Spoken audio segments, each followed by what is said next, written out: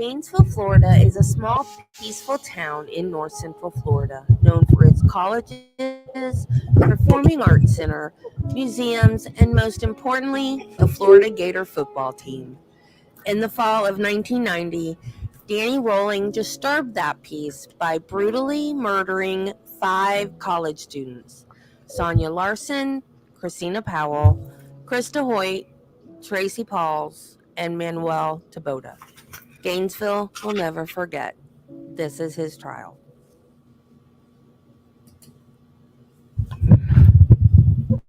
I'm already feeling it. It's still on my second one.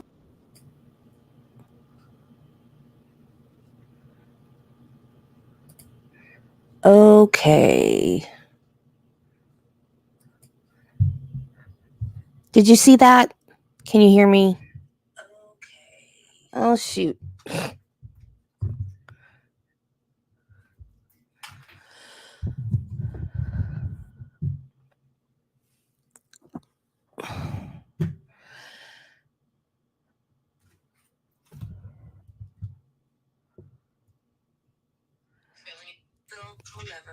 Okay, I just wanted to make sure that the video went at the beginning. Okay, it looks like it did. I spent all day yesterday working on that booger. Hi, Mirabelle. Okay, I've never done this before, so I hope I've got all the parts set up to go. Danny Rolling pled guilty on the day that his trial started. So I've got the first 2 parts are the opening statements. And then the next 2 parts are testimony, but he pled guilty on day 1. So I don't know if the opening statements are opening statements to the actual trial, and then they shifted gears and went into like the penalty phase of the trial. Because I haven't watched this, so I kind of don't know what to expect. Because I remember Flash Fan asking Alita about would she consider streaming his trial, and I was like, wait a minute, how did he have a trial? Because he pled guilty. So yeah, well, it was a planned defense. It wasn't like unplanned. Like they had the trial ready to go, but then the day they started, he was like, oh no, I'm gonna plead guilty.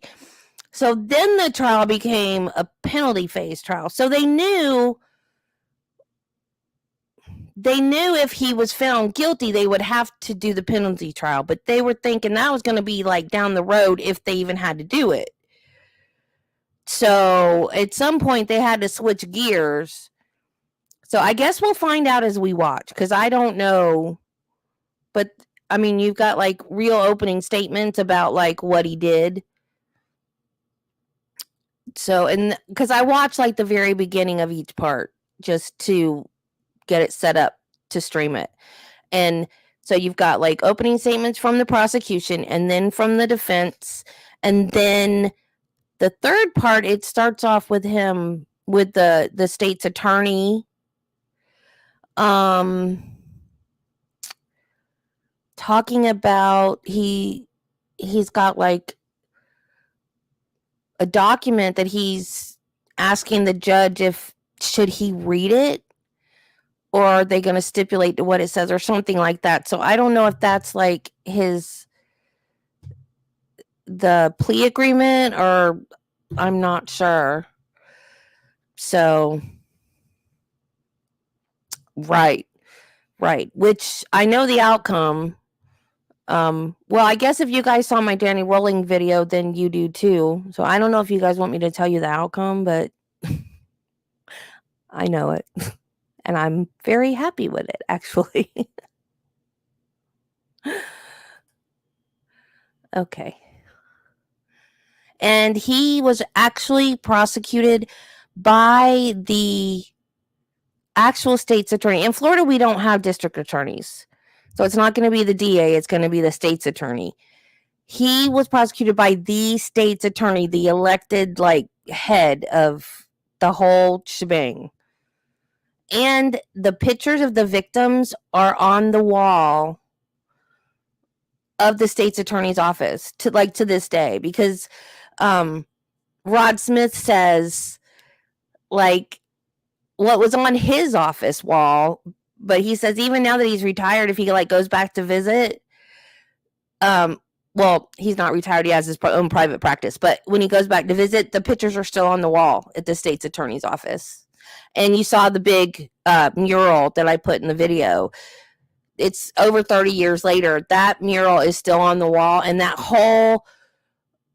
whole graffiti wall, that thing changes constantly. People are constantly tagging that wall, but that one section over 35 years later is still exactly the same.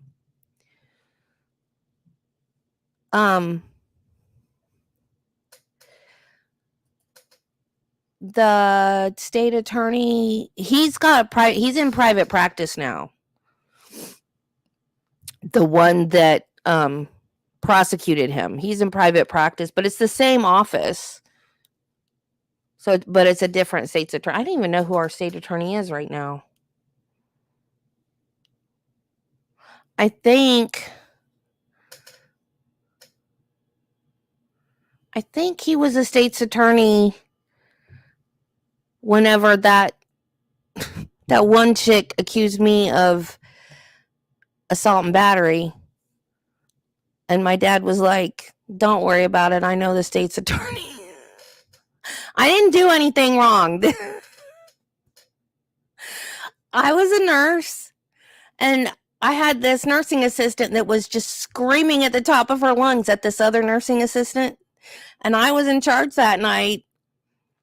And I just like patted her on the shoulder. And I was like, tell me what's going on. Why are you so upset? Like, I was trying, because she was doing it in front of everybody, like the patients and everybody. Just, she was like freaking out, screaming at this other nursing assistant who had done nothing to her. So I was like, just, what's wrong? What's wrong? Well, that little pat turned into, I choked her. I threw her against the wall. She went around town in a neck brace for months and was like, you know who did this to me? Debbie Faison did this to me.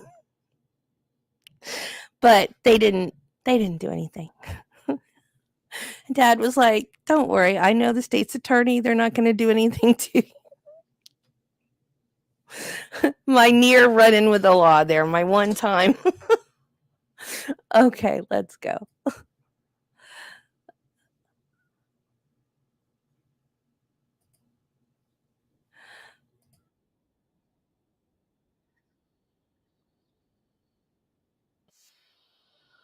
Oh, that's me. Oh, crud. Hang on. I can do this. I know I can do this. I've done it before. I can do it.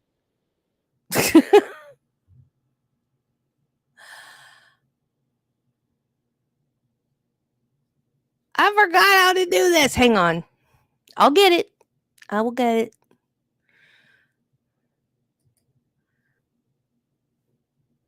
Oh, I know what I did wrong.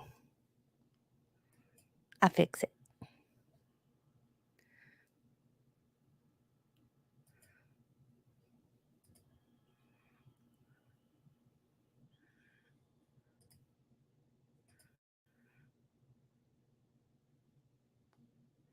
$4 plus tax. He bought an item. The item he purchased was a Marine There Corps we go. K-bar knife, just like this one. In a very real sense, that was the first step in a plan that became an episode that will forever be remembered as the Gainesville student murders. It resulted in the deaths as a result of the anti-hero rolling of 5 people, young students in this community: Sonia Larson, Christine Powell, Krista Hoyt, Manuel Taboda, and Tracy Paulus. For years, most of you, like everyone else in the community who's ever watched anything about this case, expected that a day would come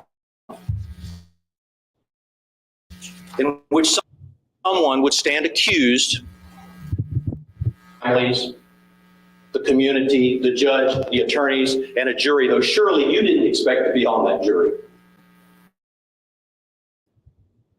would make a decision about who did it and how it was done. Rolling on the day when the guilt phase of these proceedings was scheduled to begin, came into court in the indictment that arose out of these events. It never happened because he chose on that day to admit to these crimes rather than face the mountains of evidence. Can you guys still hear it?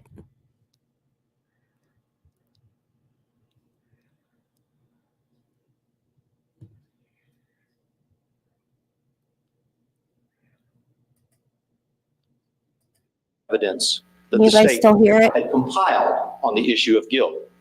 Okay. So from that day forward, the question of guilt has been, as we told you in jury selection, as the court has reminded you, and we will remind you forever, closed. Danny Rolling South Florida, sits there as the person who killed in murder in the first degree Sonia, Christine, Krista, Manuel, and Tracy. On that day, he pled guilty not only to the murder in the first degree, but he admitted that he entered each of the buildings where they resided. First in the apartment of Sonia and Christine, then in the apartment of Krista, then in the apartment of Manuel and Tracy while he was armed. He was armed with a knife just like this. He was armed with a 9mm automatic weapon. That was armed burglary.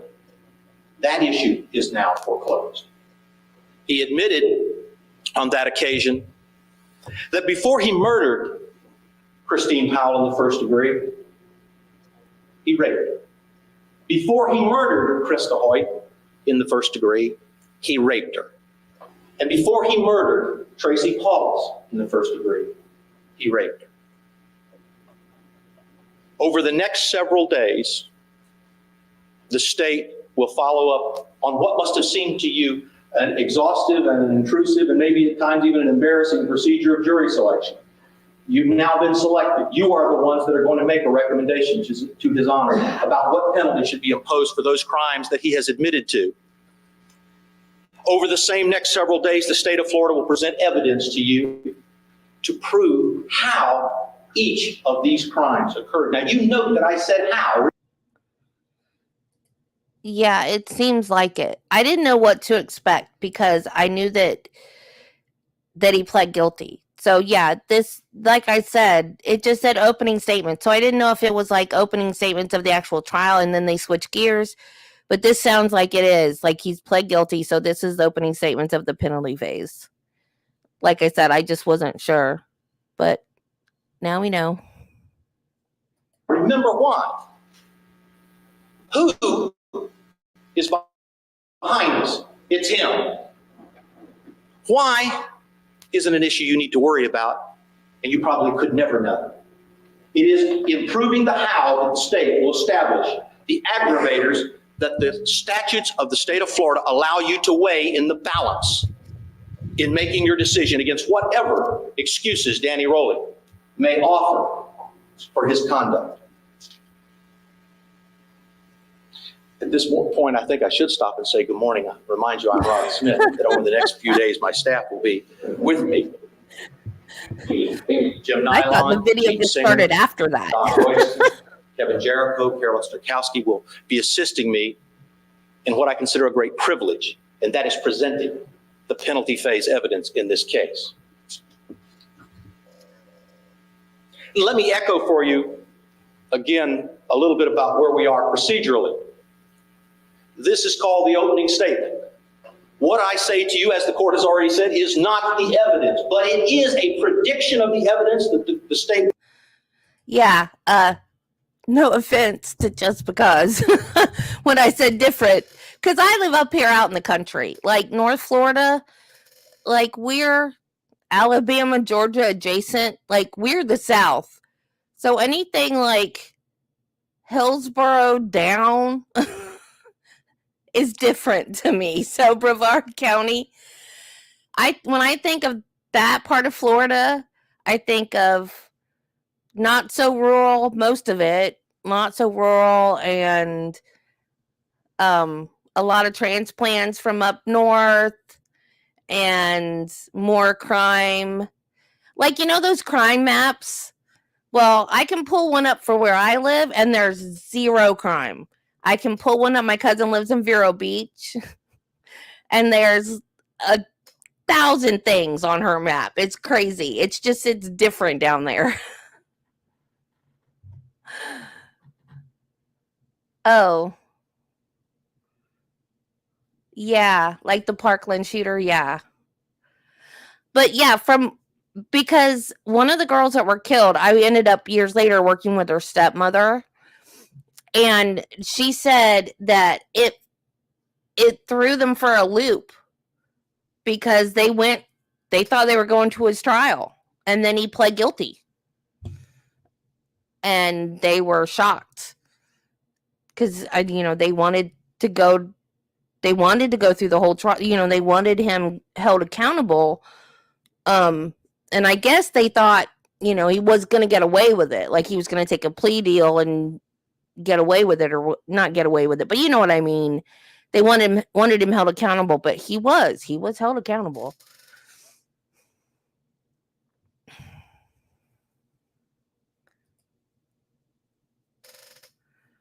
Very northerner. Yeah, that was my point. Very northerner-ish.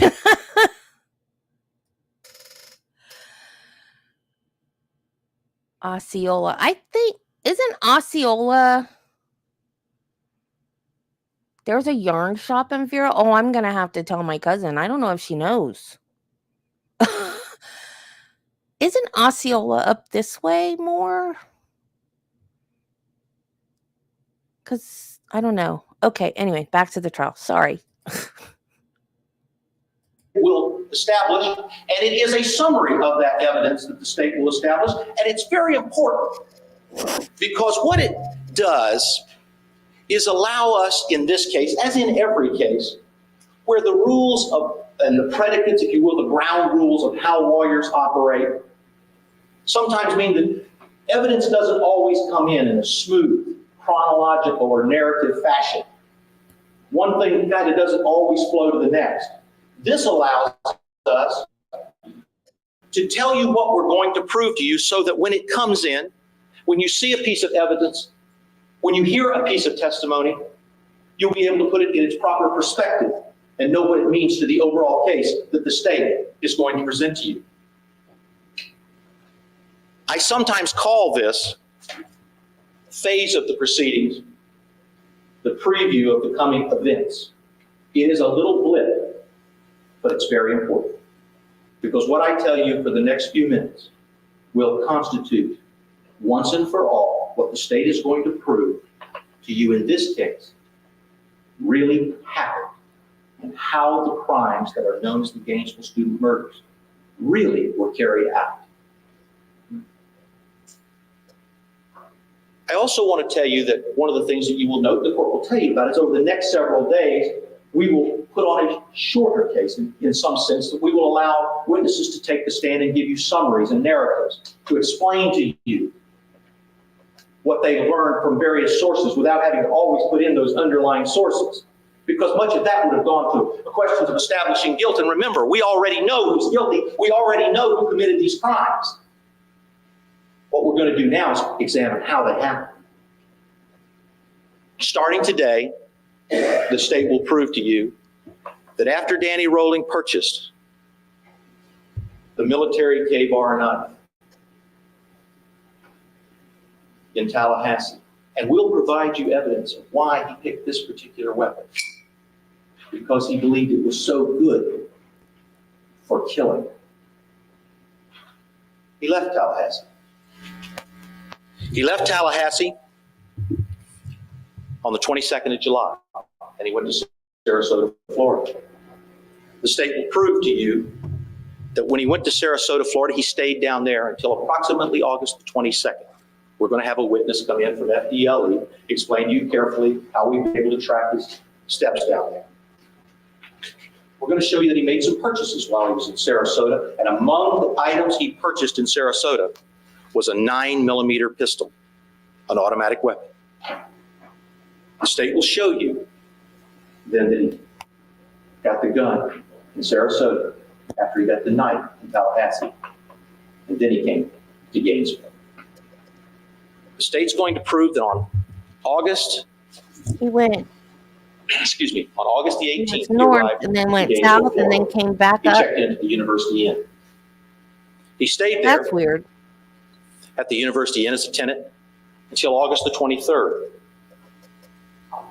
The state will prove to you that he checked out of the University Inn on that occasion, and that he moved into the woods in southwest Gainesville to set up a campsite. To facilitate this, he went to the Walmart store in the southwest area of Gainesville, and he bought a couple of items. He purchased a tent. He purchased a mattress. But he also stole some items in that same trip. The items he stole didn't have anything to do with camping.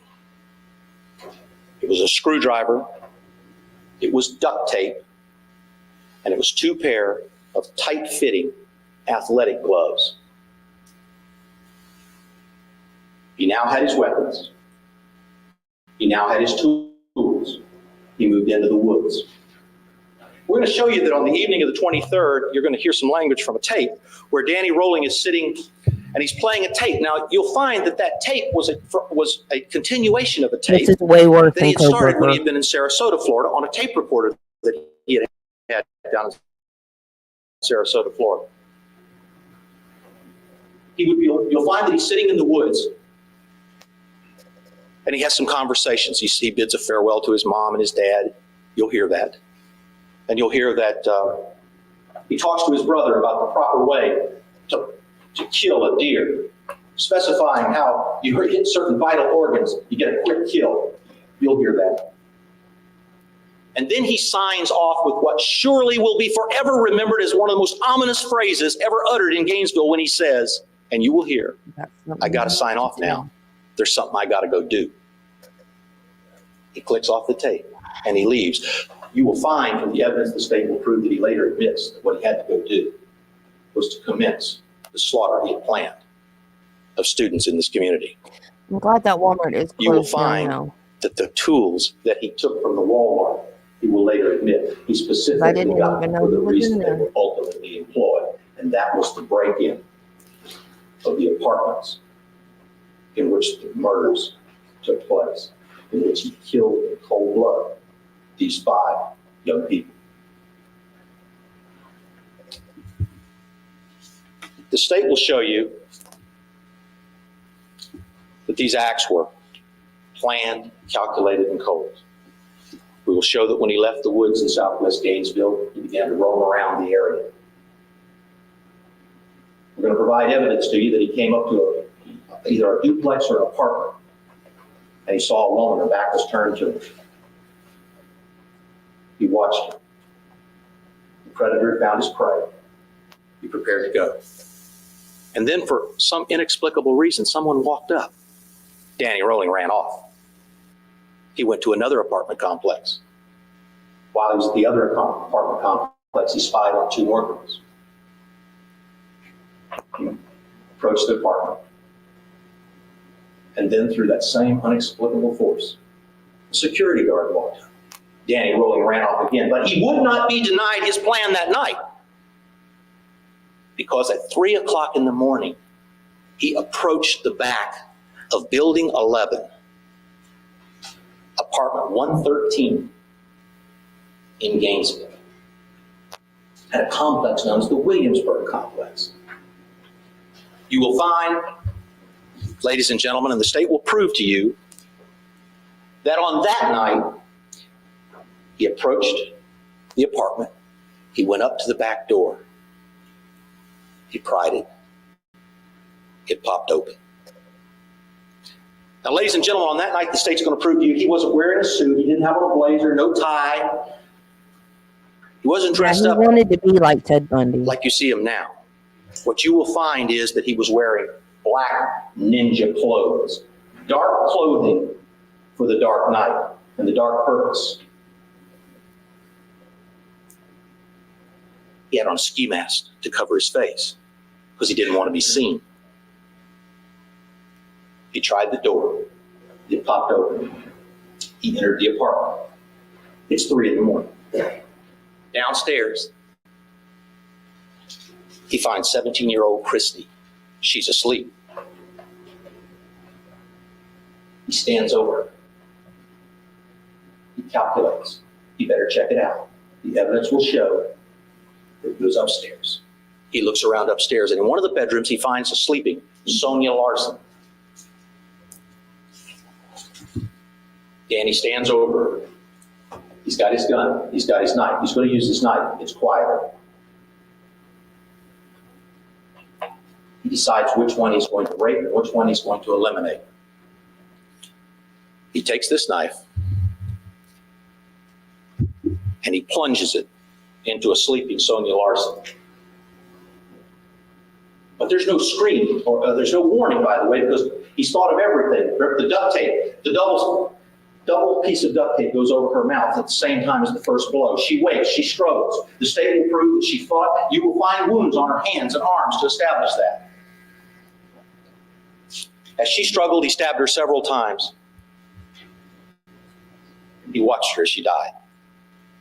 Her mouth taped over, her cries muffled. He goes back downstairs. Downstairs, Christy's still asleep. He's on her before she knows what happens. He takes her hands behind her back. We're going to present to you an evidence of what happened in that apartment in the following way. You're going to find that he takes the knife.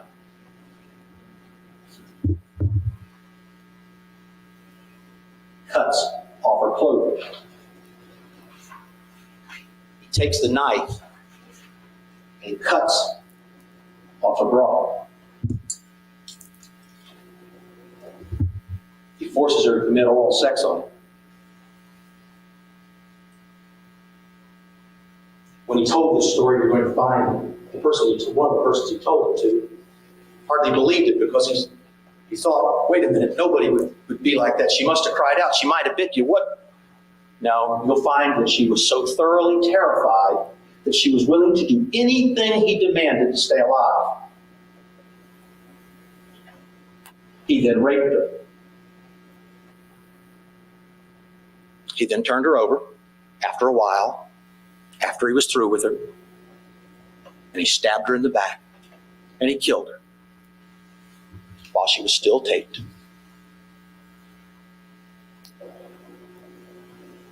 We're going to show you what the feelings were in that room. We're going to produce evidence that while he was having sex with her, she cried out in pain, to which we will provide you evidence that he later bragged of saying, "Take the pain, bitch, take the pain." The state's going to show you that after he killed her, he took the tape off her hands, he took the tape off her mouth. He went over to the refrigerator, and he got some fruit, an apple and a banana, and he ate it. How do you defend somebody like that? We've got evidence that we'll present to you that he admits to it. And secondly, we know it because we took that evidence and matched it against photographs when we took to the apartment. And at that apartment, you're going to find the very fruit he recalls so vividly eating after he had killed both girls, after he had raped Christine. He goes back upstairs. He untapes Sonia. He poses her body. He goes back downstairs.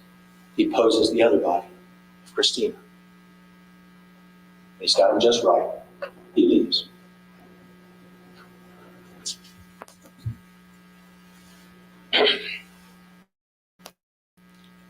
The next crime, by the way, was all. I don't think he wanted to use the insanity defense because he wanted to be like Bundy. So he wanted the notoriety. And so using the insanity defense would negate that. He wanted people to know, which to me is the dumbest thing you could do. Because in order for people to know, you got to go to jail. I mean, duh. It's so stupid.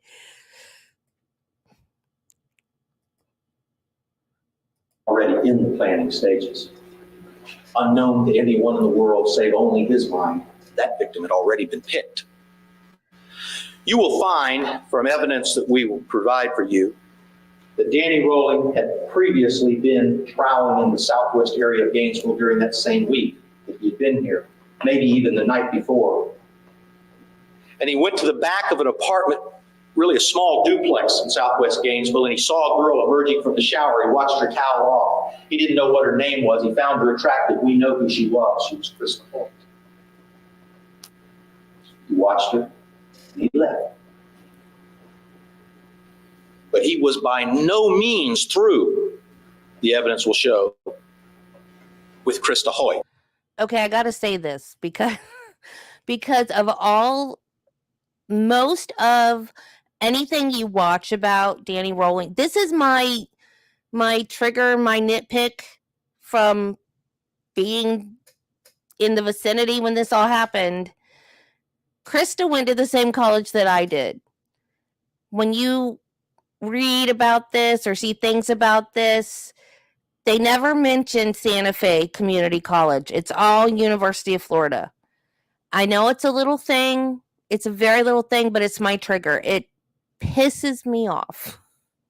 And I know it shouldn't, but it does. Krista went to Santa Fe. I went to Santa Fe. So I was a little 5'4" petite brunette. I was his demographic. I went to one of the colleges. I lived there. I moved back home about 20 minutes away when it happened. I worked there. I worked a late shift one day and forgot to call my mom. She was so mad at me. She thought he had gotten me because she didn't know where I was. She couldn't get back. There was no smartphones back then, So that's why I'm so the way I am about this case, because it's probably the most scared situation. Not that I was a victim. I wasn't, and I'm not claiming to be. I'm just saying it was a scary time in my life. I'll put it that way.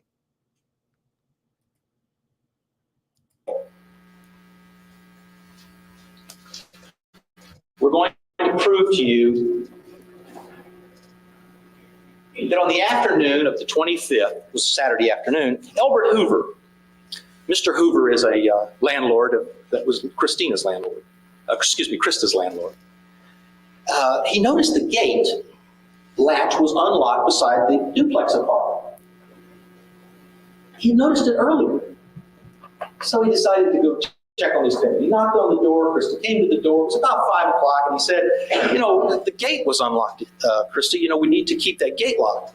Evidence will be that one of the reasons why is that gate is to a little work area and storage area that goes around to the rear of her apartment. It's the exclusive method by which you would get to the rear of the apartment. She thought for a second, and she said to him something to the effect that it could have been the telephone man. He was out here working today. Mr. Hoover will tell you that he thought about it a second. He had seen a telephone truck, although he hadn't seen one in her particular apartment, but he dismissed it. He went back, he latched the gate, and he left. Went back to his apartment.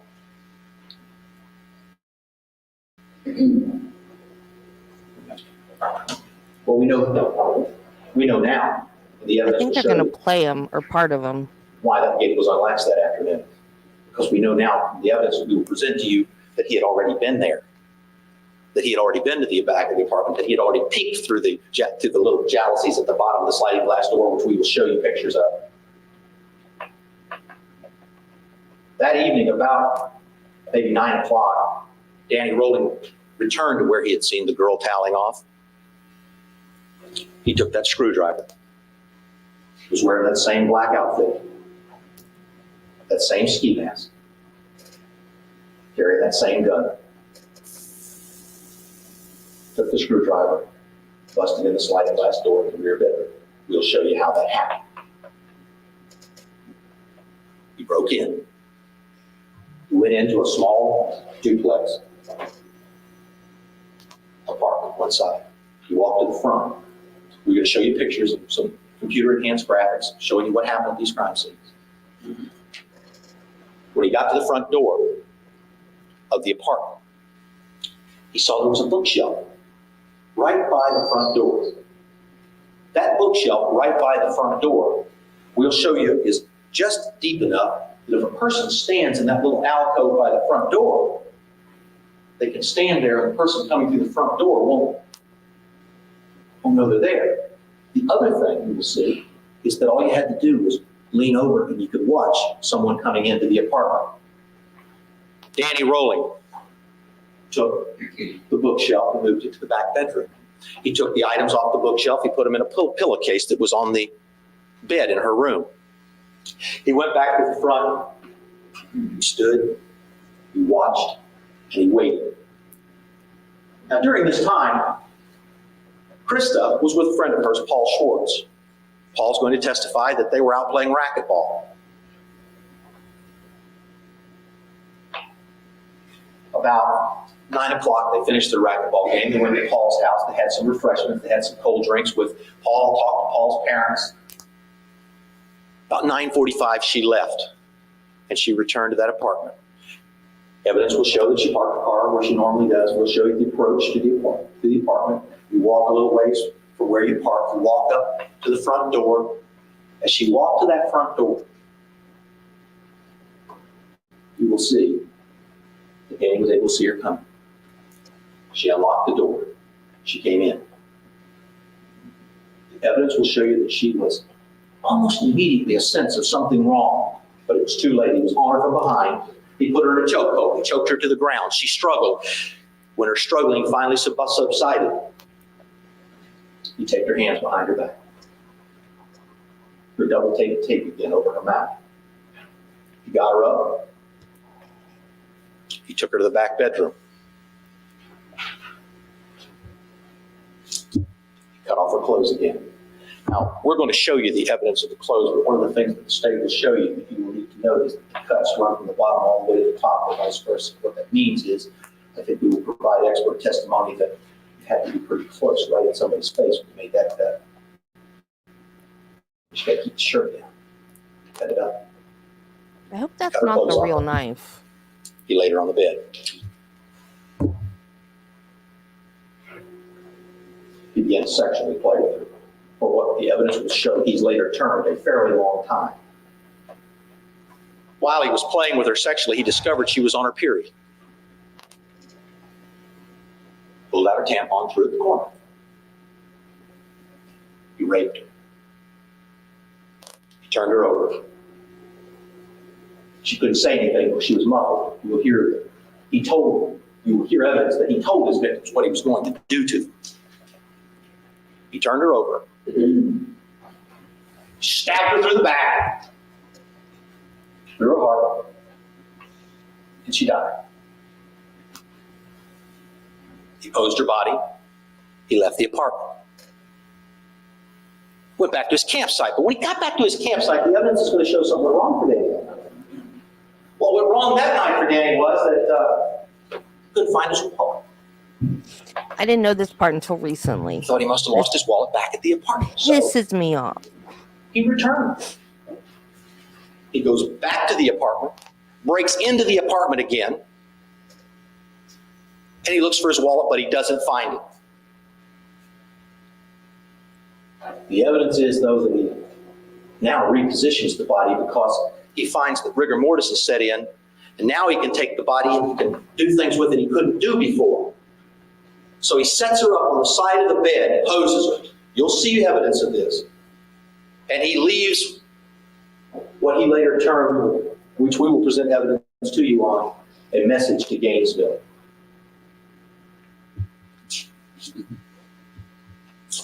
He then leaves, goes to a phone. It's now almost morning. Picks up the phone, makes a phone call, calls 911, gets the police department.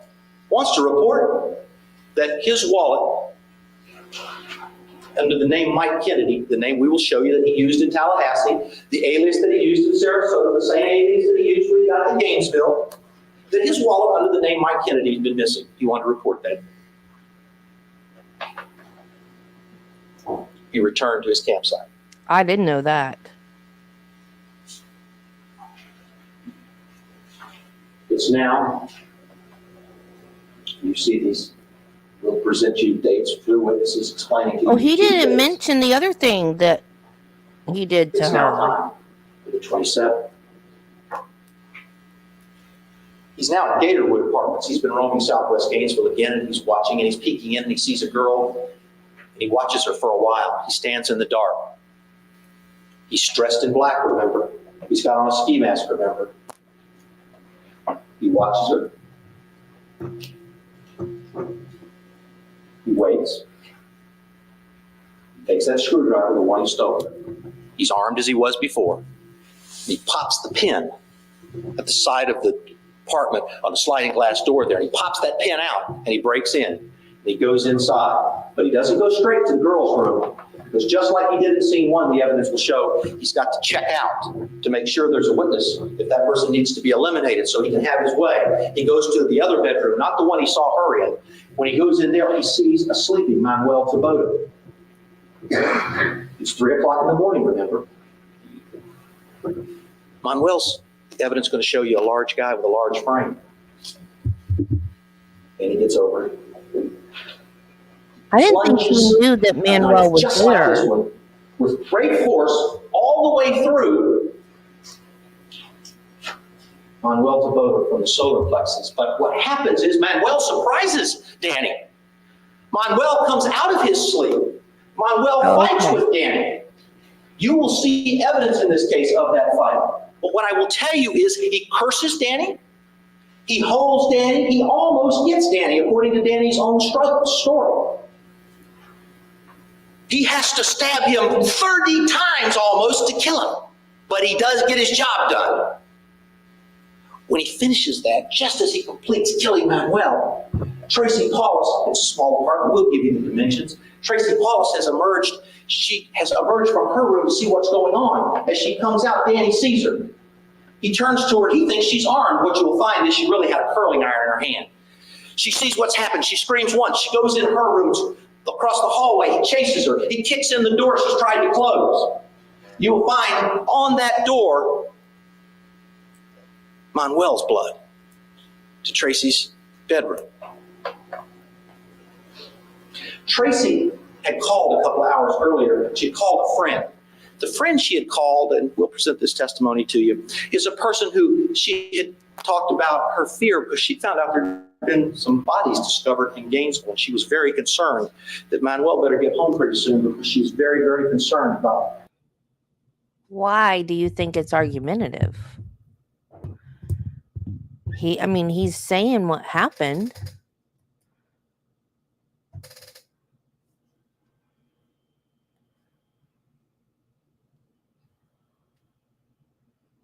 That's what happened. He and Danny Rolling admitted that's what he did, so. Oh, you mean like he's arguing his case? Argumentative? I don't think so. I think he's just saying what they're gonna see and the evidence. I'm trying to think if I've ever watched a penalty phase. I think I watched Taylor Shabusiness. That was like Hers was a like not guilty by reason of insanity thing. So it's kind of different than this one. I don't, because I didn't watch the Parkland shooter one. I watched the judge thing, you know, because she freaked out. No, I didn't watch the Parkland one. Just I watched the judge thing, you know, when she was yelling. I think that was during the victim statement. I didn't even watch the victim statements. I just watched the judge yell at the defense attorneys and all that stuff, all the fallout from it. But I don't think I've ever watched a death penalty phase trial. So, no, I don't think he's arguing too much. I think he's just telling what they'll see. I just think, unlike Lowley, I think he's just passionate and keeping the jury engaged. His killings. Now what you will find is that Tracy's now seeing a man covered in blood, Manuel's, wearing a ski mask, black ninja outfit. She's just seen him finish killing Manuel.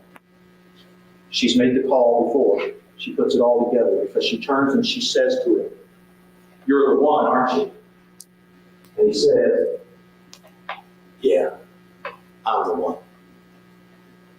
Oh my God. Tapes her mouth, takes her hands behind her back, puts her on the bed.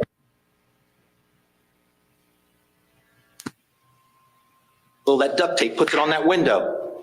He's going to be there for a while. He doesn't want somebody to be seeing him. Sexually plays with her, takes her t-shirt, cuts it off just like he has the other scenes.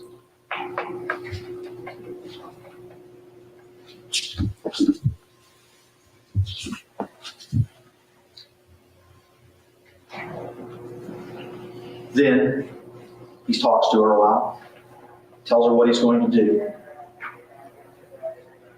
Then he rapes her. Look at that blink rate, man. He rapes her by anal sodomy on her in that apartment. Then when he's through, he turns her over. And through, you'll have evidence that all she could do was muffle her protests. He killed her by stabbing her in the back.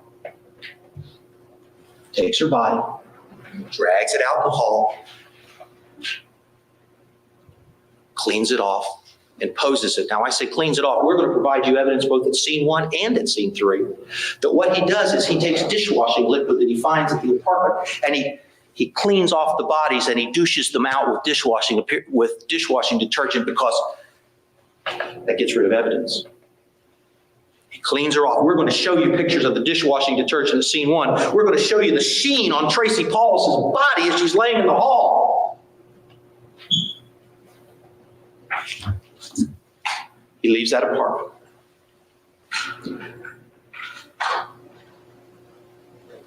He forgets and leaves one piece of tape at that scene. It's up on the window. It's almost daylight. He gets out a little faster than he has before. The evidence will be that he left there and he goes across the street for what he tries to decide, and we'll talk about that during the evidence.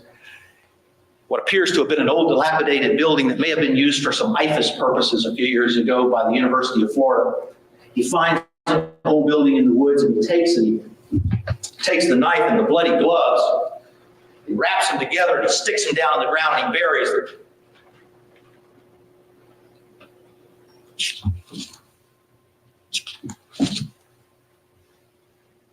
He goes back.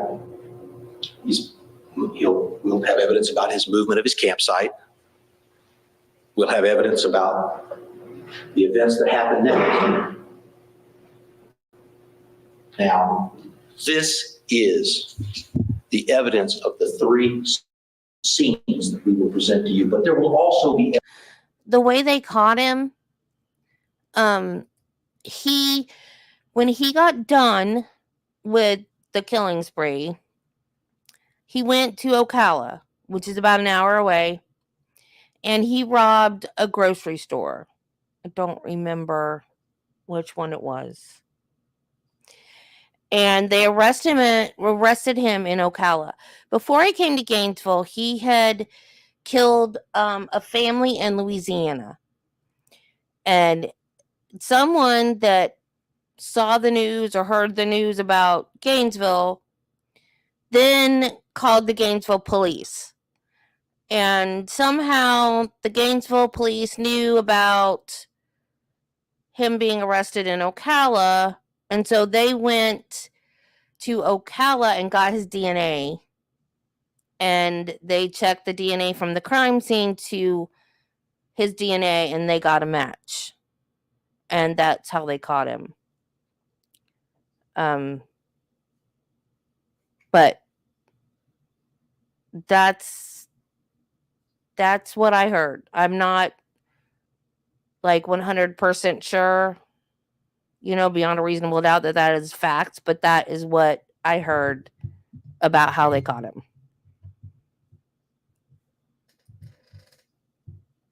Evidence from the campsite. Let's talk about how we're going to show you how we got to the campsite. The state's going to prove that the same calendar day, almost the next day, this night, remember it was 3 o'clock in the morning of the 27th, late that night, you're going to find that there's a deputy in the Southwest area on patrol, Alachua Sheriff's Office Deputy Merrill. He observes two people walking up along 34th Street. Black guy and white guy. Yeah, mine's not either. It's late in the night. He pulls out just to observe what's going on. All of a sudden, he notices them jump off the area beside the road and head into the woods.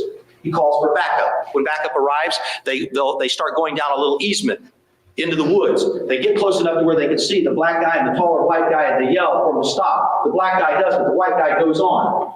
Deputy Liddell trails him until the white guy breaks off and goes out into the woods off of the easement. Liddell calls for canine backup, which soon arrives in the form of Chuck Sexton and his canine support dog.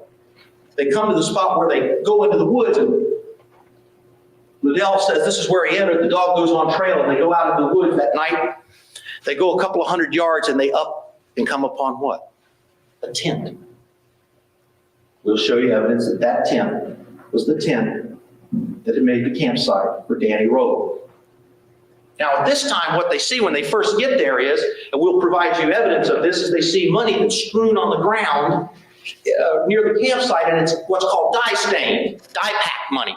It's turned red. Now, what that means to people who've been in law enforcement a while is that this is money that's been stolen from a bank, robbed from a bank.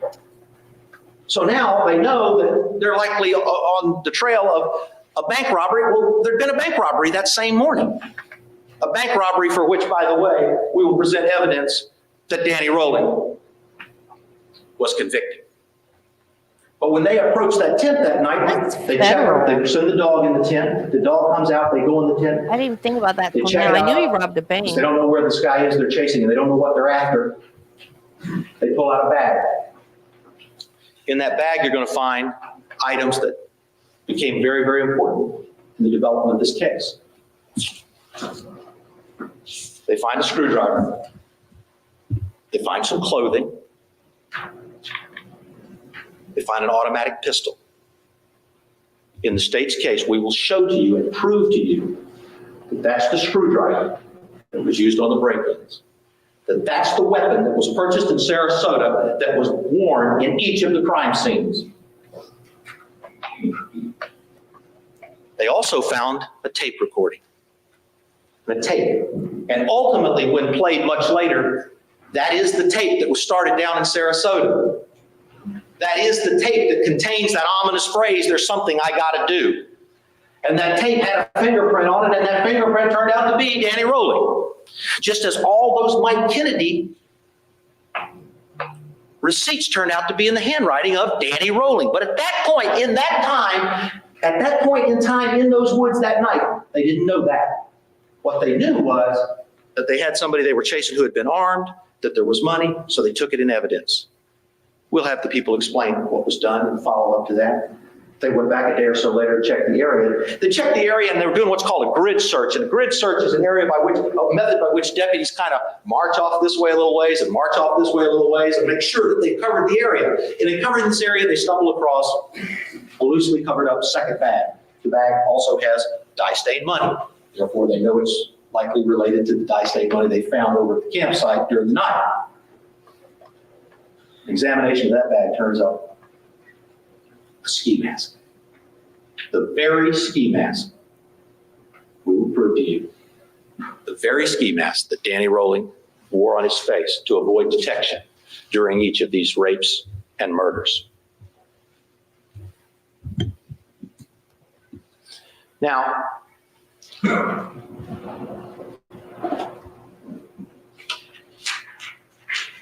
all of this is the kind of evidence that we are going to present to you about how these murders were carried out. Those are the facts of what happened. We are then now really not in the process of ever sending you back into that room to decide, well, did they get all that evidence right? We've got that evidence right as to that man being the one. What we're going to show you is just how it happened, and I tell you that what I've said to you now is how it happened, that we will prove to you what I said is a summary of what happened.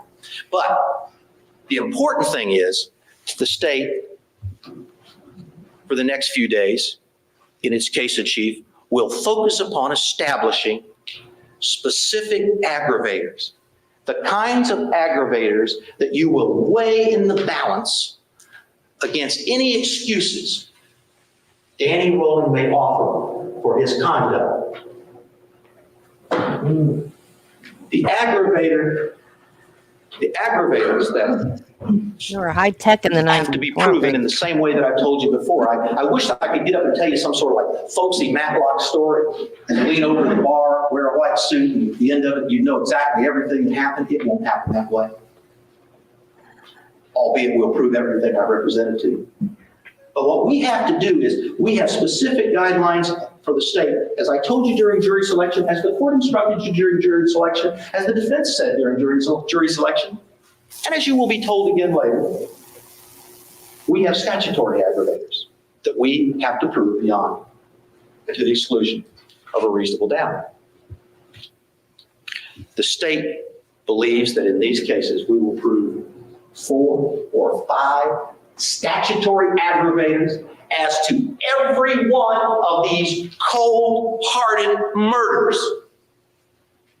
Now, the first one we're going to get over this afternoon. I really already explained it to you. Now I've got to prove it to you. The first piece of evidence that the state's going to admit will be a certified judgment from this very court. That'll be the first piece of evidence. And you may think, why is he doing that? Well, because that means that that certified judgment, as the court will explain to you, now becomes evidence. And what does that certified judgment tell us again? That Danny Rolling, as he sits here, is guilty of armed burglary, the knife, the gun, when he went into the apartments. He's been adjudicated guilty by this court. So beyond and to the exclusion of every reasonable doubt, you will have evidence that Danny Rolling has committed these murders in the course of an armed burglary. And remember, that is one of the aggravators under Florida law. The court will also instruct you that it is an aggravator. And remember, we talked about this in jury selection. It is an aggravator if you murder someone in the course of committing rape upon them. Sexual battery. Danny Rolling pled guilty, was adjudicated. He is guilty. He sits there guilty of sexual battery with great force. First, sexual battery on 17-year-old Christine. Second, sexual battery on Crystal Hoyt. You remember when she was bound, both of them. And anal sodomy, another form of sexual battery, on Tracy Pauls. Therefore, before this day ends, I submit to you on behalf of the state, we will establish one aggravator. We will put in a judgment that says, very simple, Danny Rolling is adjudicated guilty in these same cases as to armed burglary and sexual battery, and therefore the first statutory set of aggravators will beyond all reasonable doubt, any reasonable doubt, be established. That's one.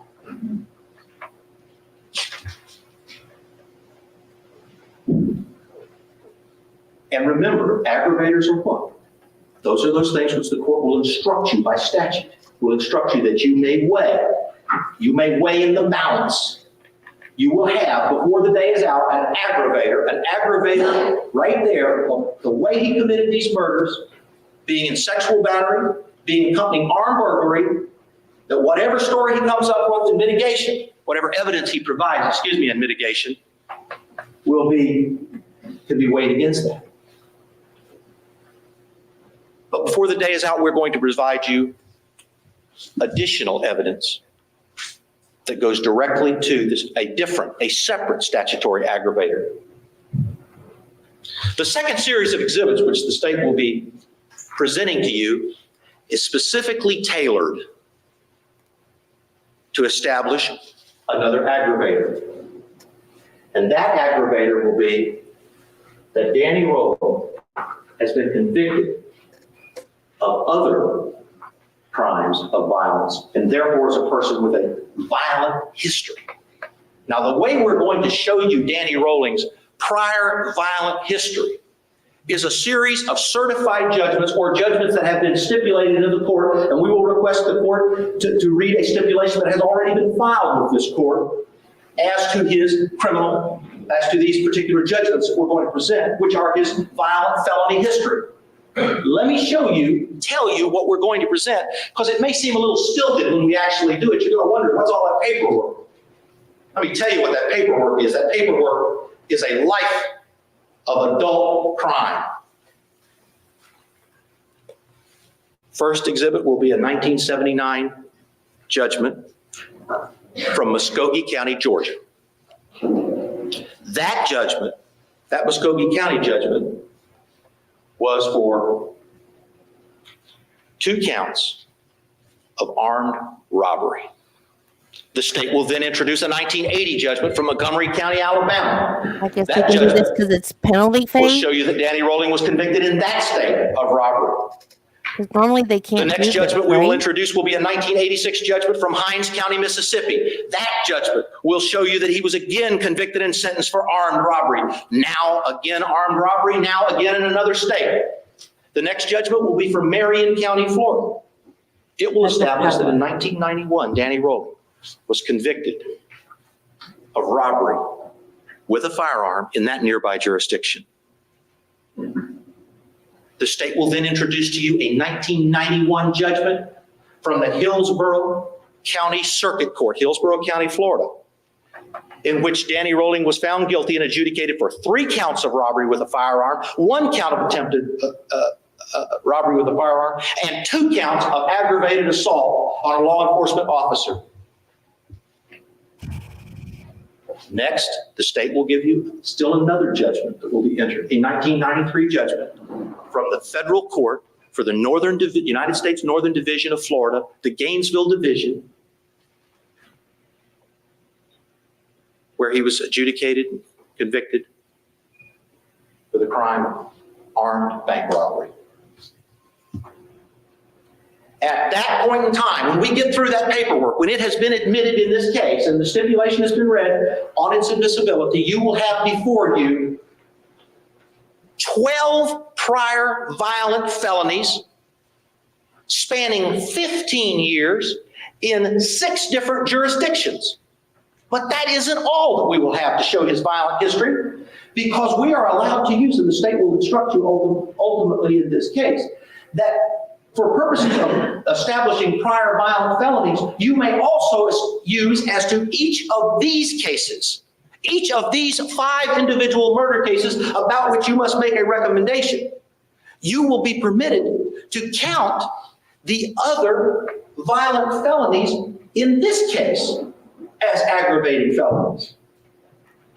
What that means is that even though Tracy Paulus was killed after Sonia Larson, as to Sonia Larson's case, all of the subsequent felonies, all of the rapes, all of the armed burglaries can be weighed, in this case, in that balance. Now, when you add that together, the state will show you that this man has 22 prior violent felony convictions spanning 15 years in 5 states. That's what you will weigh in the balance against what he offers as an excuse for what he did to these young lives.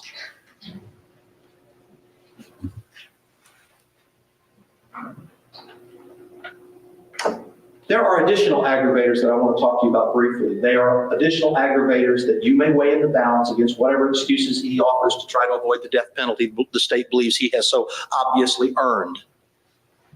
Those will be, one of which will be, that the capital murder was committed in a cold, calculated, and premeditated manner. Cold, calculated, and premeditated manner. The state will prove this factor to you in several ways. The state will present witnesses who will define for you, we'll put those on maybe today, certainly by tomorrow, who will define for you Danny's movements and what he got before he started these crimes. We will show you that on July 17th through July 22nd, Danny Rolling was staying in the Travel Lodge in Tallahassee, Florida. The state is going to prove this through a veteran FDLE agent. It was while he was in that Travel Lodge that he purchased this knife. Now, how are we going to prove that to you? Well, we're going to provide you evidence that Danny Rolling, when he came to Gainesville, used the name Mike Kennedy. We'll show that we were able to trace that's the name that he used in Sarasota. Well, it makes sense. Going backwards, we're going to be able to show you that that's the name he used in Tallahassee. The evidence from an agent Frank Troy, an agent who was with the FDLE, he's going to testify that he was on this task force throughout. He also has family in Tallahassee, lived in Tallahassee, knew the area. He got the information regarding Mike Kennedy. They had information that they developed that he had come to Sarasota from Tallahassee. They went back to Tallahassee and they checked the area around the bus station. They had intelligence that he had traveled by bus. You will find that as they did a search around the area of the bus station, they went to a Travel Lodge. At the Travel Lodge, they find a hit on the name Mike Kennedy. They got the dates. Where you're going to find that they took that receipt, they sent it to the lab. It was Danny Harold Rowe. Now we know he was in Tallahassee. Almost 2 years to the day later, additional information is developed. That additional information that is developed is that Danny Rolling, by way of, we will show to you, has said that he bought the murder weapon in Tallahassee about a month before the crime started. Well, sure enough, we knew that he'd been at the Travel Lodge about a month before. Agent Troy will tell you he got a call from Agent Dix. This information was imparted to Agent Troy. Agent Troy thought about it, went down to the area of the bus station. He knew the area, and there it was, Army. Okay, I'm not getting preachy or nothing, but God set up the first laws or rules about capital punishment. He gave them to Moses. So it's in the Bible that capital punishment is God approved. So do with that what you will.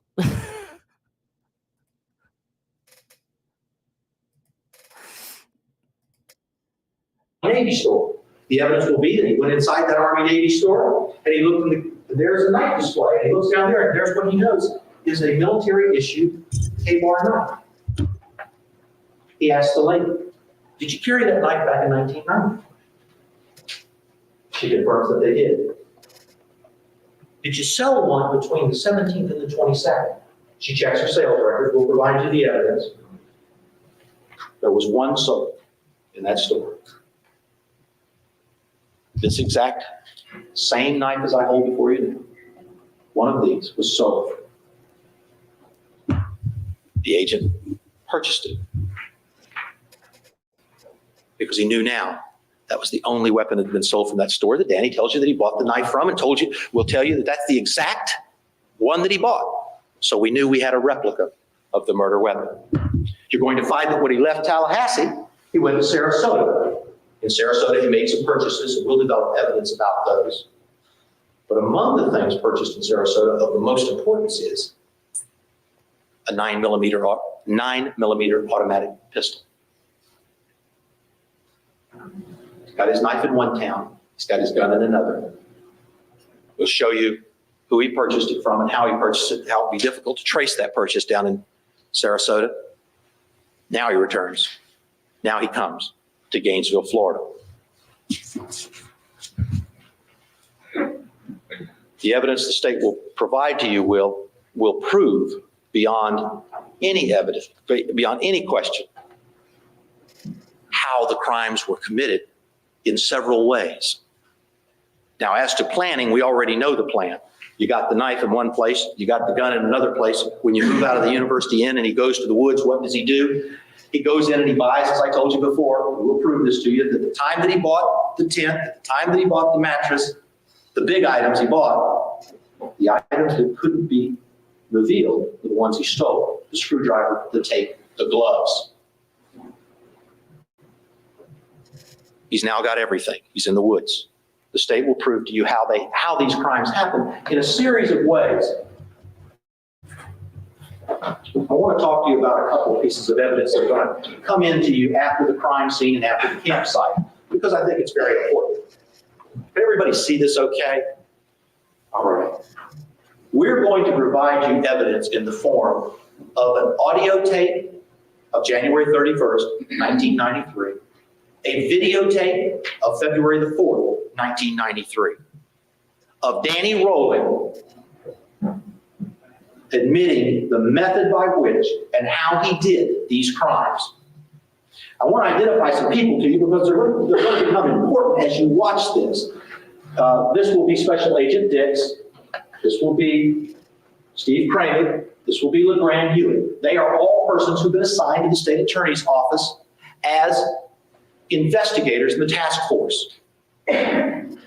This person right here, his name is Bobby Lewis. He's an inmate, or at that time was an inmate confidant of Danny Rowling. This person right here, of course, is Danny Rowling. That's going to be the setup that we're going to show you on the video and the audio. Now, I want to warn you in advance so you don't think I've got some sort of legal dyslexia here. We're going to do this a little bit backwards, and it's real important for you to understand why. We're going to put the videotape on first. Legal dyslexia. It happened on February the 4th. But it's important that we put the videotape on first, we believe, for this reason. You will hear the voices. You will see the movement. You will have testimony before the video comes on that the room was set up exactly like this for both interviews. Therefore, you will be able to connect voices and movements and faces with who's talking, so that when we play the audio tape for you, you will know and have ability to match the voice up, say, to Dix or to Lewis or to Rowland. And you will find that Danny's still staging things, and he's still staging how he wants things done. He says, I'm only going to talk through Bobby, and you'll hear all of that colloquy, but what you will find out is that lest you have ever been misled in any other forum, Danny Rowling talks, and when there's a question about whether Bobby has said something correctly or not, you will see it, you will hear it, you will hear Bobby say something, and is that correct, Danny? Yes. Is that right, Danny? Yes. You will even see instances where Danny talks to the officers directly about what happened. You will see instances where Danny goes over and whispers to Bobby, and Bobby changes some answer. That's why we want to show you the video first, so you'll know, and the audio will make some sense to you. Now, some of the stuff on the video may seem a bit confusing to you, because there will be times during this video when we talk about trying to find the knife, which turned out to be a virtual search for a needle in a haystack, given the area that it encompassed. The actual knife, the actual gloves. Okay, that's not the actual knife. The gloves that were buried. But you will find through this that there is very, very important evidence when it comes to you as to how it happened, and how each crime was carried out. And it comes from his own voice. or it comes through another voice and he agrees with it. Now, I think it's important. I did a video I think on him somewhat too. skipped ahead of myself here, and I knew I would. Green River Killer. Between the movements from Sarasota and the campsite, we will provide you, and before we play the tape for you, so it all makes sense to you, we're going to put on evidence as to what happened in each of the various crime scenes. Now, this is very important evidence to us because you are going to see, maybe in a cropped fashion, cropped meaning that you may see some parts of the photos that the court has determined for various legal reasons not to show, and you will hear from time to time what's called redactions or skips. Please don't assume anything about that. That's something the court will instruct you about, both as to cropping and redaction. That's matters the court has determined you wouldn't be concerned with in these proceedings. You will find at scene 1, we'll show you the setup. We'll show you the apartment. We'll show you what happened at the door. We'll show you the apple and the banana he said he ate. We'll show you pictures of the bodies as they were found. You're going to see what happened to Sonia. You're going to see what happened to Christina. You're going to see the dishwashing cleanser. You're going to see the wounds to the body. On Sonia's case, just as in the case of Manuel, you're going to see not wounds just to the trunk of the body, but wounds on the hands, arms, legs, where people struggled to try to come out of their sleep and stay alive. Struggled unsuccessfully. We're going to show you at scene 1, as I told you, and it'll be important when you see the photograph of the apple and banana, it may not make a lot of sense to you, but when you hear him say later that that's what he did, he ate an apple and he ate a banana. Now you know. After he was through, that's what he did. It all will make sense to you. You will find at scene 2 the evidence. We'll show you the setup of the apartment. We'll show you how the furniture was rearranged by Danny to set everything up before Krista came back so that he could facilitate what he was going to do. You will see where he broke in the back window and what he did to the lock. You will find the latch on the door. You'll have that testimony about that latch having been previously undone earlier in the week. You will find the entryway. You will find how he went around to the back of the apartment. We'll show you a crack down in the window where he peeked. All that will be provided to you at scene 3. We're going to do the same thing. We'll set up the apartment. We'll show you the photographs. Before I leave scene 2, let me back up. You will get to see how he left Krista Hoyt and how she was found by a fellow worker who was trying to find out why she was late for work one night. You will then see scene 3 as it happened. You will be shown the apartment as it was set up. You will see the blood on the door of Tracy's room. You will know that blood came from Manny. You will find a black torn piece of cloth. You will see a picture of a piece of tape for which the windows were taped together so that nobody could see in as to see what he could detect what he was doing to this girl. You will see the blood on the wall, the spatter on the wall, showing the fight that had to take place in that room. You will see the massive wound that was administered. You will see all of the wounds that were administered on Manuel as he struggled to stay alive. Now, why is this important? Because it shows you how these crimes were committed. You will see the tape marks because the blood won't be as obvious where there used to be tapes. You don't bleed the same way. Where the tape was over you, where some of the bleeding took place, you'll be able to see it. You'll see where the tape marks were around their mouths. We'll show that to you. Why is that important? Because that tells you how heinous and atrocious and cruel these murders were. Heinous and atrocious and cruel being one of the statutory aggravators that you must weigh in the balance when you make a decision as to the recommendation to make to this court. That is something that you weigh. Was he heinous and atrocious and cruel? We'll show you the binding marks that were stripped off of these people after he was through with them, after he raped them, after he killed them, after he left them.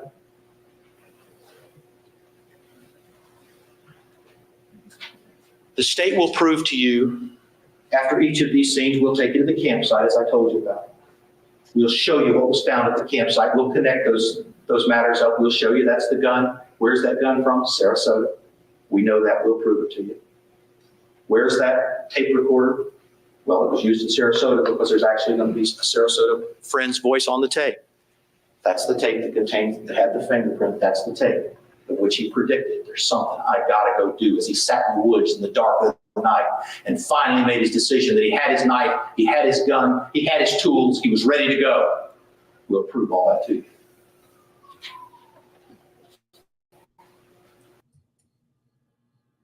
Skating for over 45 years has taken a toll on my body. I take Cunol health points and inflammation support. Superior absorption compared to regular turmeric. Cunol, the brand I trust. Commercials. We will show you evidence after each crime scene and after the campsite and after you've heard the videotape that I've shown you and after you've heard the audio tape, that I've shown you. We're going to play another videotape for you. That will be from February the 14th. On February the 14th, you will find that the videotape was made because Danny was giving a press interview to Orlando Television. And you will see in his press interview him discuss how voluntary and reliable his statement is. You will hear him. You can see his calm and his demeanor in that tape. That will show you in which he says, I haven't been forced to give any of these statements. You listen to it. It'll speak for itself. It's Danny Rowley telling the world that what he's saying has not been coerced, forced from him in any way. It was all true. You'll see and hear him say that. After that, the state plans that it will put on the evidence of 2 inmate confidants. Now, I asked you if you remember in jury selection about inmates. We're going to put at least 1, maybe 2, probably 2, on the stand. They're going to tell you that they haven't received any favorable treatment. Nothing's been given them by the state attorney. Nothing's been given them offered to them by the state attorney in any way to induce their testimony. Their names will be Russell Benstead, and Bobby Lewis. You will find that just the opposite of their getting something for their testimony, that in fact, because they testify, they have been shunned by some fellow inmates, that they've been segregated from their peers, that they have in fact been endangered and may be endangered by their very act of testifying in this case. They will tell you how they got the information from Danny and how he told them about what he was doing. Rusty Benstead will come in this courtroom, he will sit down, and he will explain to you how specific things that Danny recalled about how terrified Christina was, how she would have done anything to stay alive. We will show you evidence from Rusty Benstead of how he recalled Tracy Pauls, what she was like, what she said, and even recall specifics of her anatomy. Now, he's going to tell you also why this knife was chosen. Both people will. Danny liked this particular knife because it was good for killing. It has a bloodline that makes it easier to get in and out of somebody in a hurry. It cuts right through flesh and bone. That's the testimony of how Danny explained why he selected that one.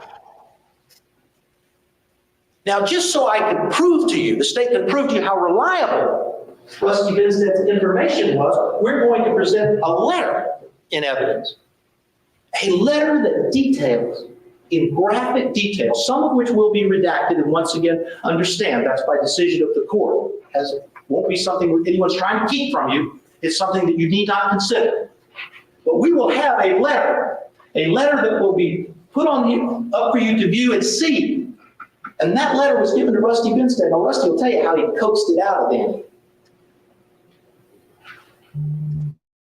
That letter was written by Danny Rowley, describing in minute detail how and what he did to Krista Hoyt and why, to a degree.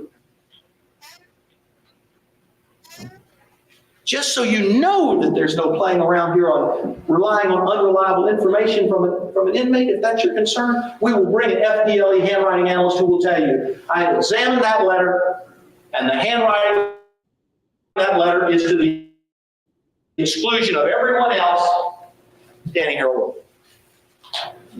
Therefore, you'll know and be able to realize that Rusty did have this kind of access and did have this kind of information. So when he tells you the details that Danny later recalled about his victims and how they suffered and how they didn't say anything while he talked to them, but they would try to muffle through the tentacles over their mouth. That information, you know, was from someone who had an opportunity to hear it, because he's the person that was given the letter by Danny wrote. Another inmate, Bobby Lewis, same thing. He's going to tell you how Danny bragged about treating his victims, what he did to them, the circumstances under which his attitudes would change, and even talk to you about how he liked the attitude that he put on during the videotape and how he thought he was maybe pulling something over the officers, the way he acted in the video. We will also present, of course, medical examiner testimony. Medical examiner testimony is always vital in every case, particularly because it establishes cause of death. In this case, of course, we know the guilt phase issue of murder is behind us. We know he is a murderer of 5 people. He sits there as such. But you will find that from the medical examiner, Dr. William Hamilton, he will impart to you some information that's very important. The reason I'm telling you now is that when he gets on there, it's vital, I think, that you focus upon these kinds of issues. He's going to be able to answer some questions that may become very important as you consider heinous, atrocious, and cruel. He's going to, of course, he'll tell you what we already know from the tapes, and that is that the victims were bound by the tapes. I mean the audio and the video, and from the tape marks in the pictures. But he's going to confirm that these victims were bound, their mouths were gagged.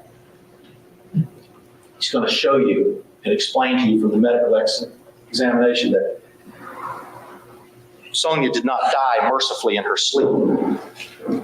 She awoke and fought, and she struggled for her life. She couldn't warn anybody. She couldn't cry out. Remember, he thought of everything. He had the tape over her mouth. He stabbed her. Show you the wounds on her hands, on her legs. Tell you how long it took her to die, consistent with the testimony you will have already received about the fact that she struggled.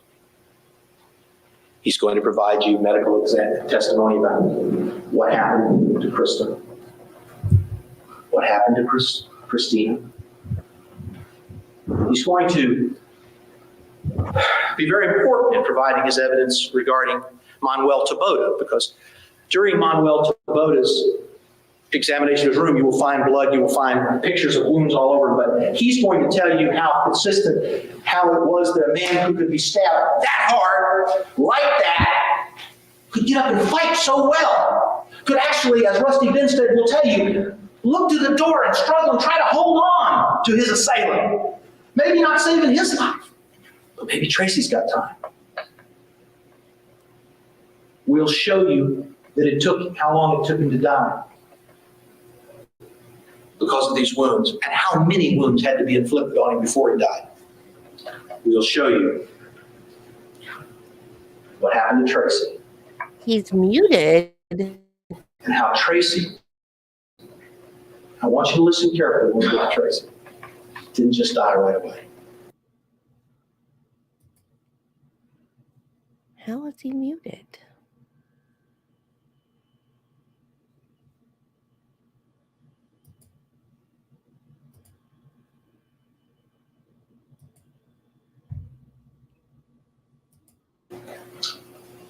How long it took her to die. Not how long he kept her on the bed. Not how long he toyed with her. Not how long. He's still muted? How long after he stabbed her it took her to die.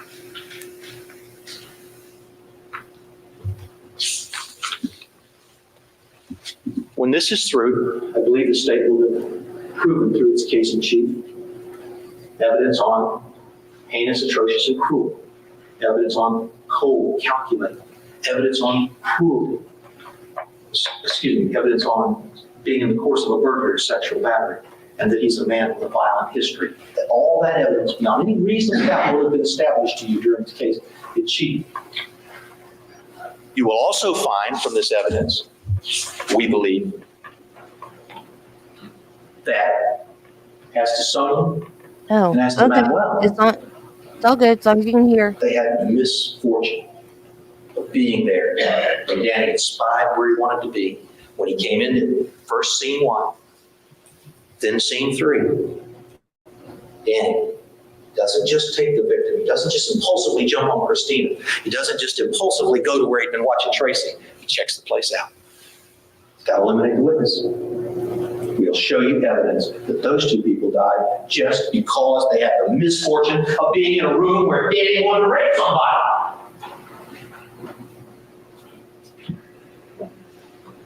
When that is concluded, the state will have essentially shown you, we submit, 4 or 5 aggravating factors about which the court may instruct you to be weighed in the balance against whatever Danny says made him do what he did and what he admits he did and what we know he did. When that happens, we believe, and let me give you the examples. As to Sonia, we believe that we will have shown she was killed by a person who committed first-degree murder. That's already behind us. We know that. She was killed by a person with a history of violence, 22 felonies, 15 years, 5 states. She was committed. She was killed in the commission of an armed burglary. He was armed when he broke in. He will have been adjudicated. He hasn't been adjudicated that. She was killed in a heinous, atrocious, and cruel fashion. She fought for her life. It did no good.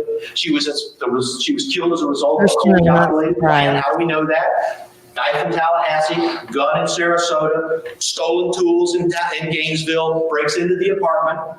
Couldn't be denied his plan that night. Had been to other places and chased away.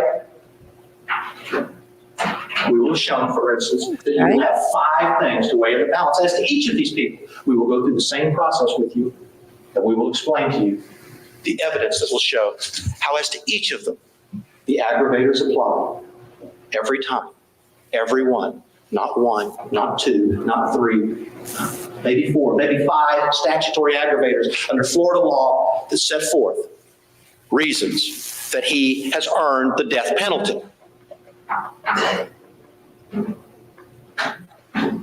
The way the process works, that will constitute our case in chief. That's the first part of the case. But it would be remiss of me, I think. I would be negligent in my presentation to you not to try to explain to you what this process is in its entirety, because that will not, in all likelihood, constitute all of the cases, all of the case presented by the state. Because when the case by the state is finished as to its first phase, that is, after we've established all the statutory aggravators, which is all we can or will be allowed to produce initially. That's all we can prove is aggravating factors, statutory aggravating factors. When we finish that, the defense then has an opportunity to come in and offer, as you remember from jury selection, mitigation, both statutory and non-statutory, to try to give some reason for you not to impose the death penalty for these horrific acts, for this Holocaust he created. And they may present what they want or what they have. It would be inappropriate for me to tell you what they're going to present or what we know they're going to present, because that's not my case. It's not my job to tell you what their defense is going to be, but I want to tell you this, that we know from the jury selection process that we're probably going to hear issues on childhood or mental health or anything that they can offer to weigh against the statutory aggravators that they will so heavily be facing before they ever get started. They may say that they can produce whatever evidence they want. I mean, maybe how he got along with his mom, got along with his dad, didn't, I don't know. But let me tell you why I'm predicting this. It's their job to present their mitigation. It's their choice whether they choose to do so or not, or how they choose to do it. But if they present history as to his background, the state will be able to present rebuttal evidence. That's a third step that takes place. The state has an opportunity to present, and the court will only rule upon whether or not we can present certain evidence, but we will be given an opportunity to do rebuttal. Now, this is important because if they put on psychological information, the state has the same right to come back and provide it for you. If they talk about how Danny got along as a child or what his history was like, we get to put that evidence back on for you in rebuttal. I can't tell you what our rebuttal evidence is going to be now because I don't know what they're going to offer to offset and try to get an excuse for a man who has killed 5 people like this, but whatever it is, we get a chance to rebut it. And I'm asking you to commit to me that you will keep an open mind when you hear whatever their psychiatrist, psychologist, or friends of the family say. We still get to present rebuttal evidence to that. And it's real important that when they put on a psychologist, don't make up your mind if what he says, you wait to hear what ours says. When they say what his history is, you wait to hear what we say his history is. I need that commitment from you. I'm reminded when I think about keeping an open mind on this, when I was a kid, there used to be a revivalist who would come to town. I'm convinced that the way he would convince most of us children to come back was he would start a drawing on Monday night. And he would only draw so much of it that Monday night and stop and get a sermon. Then Tuesday night and stop. And all during that week, you'd be absolutely convinced you knew what that picture was. Well, you never would, because the next night you would change it just a little bit until the 5th night of the revival, you would see the whole picture. That's all I'm asking you to do. When they try to put on mitigation about whether you got along with mom or dad or whatever they offer, keep an open mind. Because those last flourishes, those last little addition of colors, the palette being applied in the final instant gives you the full picture, and we're entitled to that. And I submit to you that when this case is over with,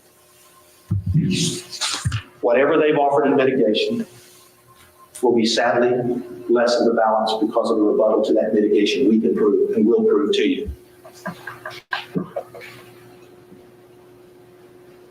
When we're through with rebuttal, we go to closing argument. The court will allow us to get out and summarize again for you what we have proven, and then to argue from that evidence what we believe should happen. You were selected through a difficult process. The state has complete trust that you will follow your oaths and you will do a duty, and it is a duty to be good jurors. You told us you would. We know you will. We feel like at the end of this evidence, you will find, as I have shown you, that as to Sonia Larson, the aggravation is massive. As to Christine Powell, the aggravation is massive. As to Krista Hoyt, the aggravation is massive. As to Manuel Tabota, the aggravation is massive. As to Tracy Paulus, the aggravation is massive.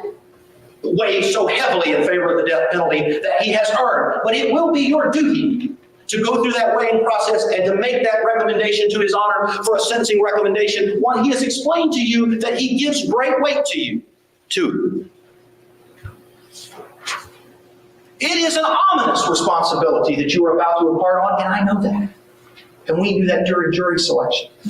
And that's why at each stage of this process, the screw turns a little tighter. We know that. But you took an oath. Then you took another oath.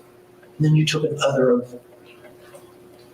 And that oath is recorded, not so much by that reporter, but it's recorded in your hearts that you will do your duty as jurors.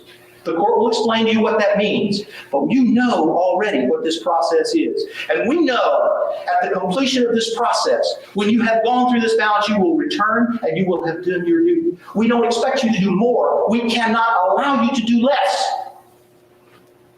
And that process will mean that when it's over with, you will find as to everyone, as to Sonia Larson, you will have to come back and say the death penalty recommendation. As to Tracy, as to Christine Powell, you will have to return the death penalty recommendation.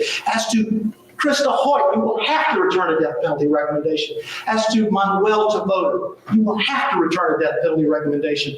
You will return a death penalty recommendation as to Tracy Pauls. You will do it because that's what the law requires when the weight so obviously balances that way. You will do it because you are going to be honest to your oath, and you will do it because it is what the law requires and what you have sworn you would do. We have every trust in your judgment over the next few days. You will never be found wanting in the balance, but he will. Thank you. Thank you.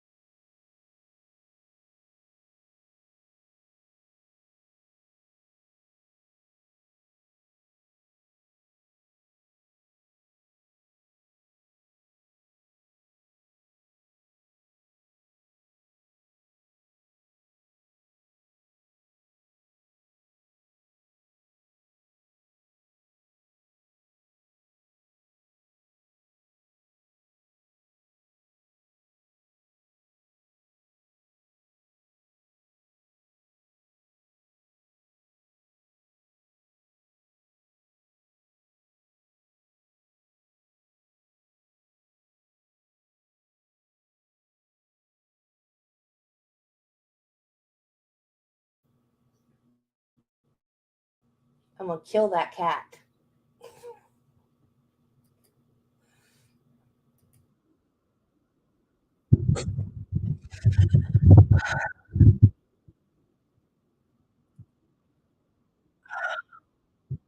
Well, it says it's sharing, but it's not sharing. Ugh, cat!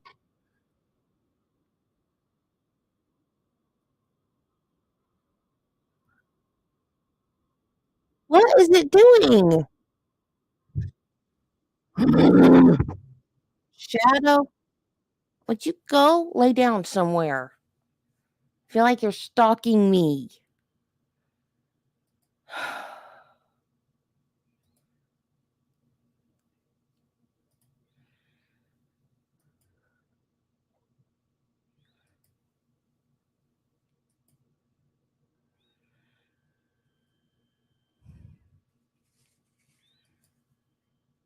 Also reintroduce at this time certain colleagues of mine, as well as Mr. Rowling, who are sitting in council table. First of all, Mr. Richard Parker sitting at the end of the table, Mr. Rowling, Mr. No, I'm too Powell, big. and Mr. Fisher, who will also be present at various times.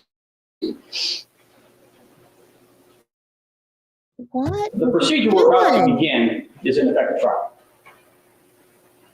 Evidence is going to be presented to you. Guys, Arguments are going to I'm be made sorry. by I don't know what my cat stepped on.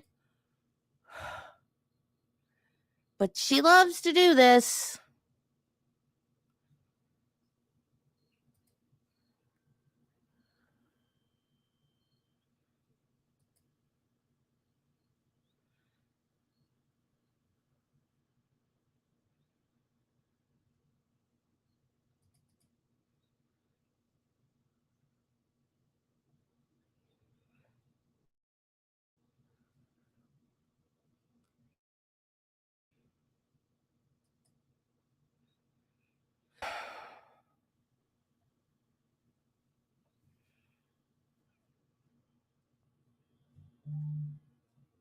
introduce myself. My name is Johnny Kearns.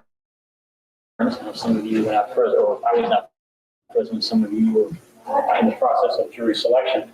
And I would also reintroduce some colleagues as well as Mr. Rowling, who are sitting in council table. First of all, Mr. Richard Parker sitting at the end of the table, Mr. Rowling, Mr. Powell, and Mr. Fisher, who will also be present at various times in the course of the proceedings.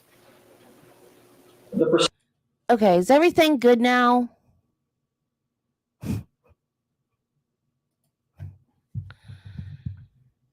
Hey, Hez. What's up, bestie? Okay. Am I muted? I thought I unmuted. Am I still muted? Did I unmute? Are we good? Okay, the reason why I said I start it The reason why I said that I think that life in prison is worse for these guys is because they're narcissists that want to control everything. So being told when they can eat, when they can sleep, when, you know, when they can do this or that or whatever has got to be hell for them. To not be able to do what they want to do when they want to do it because they're such control freaks. So just having every little minutia of their lives controlled is a living hell for them. However, I do believe in the death penalty, and for this guy especially, because he didn't just I was involved. I mean, I know like I always say, I'm not a victim and I'm not belittling the people that were victimized and the families that went through this, but I was terrorized by this guy too. So absolutely he got what he deserved, and I'm happy he did. The procedure we're about to begin is in effect a trial. Evidence is going to be presented to you. Arguments are going to be made by counsel. Instructions of law are going to be given to you by the court. You take this information, you retire to the jury room, you deliver, and return a verdict. I have no idea who that is. And there are going to be two basic differences between this type of trial and the trial in the ordinary sense. First, your sentence is going to deal with not whether or not someone committed an offense, but what the appropriate punishment for an offense should be. In this case, your choice is between life imprisonment or death. And I don't want you to lose sight of what it is that we from the defense are asking you to do. We're not here asking for a lenient sentence. What we are asking you to do is to make a recommendation of a sentence that will ensure Danny Rowland is incarcerated in prison for the rest of his life. What we're asking is that you render a verdict to Judge Morse that puts Mr. Rowland in a cell. You close the door, you take the key, you lock it, and you throw the key away. That's what we're asking for. That's the basis for our mitigation. That's the end result of what we hope to accomplish by our mitigation. All we're asking you to do is to let the Almighty determine when it is appropriate for Mr. Rowland to die, rather than the state of Florida. Second, in an ordinary trial, you're interested with who. Okay? Who did this? You're under a verdict as to whether or not this person is responsible for this type of criminal activity. In this type of trial, the issue is not who, but why. Why does one human being take the life of other human beings? A cause is what. Because he's a monster? Why would it be that one human being, in anger and rage, strikes out at 5 individuals who prior to this time had no contact with this individual whatsoever, and in rage commits acts of rage even after these individuals have deceased? So why is the focus for this trial? Why is the focus of our mitigation? And in answer to our why, the defense will be presenting 2 blocks of witnesses. The first group. First witness, Mrs. Rowland, Danny Harold Rowland's mother. Mrs. Rowland's testimony will be received via videotape. because of her poor health, she could not appear here in court. So a taped testimony was prepared for the purposes of this proceeding, and you will have an opportunity to listen to it. And obviously, she can give you an account of the life of her son. No one in a better position to do that than the mother. Next witness is Mr. Rowling's aunt, Agnes Mitchell.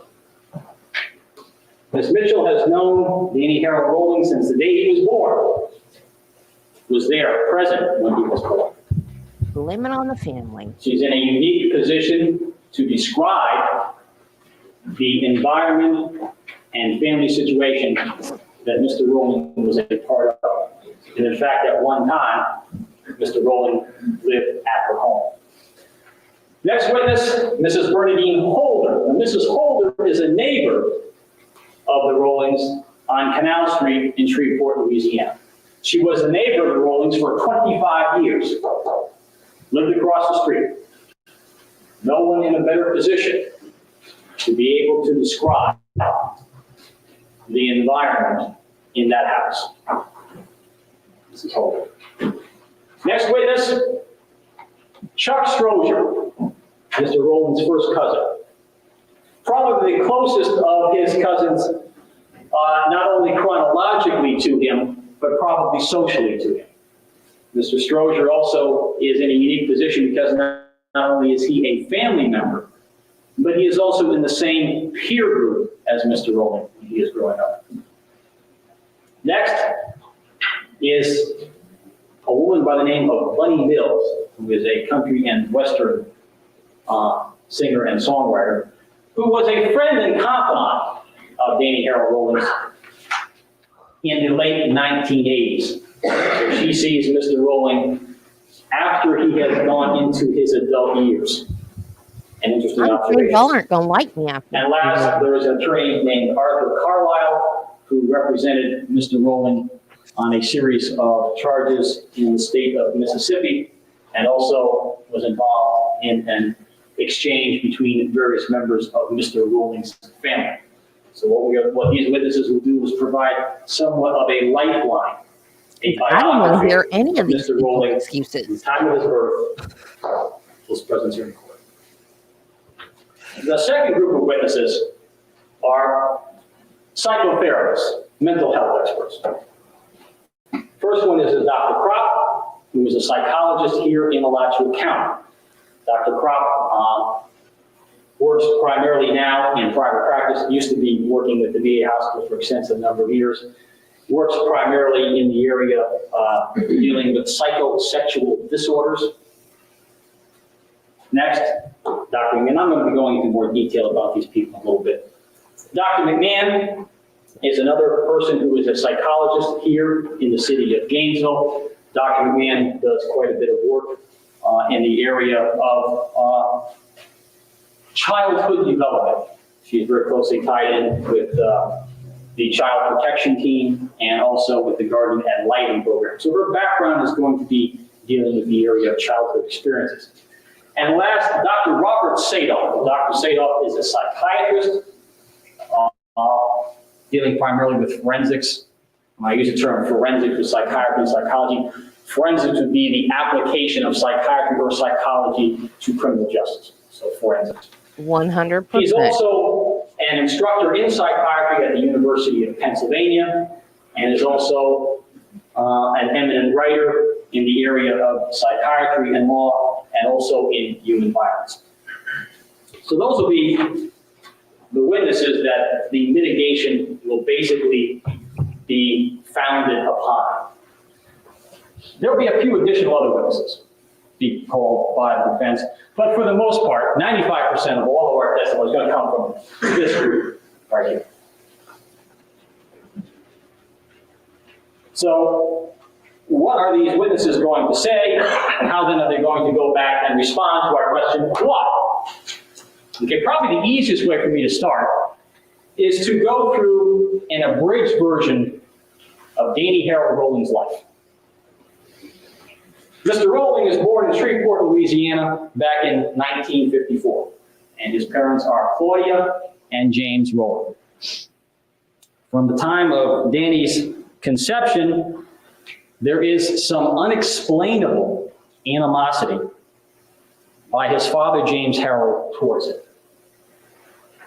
While Danny's mother, Claudia, is pregnant with Danny, the father mistreats the mother in a very disarming way. He would grab her physically by the arms and literally leave his fingerprints in her arms. There's at least one account of going for the throat. This is while she's pregnant with him. Going for the throat. You can see the impressions of hands in her throat. At one point while pregnant, he knocks her down the stairs.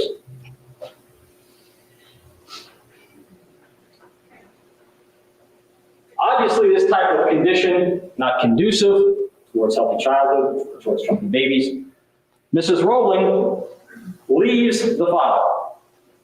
She leaves James Harold and goes to reside with her parents, which would be Danny Harold Rowling's maternal grandparents. This begins a pattern or a course of action that will be consistent throughout Danny Harold Rowling's life.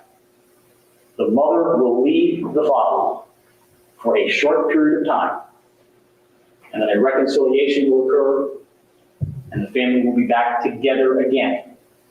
Separation, reunion. Separation, reunion. And in between the two, pretty traumatic conditions.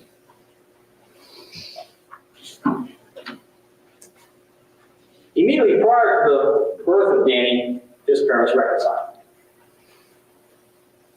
His mother goes to the hospital to deliver Danny, and while there,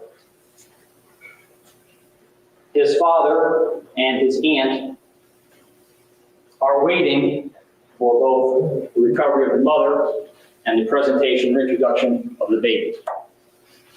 You know how we all sit there when we have our children, we look in the window, see our child for the first time. In this case, upon the presentation of Danny, his father, first opportunity to see his son, that's not my fault. We don't need a child. Child needs to stay with Claudia's parents. I have a position. First words from father are rejection. It will set the tone for the relationship for the rest of their lives. A short time later, after Danny's birth, his brother or his mother becomes pregnant with his younger brother, Kevin. And I'm talking literally within a couple of months. She becomes pregnant again with his brother, Kevin. Once again, this pregnancy is no different from the first pregnancy. However, this time, the anger from the father is not solely and exclusively focused on the mother. It now becomes focused on the additional member of the family, Danny. And even as a toddler, there is testimony that at one point, the father seeing Danny on the floor. Yeah, you can say that, and I don't disagree. But at the same time, there are plenty of people that are raised that way that don't become monsters. So, how do we figure out as a society who is going to take the wrong turn? Who's going to go that who like what is it? What's the switch that turns someone with a bad childhood into a monster yet doesn't affect another person at all? Like my husband, his father killed his mother when he was 5.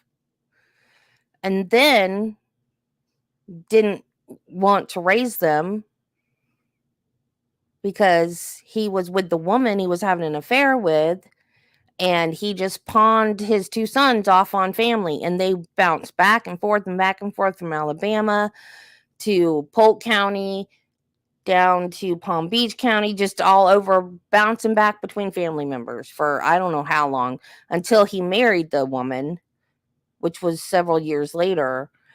And my husband is the sweetest, most patient man. He wouldn't hurt a fly. And I'm amazed. Like, because of course I didn't know all of this stuff when I married him. And then his first wife cheated on him and tried to move the guy into their house while they were still married. And I'm like, why are you such a nice, patient man? How did you survive all of this that happened to you? And he's like, I don't know. So what is that switch that flips a person that's had a bad childhood or a bad life that turns them into a monster? And how do other people keep their sanity and become a normal, productive citizen? That's what we need to find out. We need to find out what that trigger is, because it's a type of person. It is from their upbringing, but it's a type of person that flips like that. I hope that made sense, but that's my opinion on it.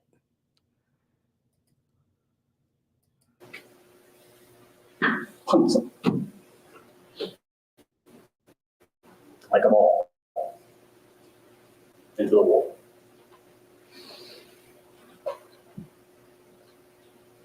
Approximately 1 year after his brother Kevin is born, there's a move to Columbus, Georgia. Now, Columbus, Georgia is where Mr. Rowling's family was originally from.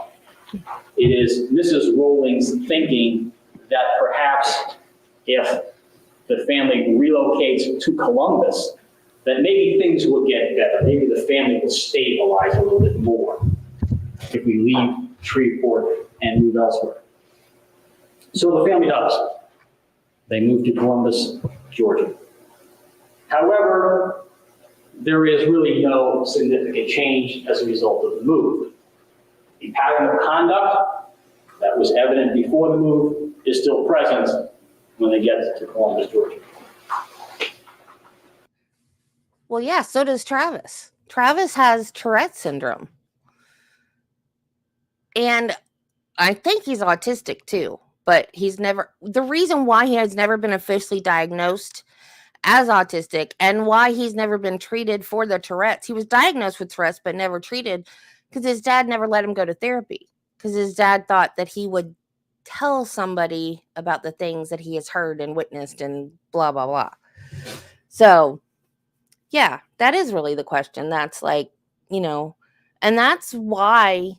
Now, I'm not like in favor of like Minority Report type stuff. Like, we can't lock up people before they do something. But, if we could find that trigger in people and learn how to turn it off before it happens somehow, that would be fantastic. But the brain is so strange, I don't think we're ever going to figure it out.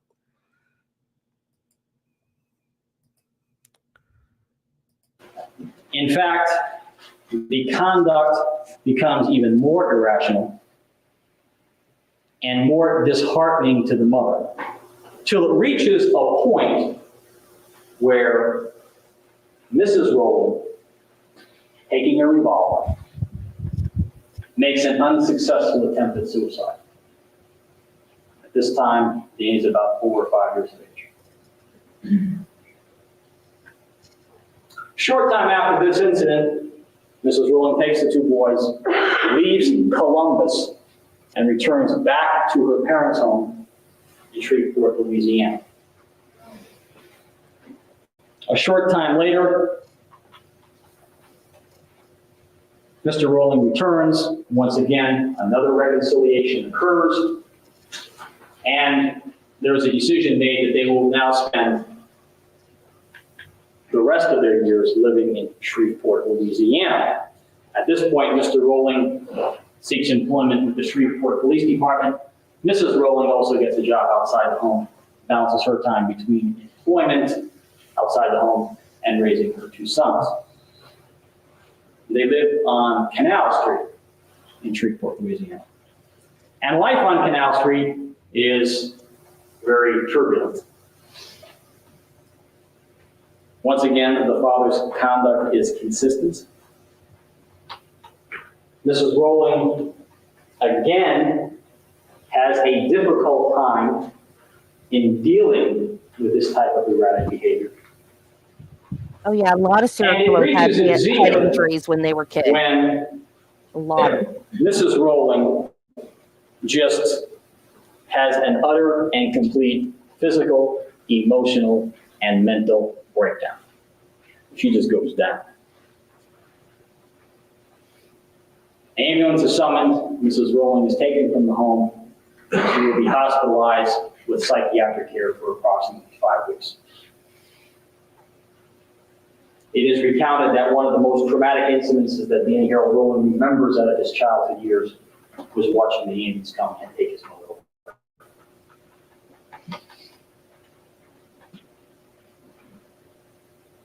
The father's rage, as I stated before, was not solely and exclusively directed towards the mother. Danny seems to be the focus of it also, and there's clear indications that although his brother Kevin was also subject to the same type of conduct, it would appear that as Danny got older, the focus of the father's attention became Danny rather than his brother Kevin, and to a certain extent, lesser onto the mother and more onto Danny. For instance, the type of verbal conduct that the father would exhibit towards Danny would usually consist of phrases such as, "You're no good," "You're stupid," "You're a failure." These types of words first come about because at one point Danny has to repeat the 3rd grade. And instead of signs of encouragement, there is nothing but words of discouragement given to him. Also, there is never any words of praise offered by the father to his sons. And at any point where there is a comment directed towards any type of achievement made by either one of the sons, there's always a caveat, but. Look at that corner. Also, there are never any signs of affection in this house. Mr. Rowling has a very critical attitude towards outward displays of affection, particularly towards males. It is totally inappropriate. There is also physical abuse. The evidence will show that physical abuse is usually administered by a belt, a 3-inch belt, and in some instances, a police belt. Not exactly a good symbol here if we're looking at symbols. And at least one witness will recount that these whippings will go on and on and on. The striking will occur across the stomach and the chest. Now, McDonald's triad is bedwetting,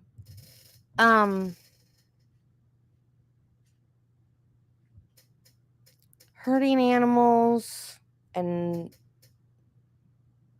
fire starting. But I think that now they've said that that doesn't actually mean anything. But yeah, if you go back and watch some of my videos, I swear like 90% of serial killers have had head injuries. And a very large percentage of them, I wish there were some statistics. There may be. I should see if I can find statistics on this.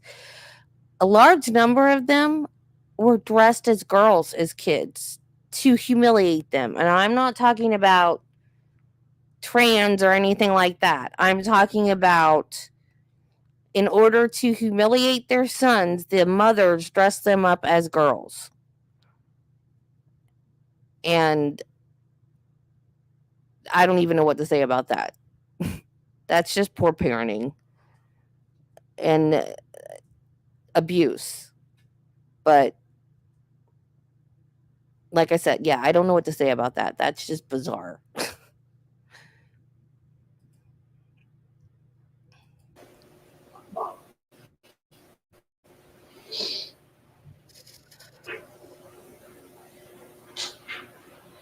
At one point, there is a call from a neighbor in observing James Harold disciplining Danny Rolling on the front yard. And in her opinion, the discipline had reached such a point, such a critical Did a point, video on him too. that she became concerned literally for his life. I haven't And done called up the mother to say, Henry hurry up Lucas and get yet, over here but I will. before he dies. These punishments administered by the father will usually be grossly out of proportion to any perceived transgression that would warrant a discipline or punishment. Also in Danny's case, the signs of emotional and mental instability are seen quite early. There is an incident where Danny, approximately 6 or 7 years of age, is cutting up an ironing board cover. What are you doing? Destroying the ironing board cover? Well, I'm killing the bugs. I'm killing the bugs. What bugs? The bugs.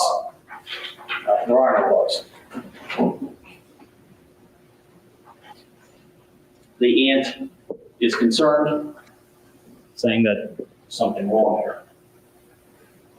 Additionally, his third grade teacher, remember he has to repeat the third grade, his third grade teacher also counsels with the mother, saying that perhaps counseling would not hurt Danny.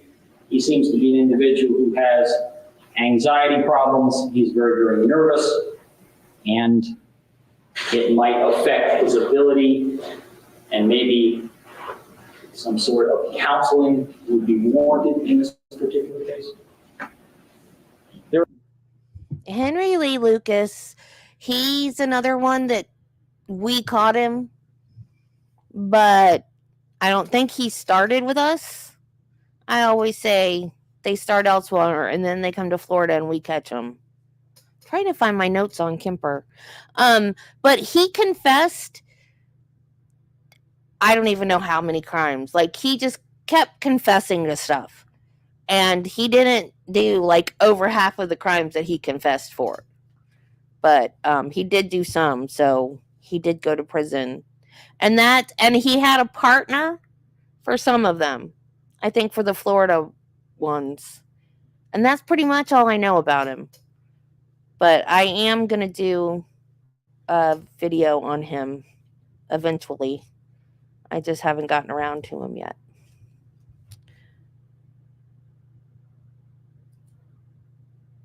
There is also evidence to indicate that Mr. Rowling, all of his life, has suffered from nightmares. Even as a child, he had terrible nightmares.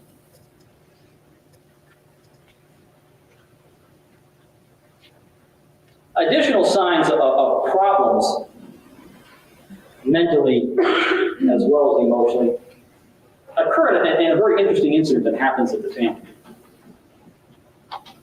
When Danny's about 15 or 16 years old, there is an altercation for some reason between he and his father. The father takes Danny outside, and literally there is fist fights. Not so much on his part from the father. And the father, in swinging at Danny, puts his fist through a window. There's a shed in the back. Puts his fist through the shed, cuts up his hand. Mother comes out. Danny, father, run him into the house. Father goes to the hospital, Danny's in blood. Mother puts him in the bathroom and washes him. And it's obviously a turbulent time. Mother hears the water running in the bathroom for an extensive period of time is wondering what's happening. Banging on the door, trying to say, Danny, open up. Nothing. She goes into the bathroom.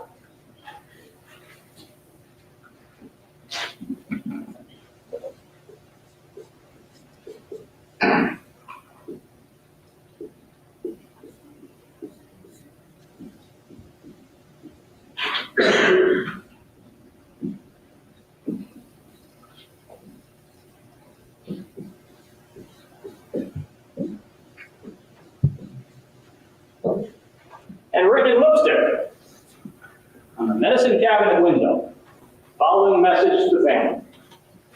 I tried, but I just can't make it. 15 years old. Amazing. 15 years old. Man wrote his own epitaph.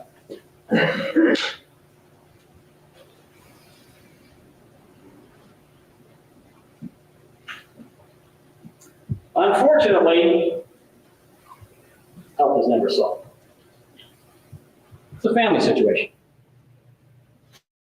See, this is back in the 60s, early 60s. It's a family situation.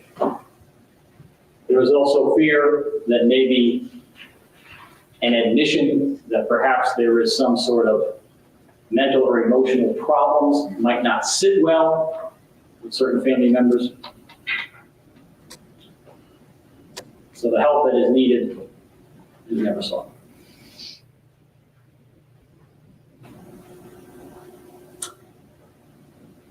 Danny never completes high school. He goes up to the 10th grade. Upon reaching the age of 17, he gets permission to go into the military, join the service. It doesn't last long in the service. He receives a honorable discharge on general conditions. Basically, they find him to be too immature. The immaturity involves, at this point, picking up the use of marijuana. But he's just not going to be mature enough, particularly at 17, going in to deal with the military, particularly coming out of this type of environment. Immaturity, another phrase that will be tagged on him for the rest of their life. Returning home to Shreveport after being basically a failure in the military, he is somewhat depressed. He has always been actively religious, and he seeks solace in the Pentecostal church in Shreveport, Louisiana. At this point, he thinks that, well, maybe if I have a wife, someone to love. So he goes to the Pentecostal church. And he is a very arduous religious person. And he prays to God to send him a wife. And while he is praying, a woman by the name of Ometha Holko comes by. Danny's interpretation: this is a sign from God. This is the woman sent directly by God to me to be my wife. That's his interpretation. He then courts Ms. Holko. And in a very, very brief time, they are married. Well, needless to say, the marriage is not going to last very long. Problems develop, and not necessarily Ms. Holko who's developing the problems. Mr. Rowling brings with him to his marriage substantial baggage of his own. A child is born from this union, and a short time after the child is born, a separation occurs for a variety of reasons, which we will be going into. Divorce ensues, and at this point, papers have to be served on Mr. Rowling to execute the divorce proceedings. Well, when the sheriff comes up to deliver the finalized divorce proceedings at the Rowling home, Danny just goes crazy. He starts running around the house, running through the house, running all around, won't take service, just runs. he will finally collapse. And at that point, we see another dramatic change in Mr. Williams. Shortly after this, he goes into a deep depression, not uncommon in divorce proceeding, and stays pretty much to himself. One day, his mother, trying to see where he is, finds him missing, and he's gone. No word to anybody, he's just gone. Gets on I-20 and proceeds from Shreveport east, with the eventual destination being Columbus, Georgia. While on this little exodus, Mr. Rowland becomes involved in a series of robberies, grocery stores, Kruger grocery stores, and Dixie grocery stores. He is easily apprehended, pleads guilty, and sentenced to prison. He is sentenced to prison initially in the state of Alabama. While incarcerated in Alabama, people there begin to see signs that something's not right here. And he is sent to a facility called Bryce Mental Hospital for observations in the state of Alabama. Upon his release from prison in Alabama, he then proceeds back home, stays in Shreveport for a short period of time, more depression, same incident, he leaves, and knows, back out on I-20, and a short time later, there's a robbery of a grocery store, a Kruger's grocery store, outside of Jackson, Mississippi. He's arrested there. At that point, that he comes in contact with Arthur Carlisle. Once again, he pleads guilty. He is sent to a correctional facility in Mississippi, Parchment Correctional Facility. At Parchment, there is a further deterioration of Mr. Rowland's mental and physical health. He will be eventually released from that facility, and at this point, he's in his 30s, and he proceeds back to the only place he knows, Shreveport, Louisiana. The answer to why would he go back to Shreveport, Louisiana, these people will answer. He returns to the house. When he returns to Shreveport this time, he meets an individual who is a friend of his father's, and Miss Bunny Mills. Miss Mills has known Danny's father for a couple of years. Miss Mills is in the country western recording business.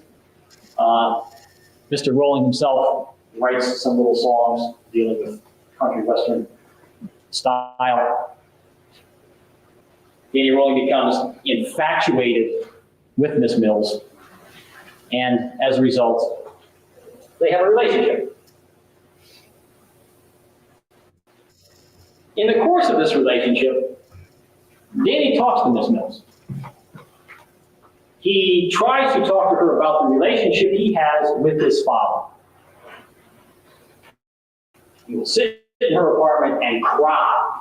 Why doesn't my father love me? Why has he never loved me? Why can I never do anything right? Miss Mills obviously sees that this is a problem.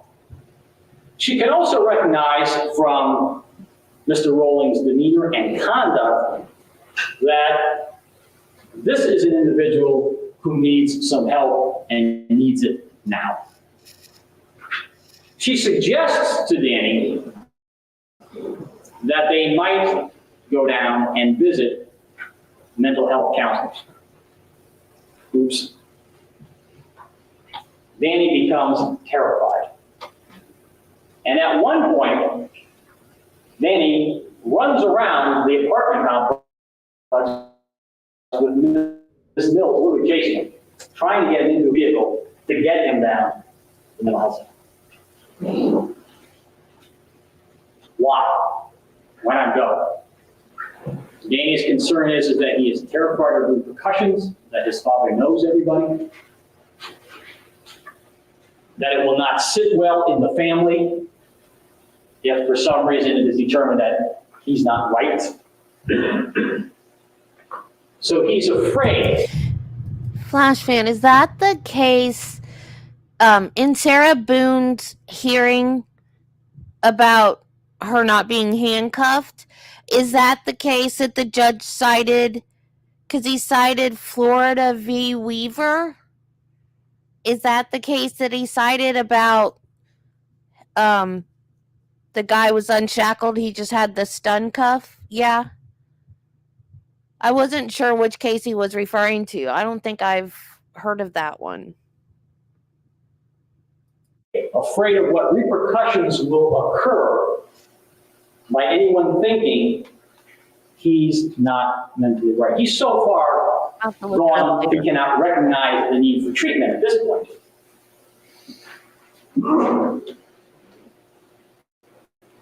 On another occasion, Ms. Mills will make an attempt to bring him to the Community Mental Health Center in Shreveport. This time successfully, she gets him to go. Unfortunately, there's a 5-hour wait. Well, his anxiety level, you wait for 5 hours.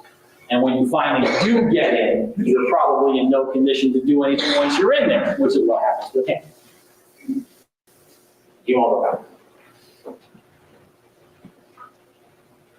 The relationship between Mr. Rowling and Ms. Mills deteriorates after this. Once again, we see the term immaturity arising.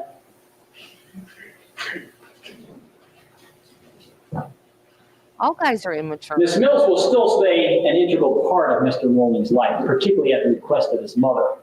Whenever there was confrontation between Mr. Rowling and his father, and there are some problems in the house, Mrs. Chloe Rowling will call up Ms. Bunny Mills to help sort them out. Remember, she knows both father and son, so Mrs. Rowling will try to rely upon her for help and assistance in the turmoil in the home.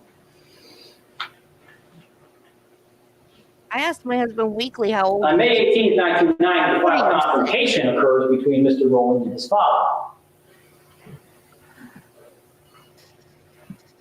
There is an argument that develops between the two. As a result of that argument,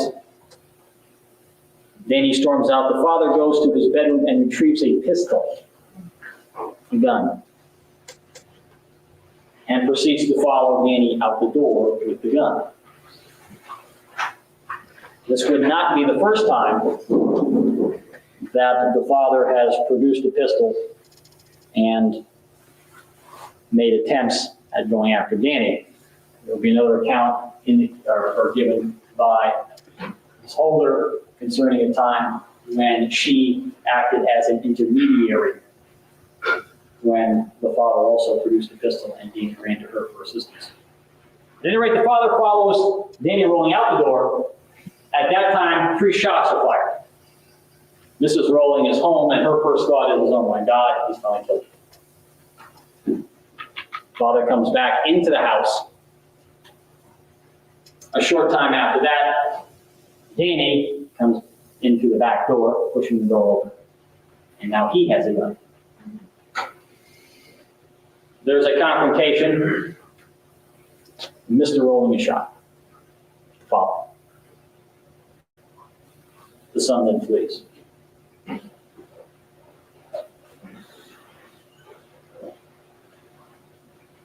Final relationship between father and son is one of a shootout in the home. For the next 3.5 months, Mr. Rowling drifts around primarily the southeastern part of the United States, and then in August of 1990, he winds up in Gainesville for 5 days. And in Gainesville, he fulfills the expectations set for him by his father at his birth. There's an old saying, as the twig is bent, so grows the tree. And in August of 1990, the tree bears bitter fruit in Gainesville. So this is the life of Danny Harold Rowling as told by those people who knew him the longest, who knew him the best. And everybody that knows a serial killer says they would have But never to thought understand that he would do why, something like that. okay, understand these factors, we have to find their significance. There's going to be a cause and effect relationship here. So to further understand our why, we have to take our causes and then get testimony from this group of people as to the effect. Let me talk a little bit now about our psychotherapists. First one that I'm going to talk about is the last one actually on the list. That's Dr. Robert Sale. As I told you before, he's a psychiatrist from Philadelphia, Pennsylvania. Board certified in neurology, psychiatry, forensic psychiatry, medicine and law. Been in practice for 30 years. Is an instructor at the University of Pennsylvania. Has had other instruction assignments. Written numerous articles and 6 books in the field of psychiatry, including Violence and Responsibility, and another book called Forensic Psychiatry, A Practical Guide for Lawyers and Psychiatrists. He's literally lectured all over the world, has served as a president of the American Board of Forensic Psychiatry, and the American Academy of Psychiatry and Law. That's his background. Next person, or the next mental health expert, would be Harry Kropp. I told you before, Dr. Kropp's a psychologist in Gainesville. He's also worked as an adjunct professor at Nova University. He's also an assistant professor, or has been in the past, with the psychology department here at the University of Florida. He has 2 areas of specialty that he will bring with him. The first one I talked to you about is a psychosexual disorder. He has worked at the VA hospital dealing particularly with psychosexual disorders at the VA hospital. At one time headed up that program for them. He also currently heads a treatment program for individuals with psychosexual disorders, both here in Gainesville and in Jacksonville. He has also worked with the Child Protection Team and is a counselor and advisor to that group. The Child Protection Team is an interdisciplinary group that deals with individuals or children primarily who have been abused. They offer diagnosis and treatment plans for these individuals. Yeah. So he has worked with the Child Protection Team. He's also been chairman of the Children's Mental Health Committee here in Alachua County for approximately 3 years back in the early 80s. And the last individual who's testifying as a psychotherapist is Dr. Betty McMahon. Dr. McMahon is also a clinical psychologist as well as a neuropsychologist here in Alachua County. She served once again as an assistant professor in psychology at the University of Florida. She's also been the clinical psychology coordinator at the University of Florida and a past president of the Alachua County Council on Child Abuse. She's also works very, very closely with the Guardian Ad Litem program.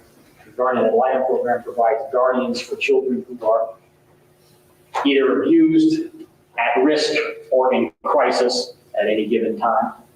So she also does quite a bit of extensive work dealing with childhood problems. Has also got quite a background dealing with forensic psychology. So those are the 3 individuals who are going to take our causes and talk about their effects. These individuals have spent in excess of 50 hours with Mr. Roll, talking to him. They've also reviewed medical records, witness depositions, conducted family interviews, reviewed mental health records, correctional records, crime scene photos, done psychological testing, reviewed old psychological psychiatric evaluations.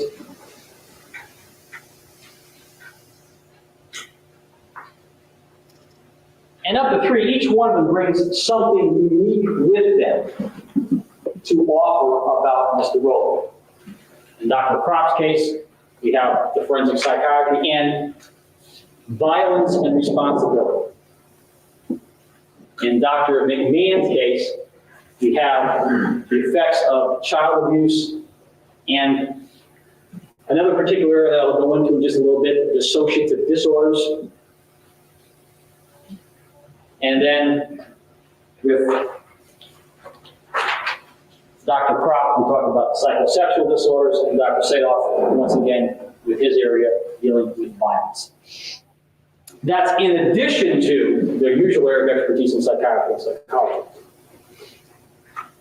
So what are these people going to say? What is going to be their diagnosis? What type of conclusions did they arrive at after reviewing this testimony of these people, this, and the materials that I told you that they have reviewed? I don't know how they Their impaneled the jury on conclusions this. are The that jury. Danny The Harold jury. Rowling suffers from what is referred to as a borderline personality disorder. First of all, I need to explain personality disorders. Personality disorder occurs when an individual personality trait Yeah, my niece has that. causes Never significant killed anyone. impairment to personal functioning or causes significant distress to the individual. I'm not talking about a character flaw. We're going beyond character flaw. We're talking about an emotional disorder that inhibits functioning as a normal human being. Borderline personality, the doctors are going to tell you what it is characterized by. Well, first of all, it's characterized by dramatic mood swings. Okay? Happy, sad. And it happens this quick, by the way.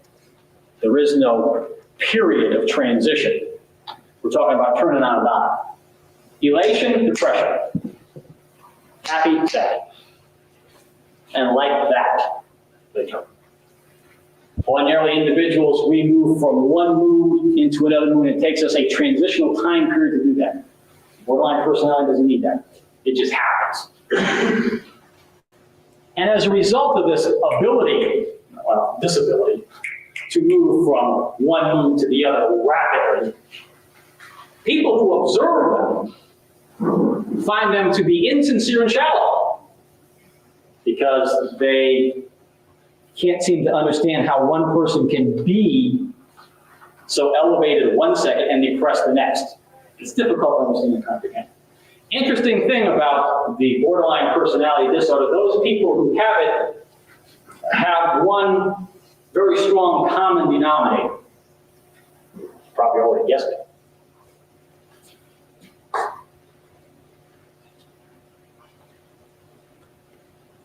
There are other characteristics that go with the borderline. Under stress, the borderline person will have psychotic breaks. Okay? Well, what do I mean by psychotic breaks? Breaks with reality. And Mr. Rowling has, on occasion, What did I do now?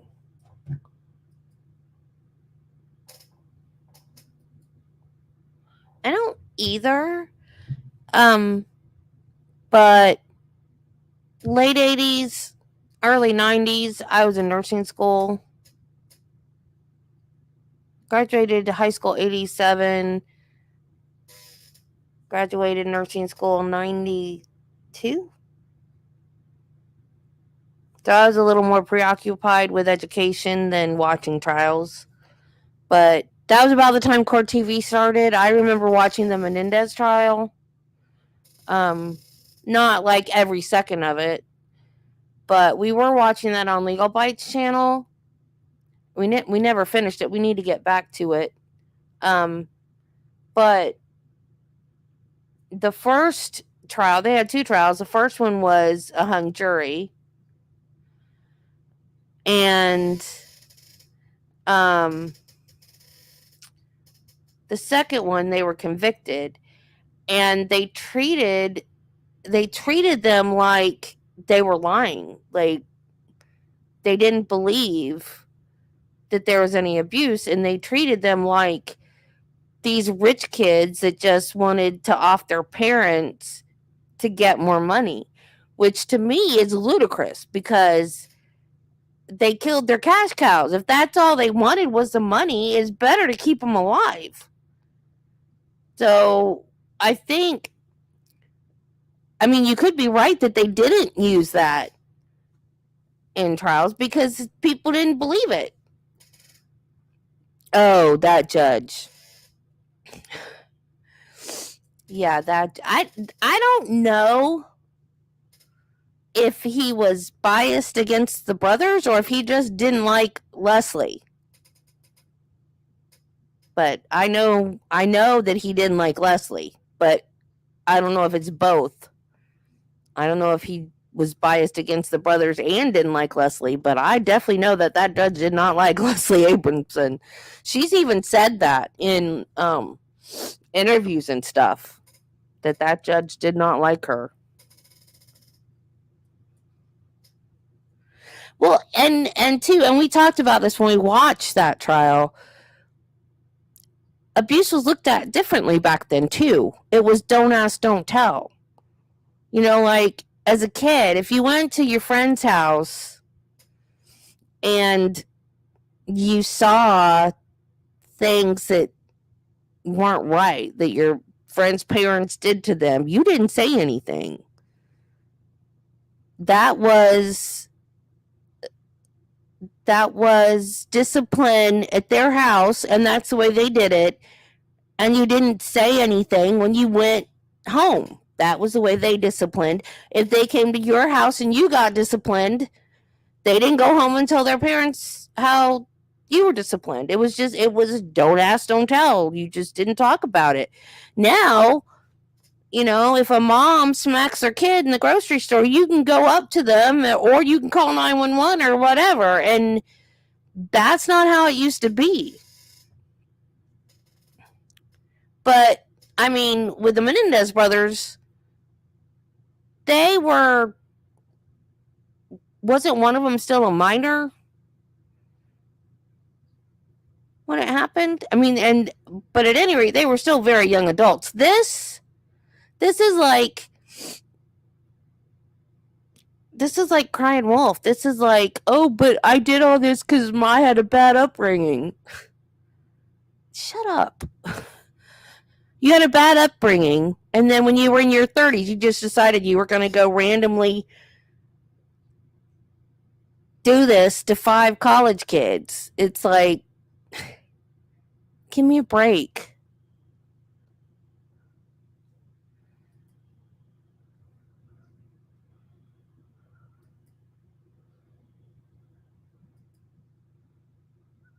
They had this type of stress with psychotic breaks. In fact, the first person of our psychotherapists to evaluate and see Mr. Rowland will have seen him in such a state. These individuals also have inappropriate, intense anger and lack and of after OJ. They have huge feelings of rage. He didn't win after OJ. Rage is going to be another term that you're going to hear constantly in reference to Mr. Rowland. Rage. Obviously, that will be evident to you when you view the pictures of the crimes. There's a dynamic going on here. A very strong underlying dynamic going on.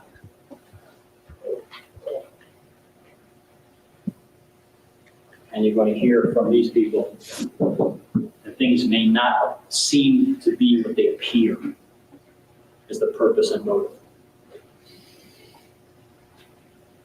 Obviously, with these intense feelings of anger and the mood swings that can occur on the drop of a dime, the borderline personality person is somewhat impulsive, unpredictable, and unstable. That would seem to go without saying. They're unstable in another area. They are very unstable in their social relationships with other people. They have a hard time. One of the other problems with the borderline is that they operate on extremes. Remember I told you the mood swings would be extremes? Everything they do is an extreme. They're never centered. Nothing is ever appropriate. It's either way here or way here, but never in the middle. So as a result of that, any type of relationship that they have is going to be obviously doomed because you can't have a relationship in limited extremes. For instance, the relationship that he has with his wife, Omega. Well, obviously, you cannot be a gift of God, an angel. I mean, there's no way that this woman could possibly be that, play that role. I mean, she can't be an angel sent directly from God. So obviously, okay, the first time that there are indications that she's not an angel sent by God, we swing to the extreme. Look. So their social relationships are literally almost impossible to sustain. You may also see a glimpse of that with the tape given of Bobby Lewis. Along with borderline personality disorder, there are other characteristics or traits of other personality disorders. Okay? Other personality disorders, traits of them, We're not used to that. that will appear in Mr. Rowland's character. And I'd just like to go over a couple of those with you. The first one would be histrionic. A person who is histrionic is overly dramatic. Or maybe a good warrior, would say. They tend to draw attention to themselves, usually by doing foolish things, and that's what draws attention to them. They're the type of people who will see and be somewhat conservative. They also envision themselves as victims. In their actions, they are the ones who are being the victims. Once again, their emotions are perceived as very, very shallow. People look at them and say, well, once again, I go back to the issue of being able to turn on a dime with your emotions. It's not that they don't have intense emotions, it's that people cannot read the intensity of their emotions. If you ask your borderline whether or not their emotions are genuine, real, and intense, and they'll look at you and insist that they are. And you look at them and say, you don't. They're difficult for the average person to see and comprehend. They're quick to form friendships. And once again, with our relationships, they're quick to form them or start them, okay? But they're never able to sustain them. Once again, because of the demands for reassurance. There's a tremendous amount of insecurity in this characteristic of histrionic. We're going to talk about insecurity in a second. We talk about other narcissistic personality disorder. And I'm not talking about a person who's narcissistic. Remember, I'm talking about a personality disorder that literally causes alterations in our conduct or causes distress. So I'm not talking about a little character flaw. People who have narcissistic personality disorder, people who need constant attention, probably because they never had any. There are people who will set unrealistic goals for themselves and then obviously fail. So there's a reinforcement of failure. Another important part is they lack empathy. By empathy, I mean ability to understand and appreciate other people's feelings. That's not that they don't want to have empathy. They simply don't know how to have empathy. We're going to be, once again, seeing the term empathy show up. They also are very craving of admiration because of certain inferiority feelings that they have. They feel they lack worth. Lack worth. Another term we're going to see in just a few minutes. We start with time and mitigation altogether. There are a number of other personality disorders that encompass Mr. Rowland's psychological makeup.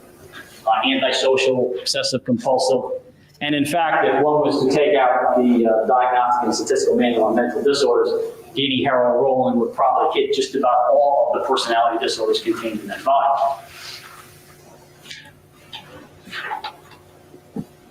All three doctors are going to tell you that the personality disorders, the borderline, is severe in him, very severe. That affects how he thinks, how he acts, how he rationalizes, how he socializes. They will also attest to the fact of its connection with his immaturity socially, sexually, psychologically, and other aspects of his personality. He's a very immature person.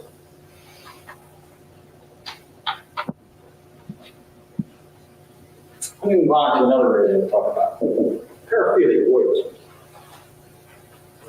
This testimony will primarily come from Dr. Prop, but you will also see it from some of the other psychotherapists. Danny Harold Rowling has a psychosexual disorder. He's voyeuristic. And once again, when I'm talking about this as a psychological problem, this goes beyond peeping in windows, okay? I mean, we're talking about something that permeates an individual's person, okay, and has a certain control over them. Voyeurism is characterized by repetitively looking at unsuspecting people in a state of disrobing. I need to talk to you a little bit about how this voyeurism began with Mr. Rowling, because we go back again to his youth. He's about 15 or 16 years old. He encounters another individual approximately the same age in Shreveport, and this individual introduces him into looking into windows. Well, obviously, we all know that voyeurism has a sexual basis or foundation to it. In Mr. Rowling's case, that's not how it starts off. Eventually how it winds up, but that's not how it starts off. For purpose, for the peaking, for him to start with, deals with the fact that he would get up early in the morning, hours before anybody else in the house. Made no difference whatsoever what type of climate it was. Could have been raining, could have been snowing, could have been freezing outside. It didn't make any difference. And he would go out, and he would sit, and he would watch people getting up in the morning. Watch them get up. Watch them go to the rest facilities. Watch them go to the breakfast table. Watch them interact. Watch them talk. Watch them say goodbye. His purpose initially was to try and incorporate himself into a normal family routine. What he didn't have, what he wanted to have. And that's how it starts. Now, obviously, it goes beyond that point, dramatically. But it's important to understand how it originates. The voyeurism is discovered when Danny's about 16. And regrettably, once again, instead of counseling, he receives a beating. So what we see is what the therapy that was used to deal with the voyeurism is in fact what was one of the causes for the onset of the voyeurism. So we have a vicious circle going on. And in Danny's case, the voyeurism becomes a recognized psychological problem for him. Move on to Dr. McMahon. Dr. McMahon, as part of her testimony, is going to stress the effect of physical and emotional abuse on a child. Okay? First of all, I'll be asking Dr. McMahon, tell me, okay, what happens to the child who's abused? What's the effect on this person?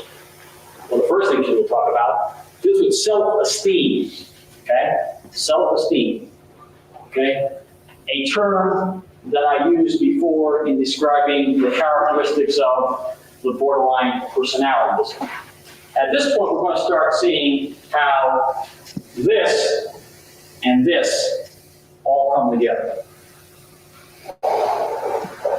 They have no value. They do not feel any self-esteem. Remember, I used that term before. We'll see it again. They feel like they are less than nothing because they've been treated as less than nothing. They have unhealthy self-images or literally no image at all, and no self-worth. So lack of self-esteem, one of the big factors in development as an individual. Self-esteem, that's why we are so concerned about it in our early adult life and in our schools. Developing self-esteem. What else happens to the child who's abused? Well, they do not develop empathy. Oh, there's another term I mentioned before, empathy. Remember, that's one of the other characteristics of the borderline. They do not understand empathy, not that they don't want to give it. They just don't know anything about it. The child who is abused also lacks an understanding of empathy. The problem that they have is that it doesn't make any difference what they do. They realize that their behavior literally has no effect on the outcome of what happens to them. If they do good, if they do bad, if they do indifferent, the final result is the same for them, bad. So they do not see any effect from what they do. From this we see a breeding ground for antisocial conduct, because it doesn't make any difference what you do. It'll be bad for you no matter what. The abused child does not know how to express emotion. Whoa, here's another one. Remember we talked about the ability, the borderline, to try and express emotion. They do not know how to express emotion. Well, why? Because when they've tried to express emotion before, it's met with negative results. That's why they're abused. They do not know how to receive positive emotions because they've never had to deal with positive emotions before. They also develop what are called maladaptive coping skills. In other words, they don't know how to deal with anger. Once again, the seething rage that we talked about with the borderline. They don't know how to deal with anger and feeling bad.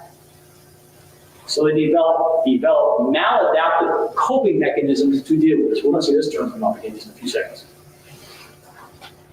Their interpersonal relationships are very poor as abused children. Why? Because their initial relationships as children to adults was terrible. So they don't learn how to develop relationships with other people. Once again, where do we see that? Inability, socialization with relationships, borderline personality. In short, the effects of abuse literally dominate an individual's personality for the rest of their lives. Now, I asked you a question on what I am. Why do you think some people are able to overcome obstacles while others are not? Everyone had their opinion. I'm going to be asking the same question to Dr. Kropp, Dr. McMahon, Dr. Sadel. And they will explain to you why. Depending on where you stand in relationship in the family, depending on a whole host of factors, and a variety of reasons. Why some people do and some people don't, then we'll get to the specific, Mr. Rowland. Dr. McMahon will also talk about dissociative disorder. If you recall, I told you that at one point, Dr. McMahon also specializes in the area dealing with dissociative disorders. Dissociative disorder is an alteration in two functions of a human being, the consciousness and identity aspects of human beings. Dissociative disorder, a person's identity is temporarily forgotten, and a new identity is assumed. That's not his case. Or feelings of reality are somewhat lost. Somewhat lost. Not completely. Somewhat lost. They didn't call it. Dr. Mann will talk about Mr. Rowling's dissociative disorder because his is a relatively new concept of the dissociative disorder. In Mr. Rowling's case, he believes that he is possessed by spirits or demons. Oh my God. That unconsciously act out forbidden acts. Now, I'm not saying this is the devil making me do it, okay? Please understand this. This is not what I'm trying to say. The concept of the demon working within him comes about primarily from an individual's religious background. Remember, when we're children, we all have concepts of the devil as we learn either from our parents or from religious teachings. So we have a concept of devils or demons. And this concept that we have is what we develop, or the dissociative person develops later on, and then attributes certain actions or conduct or behavior to the devil or the demon. As I said before, we're not using this as a defense. There is no defense in this case. Mr. Rowling pled guilty, so it's not an offense. Second, you need to understand that although Mr. Rowling says his actions are influenced by these spirits, he in no way says that he doesn't remember doing it or he didn't do it. He admits he did it, know it, understand it, knew what he was doing. Okay? What these spirits represent or are for him under this dissociative disorder is basically a coping mechanism. They even have names, Gemini and Enid. Hear about that in testimony. But what's happening, the dynamic that's going on here, is that there is a certain aspect about Mr. Rowling. Rage. We'll talk about that. He cannot understand, comprehend, or appreciate the nature and source or the existence of the rage and the acts that stem from it. Oh. So what you cannot accept, you attribute to some entity that is associated with this type of activity, the devil or demon. Once again, back to the religious understanding of, let's say, sin. So this becomes a coping mechanism for what he cannot understand, he attributes to a demon. I think This would be what we would call the participant admitted that he made that abuse. So this is where the maladaptive coping mechanisms come in. That basically will be the defense mitigation case in answer to why. These witnesses provide the cause. These witnesses provide the effect. And regrettably, you see the result.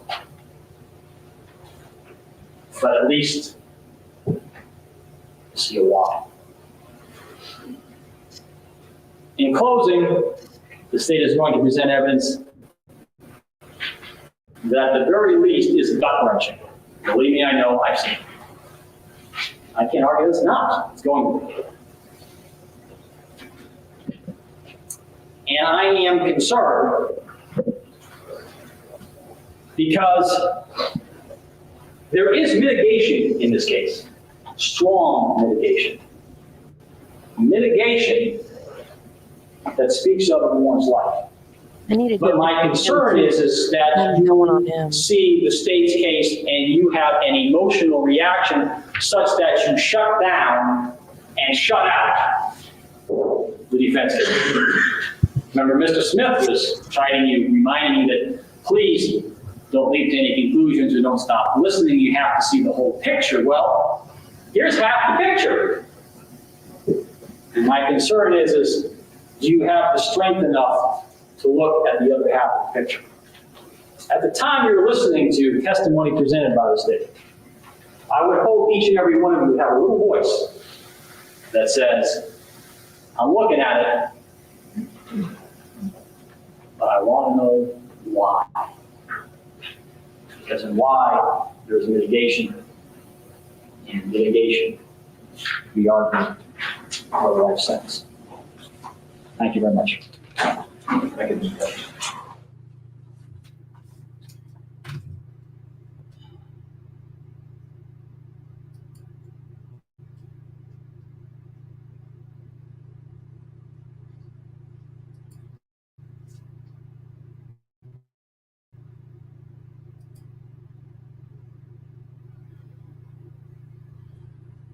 Okay.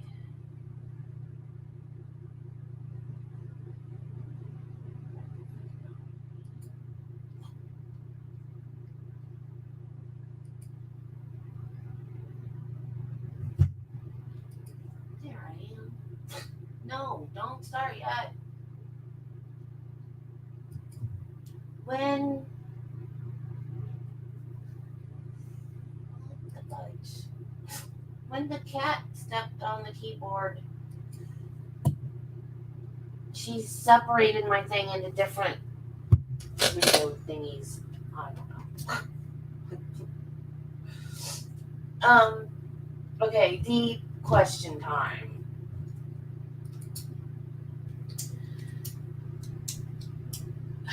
If I didn't know anything about them, who gave the better opening? They were both good.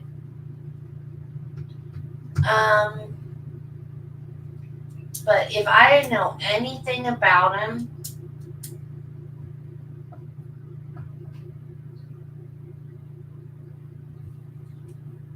are we talking about me now or me in the 90s? I don't know if that would make a difference, though. Me now, I would say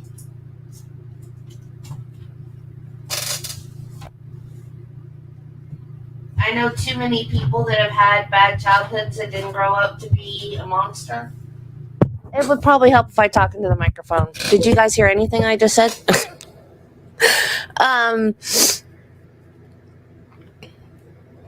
No, I don't think that I would think any of that psychology stuff would matter, because I know too many people that have had bad childhoods. I mean, I wasn't physically abused. I don't know. I don't know what kind of abused I was. I don't know if it was, I don't think it was emotional. Maybe it was mental. Like, I knew my mom loved me, so I don't think it was emotional. I think it was like mental. Like, she said stuff to me all the time. Like, she told me I was fat all the time. She was always criticizing everything I did. I was never good enough. She never let me go and do stuff with my friends because she had to be so controlling all the time. Like, I had no independence. She didn't teach me how to cook or do laundry. Like, I was 21 when she died. I didn't even know how to use a washer and dryer. So, like, she wanted to keep me that little girl all the time. So I had low self-esteem, and I had trouble even after I became a nurse. I had a lot of trouble because I was still so in that child mind. Like, there was no independence there at all. But I never did anything bad, even though I had low self-esteem and didn't think I was anything, you know? I never did anything bad. I wasn't physically abused, but still. And, you know, like I said about Travis, he was all of that plus physically abused, and he didn't do anything. So, you know, I know too many people that have had bad childhoods and haven't done anything to anybody. And the character witnesses, of course, people are going to say, loved ones are going to always say good stuff about the people that they love. Like the last video that I just did, it's the Slender Man stabbings that happened in Waukesha, Wisconsin. The father of one of the girls that did it last year, he unalived himself. And there's 2 memorial pages on the internet for him. One is just great. Nice little, you know, I'm so sorry for your loss, blah, blah, blah. You know, the normal thing you would expect to find. The other one, because his daughter has now said that he was doing things to her. And the reason why she did everything she did was so that she would be placed in prison or mental facility or whatever, so she could get away from her dad, so she could get out of the house. So the other site, it's got horrible messages on it about him being the P word and that he should rot in hell. And I mean, it's horrible, awful things. So in the video I said, y'all, please don't ever do this to anybody from anything you hear in my videos, because no matter what someone's done, everybody is a human being and they have people that love them. And so just like with this, yeah, there are people that love Danny Rolling, and they're going to get up there and they're going to say, you know, he's like this because his father beat him or whatever. Just like with Daryl Brooks. Remember the Daryl Brooks trial? You know, his mom said, well, he's mentally ill. He's bipolar. There are bipolar people in the world that do not drive through a parade full of people and kill and injure a bunch of people. Just because someone has a mental illness, that doesn't directly lead to them doing something that they shouldn't, especially something that heinous. So, yeah, they were both good openings. They were both good openings. But I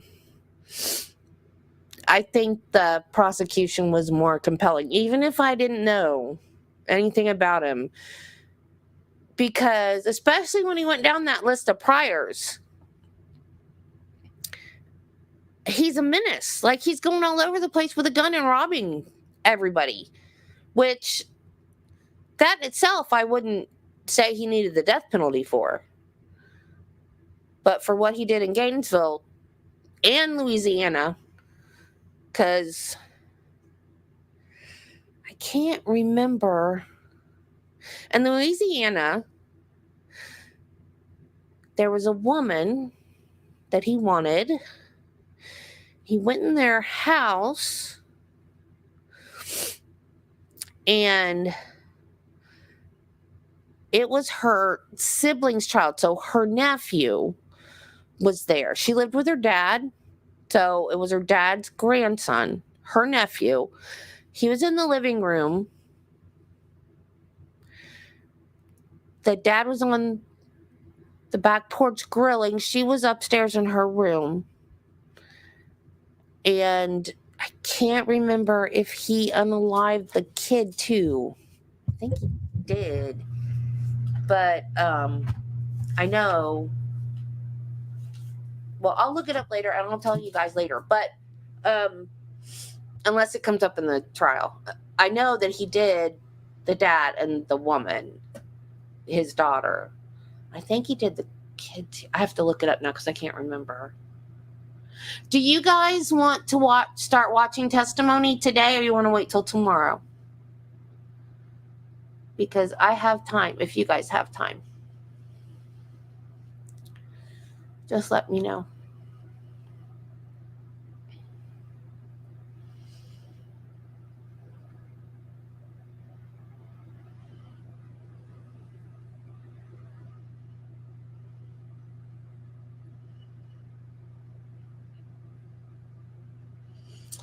It is like another 40 minutes.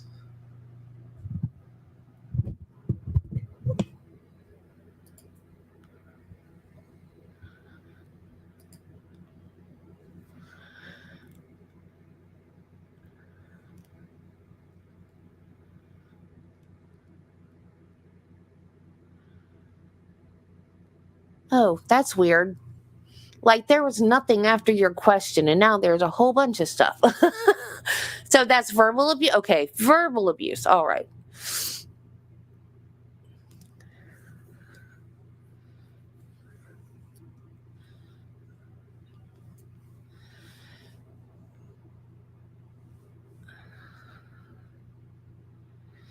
Okay. All right, so we're good for another 40 minutes?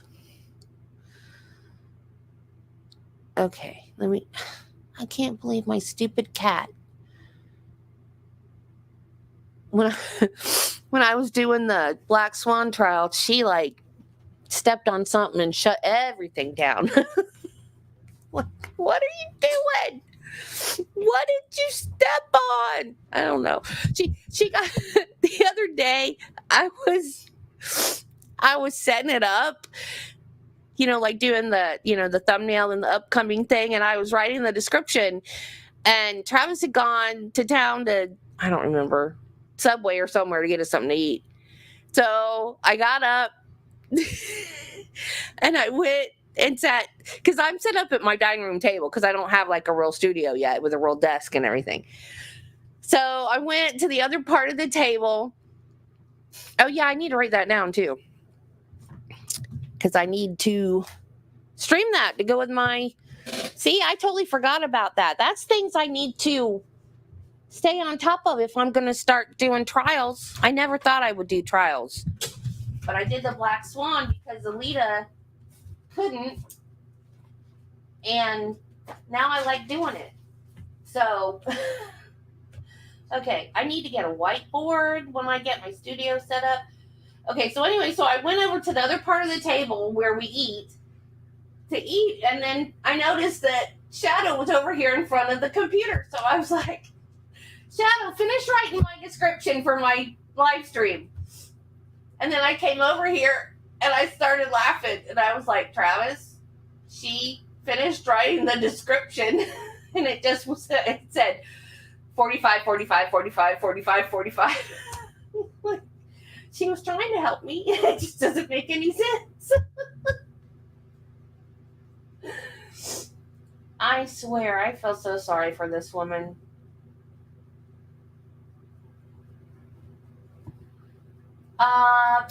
Wait.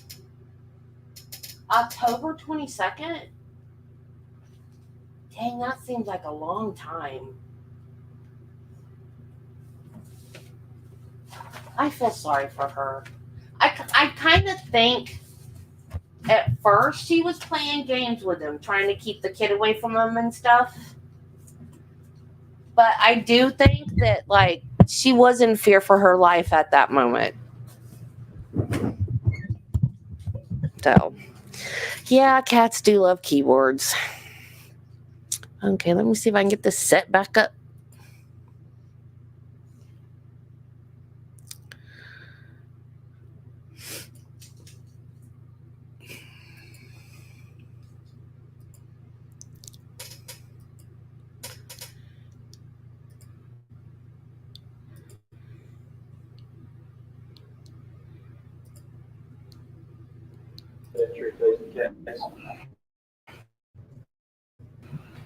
Your Honor, at this point, the state will pursuant to required building stipulations. I would like to enter into evidence, Your Honor, on behalf of the state, a certified copy of the judgment of this court, the circuit court, the judicial. You hear it okay? Bearing the certification of Buddy Irby as clerk of this court of February 1994. Your Honor, pursuant, this was the judgment that was in pursuant to the February 15th plea that was entered and adjudication was made by this court in this very case. See, this is what I was talking about. I don't know what that document is he's talking about.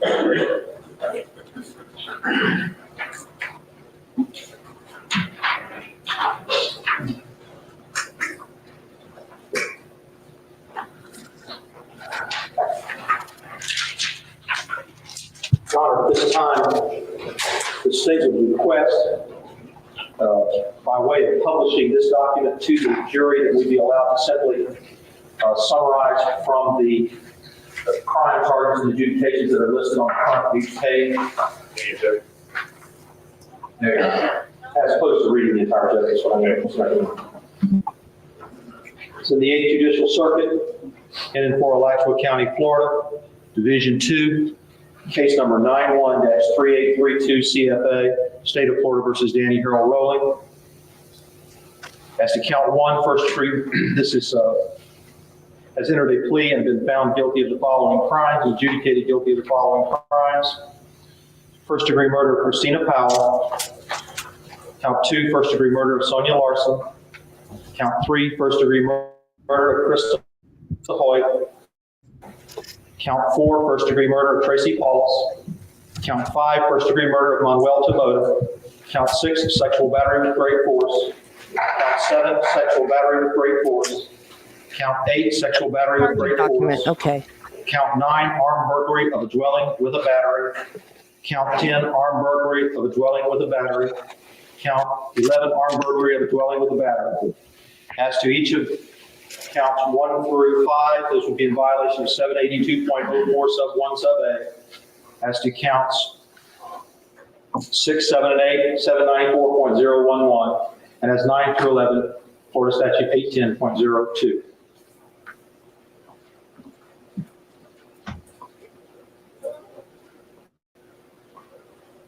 Okay, please, the court at this time, Your Honor.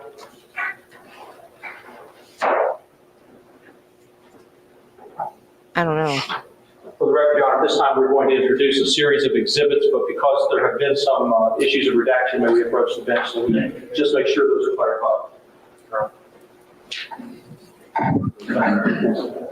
May it please the court. Your Honor, pursuant to the stipulation that was filed in this court as to the identity of judgment, that stipulation one, which I will publish after I have entered these documents. The state of Florida now moves, and the court has admitted the following exhibits, which are in the form of judgments from various courts. I'm going to summarize these, and then I will, pursuant to my agreement with counsel, I'll summarize what the judgment is, and then we'll publish them as a group. That's fine, court. Your Honor, State's Exhibit number 2 will be in Muskogee County, Georgia. The State versus Danny Harold Rollins, dated June 1979. A judgment for 2 counts, armed robbery.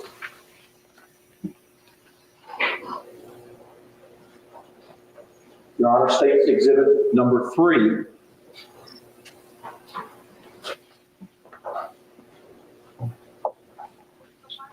is a judgment in the case of State of Alabama versus Danny Harold Rollins, with case number CC-79-1041, bearing date February 29, 1980, for the offense robbery. Your Honor, State Exhibit number 4 is a judgment, certified judgments as are the predecessor judgments I've referred to, in the Circuit Court of the First Judicial Circuit of Hinds County, Mississippi, State of Mississippi versus Danny H. Rollins, cause number A-766, bearing date March 25th, 1986. It is a judgment of that court for armed robbery. Your Honor, State's Exhibit number 5 is a certified judgment from the Circuit Court, 5th Judicial Circuit in Fort Marion County, Florida. I don't know. Case number 90-2111-CF-A-X. It is a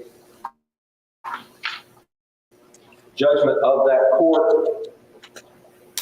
And it is for robbery. And the date on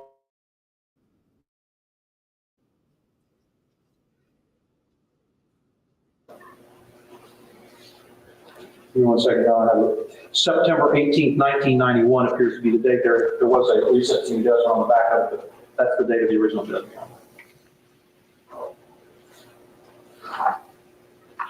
Your Honor, our State Exhibit number 6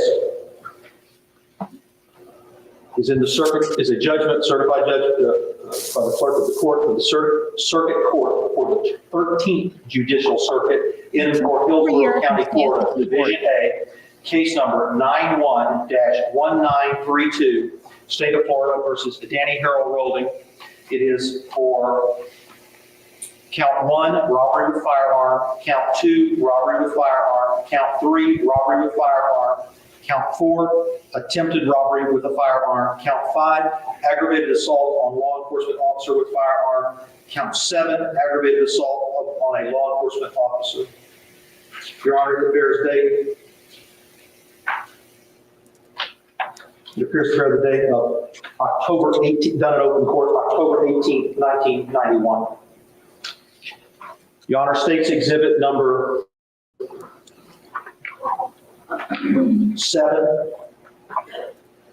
would be a certified judgment from the United States District Court for the Northern District of Florida for the Gainesville Division in case 1-01023-001 United States of America versus Danny Carroll Rowling. Oh, he did have a federal. It is a conviction, Your Honor, for armed bank robbery. The case was concluded August 27th, 1990. However, Your Honor, excuse me, that's incorrect. Let's write that. The case was concluded further, Your Honor. This is a resentencing judgment bearing date August 26th, 1993 from a 1991 case.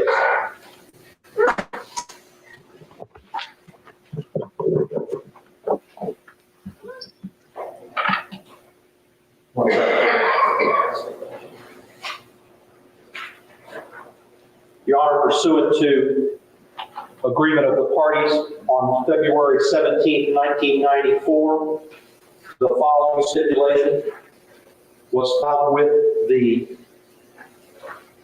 this court in this case number.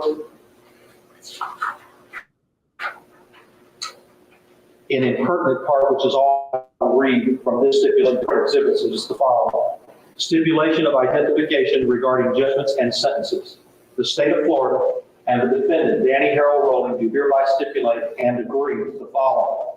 That Danny Harold Rowling, the defendant in this case, and the person present in court is the same Danny Harold Rowling that was convicted in the following cases. 1. Muskogee, Georgia Superior Court, case number 41647. Number 2, Montgomery County, Alabama. Number 3, Hinds County, Mississippi Court, case number A-766.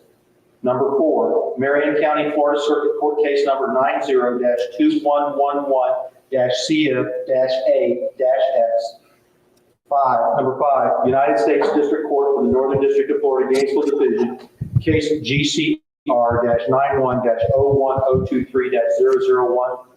And Hillsborough County, Florida Circuit Court case number, 6, Hillsborough County, Florida Circuit case number 91-1932A. That was signed and filed with this court. It was signed by Mr. Rowling, by Chief Assistant Public Defender John Kearns, and by myself, a state attorney, and filed with this court on the date of reference. At this time, Your Honor, the state would also, the court knows that the judgments have all been reviewed by counsel, and in a conference with the court, each of these judgments has been redacted in accordance with the court's direction. I would like to pass these to the jury. For purposes of publication, I will start number 1, and I will hand them out consecutively going to the last one on minutes. Please take the judgment. May it please the court, that publication process having been completed, the state would call its first witness, LeGrand Hewitt.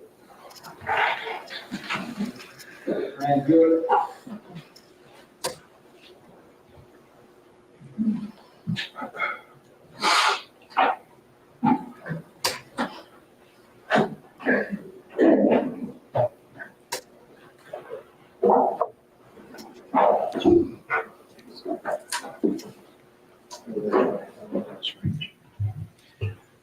Do you swear or affirm that the evidence you're about to give will be the truth, the whole truth, and nothing but the truth?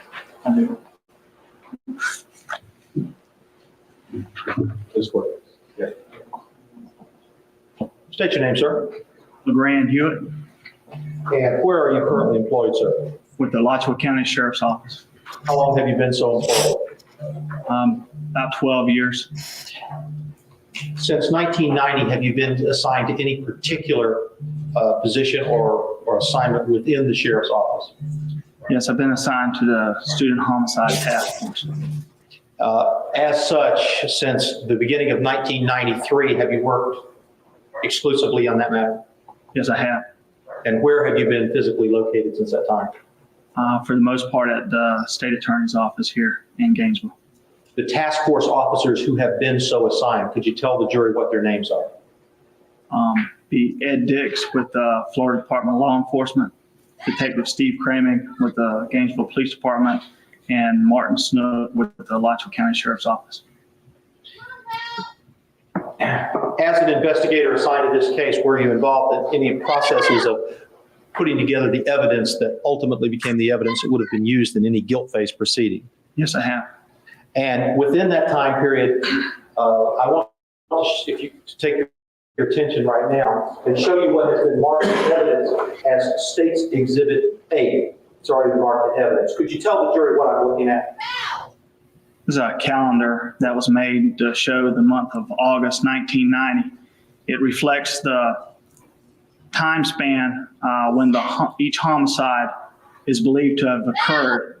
Also, the dots on the calendar reflect at the times the bodies were found, and the one square represents the time the campsite that was Danny Rawlings was found. Now, the information that you use in part to detect the times that are represented at the times the particular crimes occurred, from whom did you gather that information? From the defendant, from the times that people last saw the victims and the times that the victims were found. And when you say from the defendant, who was the defendant that you got this information from? Danny Rawlings. Looking at this time period of August 1990, are you aware of the times during which, the time in which Danny Rawlings arrived in Gainesville, Florida, and the time in which he departed Gainesville, Florida in August of 1990? Yes, I am. What date did he arrive in Gainesville, Florida? On August the 18th. From where did he arrive here? He came from Sarasota, Florida. What day did he depart Gainesville, Florida? August the 30th. Yeah, pretty much. I want to show you now something that's been marked for identification purposes and ask you if you recognize that. Yes, sir, I do. And what is that, sir? This is the motel receipt from the University Inn. And that motel receipt, was that gathered by the task force? Yes, sir, it was. And that particular receipt, sir, does it bear any specific dates? Yes, sir, it does. Does it indicate the name of the person who is on that receipt? Yes, sir. And who is that individual, if you ever get it out of there?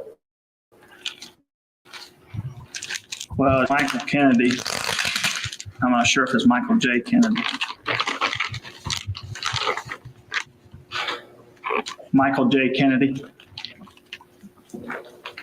To your knowledge, has that document ever been processed? Yes, it has. By whom? The Florida Department of Law Enforcement Regional Crime Lab in Jacksonville, Florida.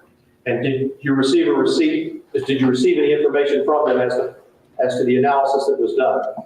Yes, handwriting analysis was done at the lab, and it showed that Danny Rawlings wrote the words on this document. Your Honor, the state would move as what was previously marked for identification purposes as B into the evidence, to B into evidence as state exhibit number 9. Okay, no, so what?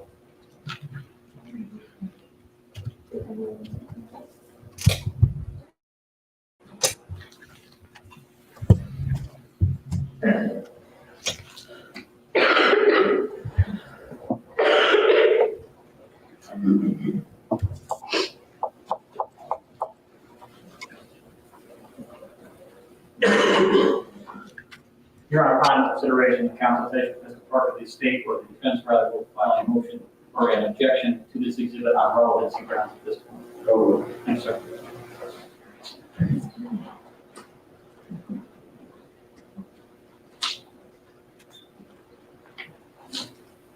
No further questions. We will recall this witness. No further questions at this time, Your Honor. No, yes, sir. You swear or affirm that the evidence you're about to give will be the truth, the whole truth, and nothing but the truth? I do.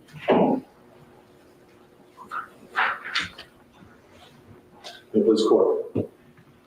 State your name Cindy Barnard. and your current employment. I'm a special agent with the Florida Department of Law Enforcement. How long have you been so employed? Since September of 1986. In the course of your employment, have you ever been assigned with any events occurring in Gainesville, Florida? Yes, I was assigned to the Gainesville Student Homicide Task Force. And if you could, when did that assignment take place? Beginning on August 28th of 1990. And how long did you stay involved in that investigation? For approximately 18 months total. Agent Bernard, I want to address your attention now to a certain time period, a certain part of your function. Were you ever assigned to investigate any any activities of Danny Rowland prior to his coming to Gainesville, Florida? Yes, I was. Can you tell this jury, how was information developed about where he was prior to coming to Gainesville, Florida? The easiest way to explain, there was a gun seized from the bank robbery campsite here in Gainesville. That gun was traced back through previous owners to an individual in Sarasota, Florida. We talked to him. He advised us he had sold it to an individual by the name of Robert Ford, who in turn told us that he had sold it to an individual who identified himself as Michael Kennedy. Were you able to find out who the person who identified himself as Michael Kennedy actually was? Yes, we determined that that was actually Danny Rowland. How did you do that? Mr. Ford was able to identify Mr. Rowland from a photographic lineup. Your Honor, I'm going to object to the describing this witness' testimony around the relevance. Your Honor, if I can respond, we're about to establish where a weapon was purchased that we think is relevant to the issue of cold calculated and premeditated. The weapon that was, I think you said a weapon was purchased. What was purchased in Sarasota? That was a Taurus 9mm semi-automatic handgun. And can you tell this jury the date on which the Taurus 9mm handgun was purchased? It was on approximately July 28th or 29th of 1990. How do you know it was one of those 2 days? Robert Ford advised me of that.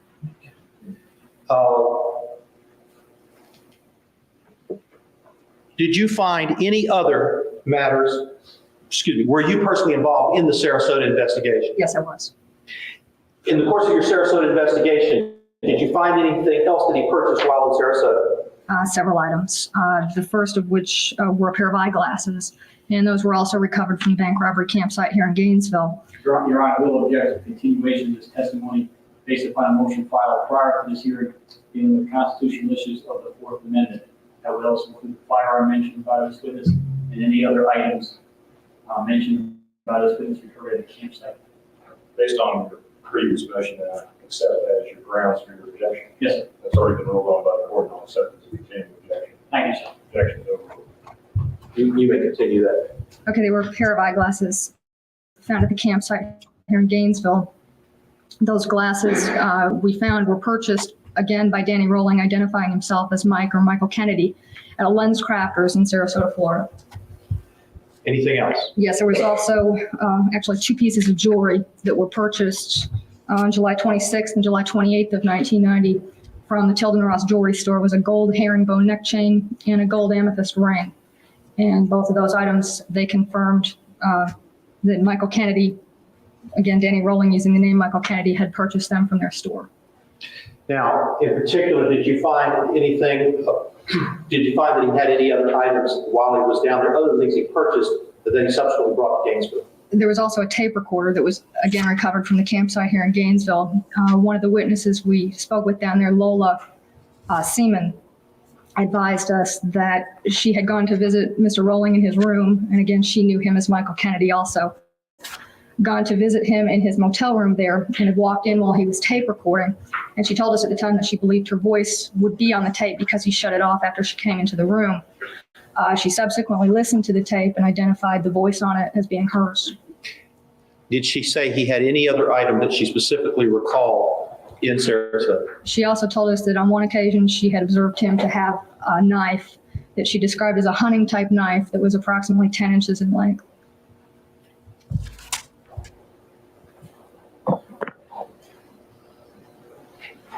Not further this witness, Your Honor. No problem. You have a question. Accept that. Mr. State your name, sir. My name is Frank Troy. I'm a special agent with the Florida Department of Law Enforcement. How long have you been so employed? With FDLE, 26 years. With the Broward Sheriff's Office, 7 years, giving me a total of 33 years. In the course of your assignments with the Florida Department of Law Enforcement, have you ever been assigned to work in conjunction with any cases in Gainesville, Florida? Yes, sir, that is correct. I was assigned to the Gainesville Homicide Task Force on September 1st. Okay, I found it in my notes. He killed in, oh, I just lost it.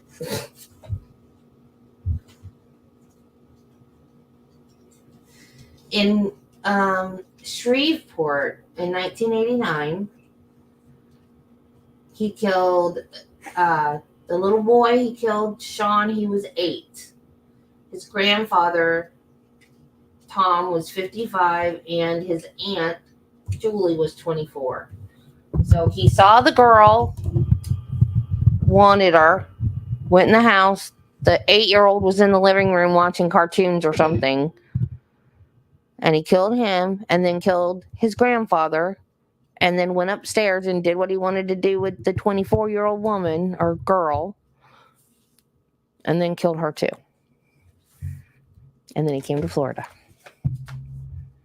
Well, the next year he came to Florida.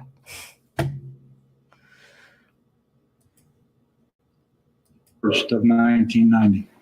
In the course of that investigation, before I move to that, how long were you involved in that investigation? Approximately a year at that particular time. And then later on, after I went back to regular assignment, I was given another assignment that assisted the task force. Where are you housed? Currently, I'm assigned to the Miami office of the Division of Criminal Investigation, Department of Law Enforcement. In 1993, where were you?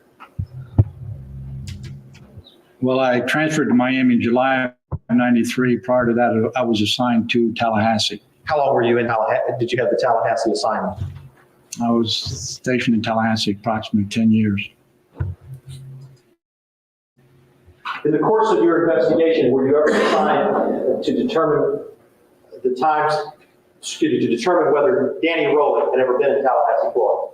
Yes, sir. On or about February 25th of 1991, I went to Tallahassee from Gainesville and conducted a series of interviews at various motels and restaurants in an effort to determine whether or not an individual by the name of Danny Rowling, the defendant over here,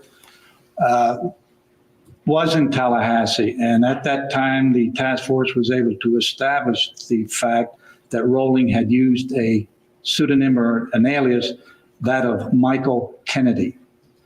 And during the course of my investigation, I was able to determine that a Michael Kennedy stayed at the Travel Lodge in Tallahassee, situated in the 600 block of West Tennessee Street in Tallahassee. Okay, if I could, approach the witnesses, about to run off and leave here. I'm going to ask you if you will examine what has been marked for identification purposes as State's Exhibit C. And if you wish to indicate to the jury what that is, if you can identify it, you're welcome to open it. Does that bear any of your markings on it, sir? Or any you recognize, I guess I should ask. It's my handwriting. Okay. Has my name on it. Could you tell us what that exhibit is? Go ahead and pull it out.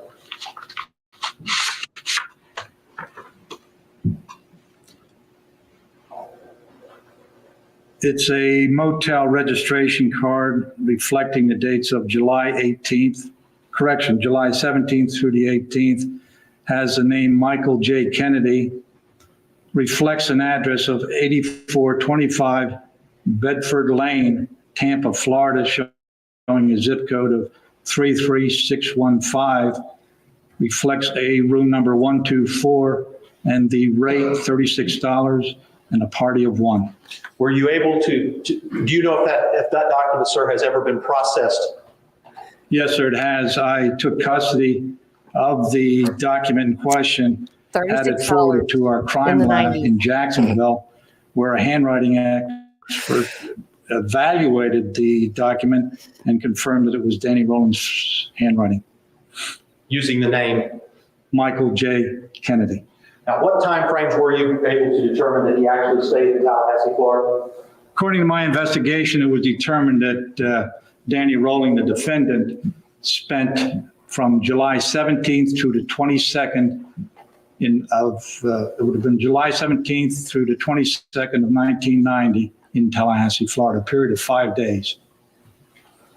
May I approach, Your Honor? Your Honor, the state would move that which has been marked for identification purposes in State's Exhibit C into evidence as State's Exhibit 10. Okay.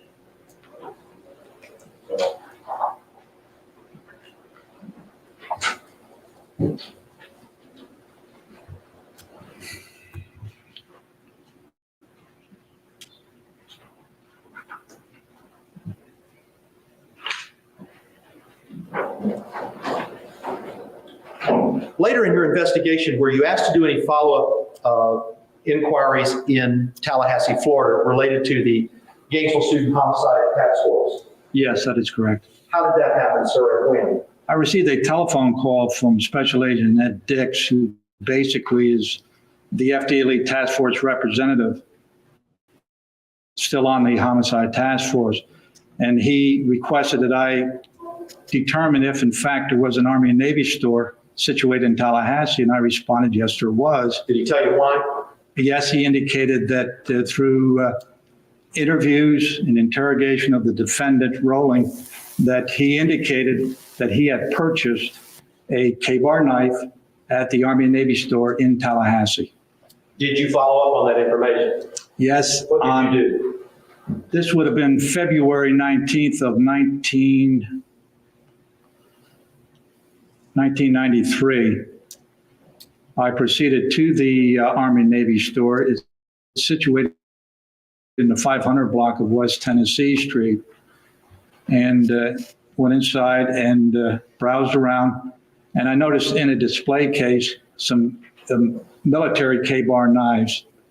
I introduced myself to the manager, a young lady by the name of Beth Norman, indicating that I wished to examine one of the knives. And after examining the knife, I asked her if she would check her records and determine whether or not she had initiated a sale of a similar knife, a K-bar knife, during the period of time that Mr. Rowling, or the defendant Rowling, was in Tallahassee, that being the time period of July 17th through the 22nd of 1990. Were you able to find whether or not such a sale had been made? Yes, after Ms. Norman examined her receipts, so on and so forth, she indicated that a sales transaction had taken place on July the 18th. That's the day after Rowling arrived in Tallahassee, July 18th of 1990, that she sold one K-bar knife. Can you approach it, Sean?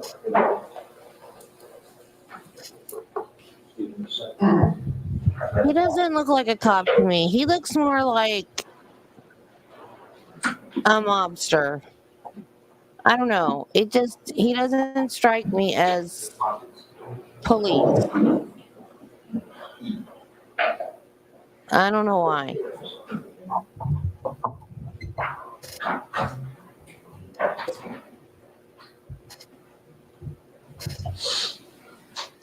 Agent Troy, I'm going to show you what's been marked for identification purposes as State's Exhibit E.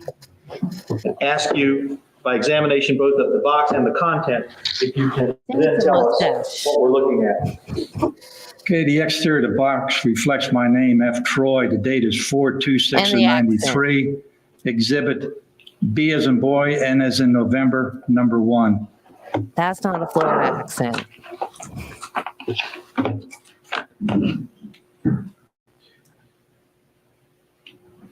Is that the actual knife? I thought they didn't have the actual knife. No gloves.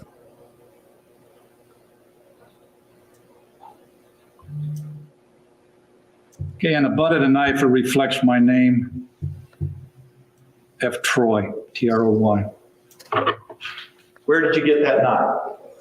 The knife was purchased by myself at the direction of Special Agent Ed Dix Okay. on or about April 26 of 1993. Why did you purchase that knife? Because this is the knife that Mr. Rowling indicated that he had utilized during the commission of the crimes. And were you able to confirm that that was the knife sold? That is correct.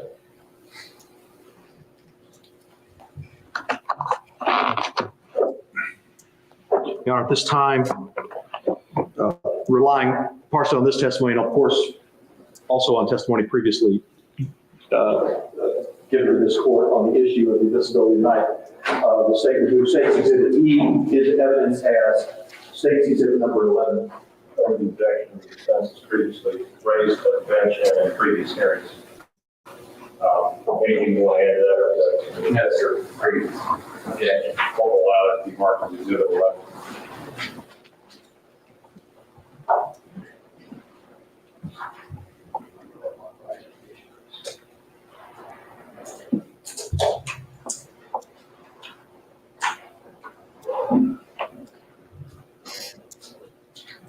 Oh yeah. Like I probably wouldn't have gone to his trial, but like I didn't know when his trial even was. I knew when he Just was follow up engaged on and that, all that was happening, but I had no idea when he Troy, went would you to see if trial. you I didn't know recognize about any of this back what has then. been marked for identification purposes as State's Exhibit F. Yes, this is a receipt from the Army and Navy store in Tallahassee, Florida, 538 West Tennessee Street. Reflects the transaction of a K-bar knife on April the 26, 1993 to FDLE, and it has my signature in the bottom. The receipt number is 122958. And that's the receipt for the knife that's just been put in evidence. That is correct. And that's the store address for the knife that's just been placed in evidence, where you bought it. That is correct. I'd like to have it moved in evidence, Your Honor, as 12. Well, they told like the families of the victims and stuff, but like the general public, like what we knew when he got caught, but as far as trial and the other stuff, and we knew when he was executed.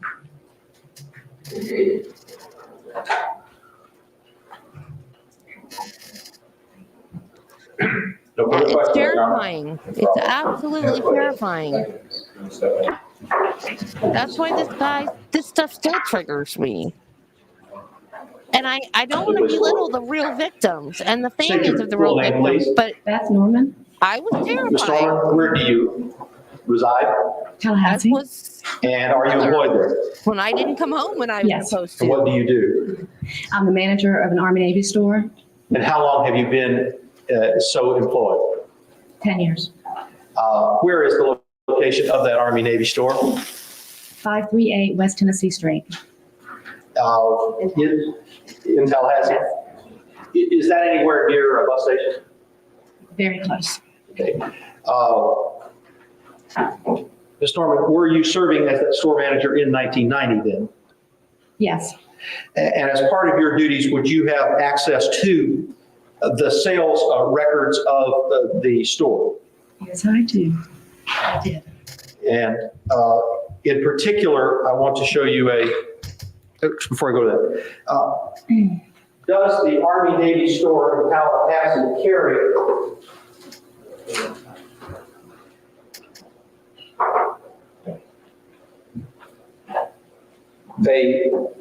USMC K-bar knife?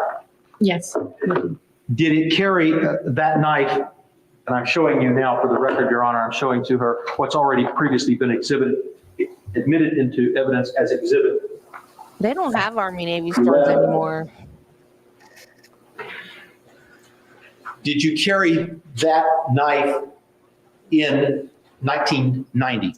Yes, we did. Do you know Agent Troy? Yes, I do. Did he ever request you to do anything in relationship to checking your records? He asked me to go back through the records in July of 1990 to see if I had sold any knives, just basically any knives. and I found that I'd sold this knife.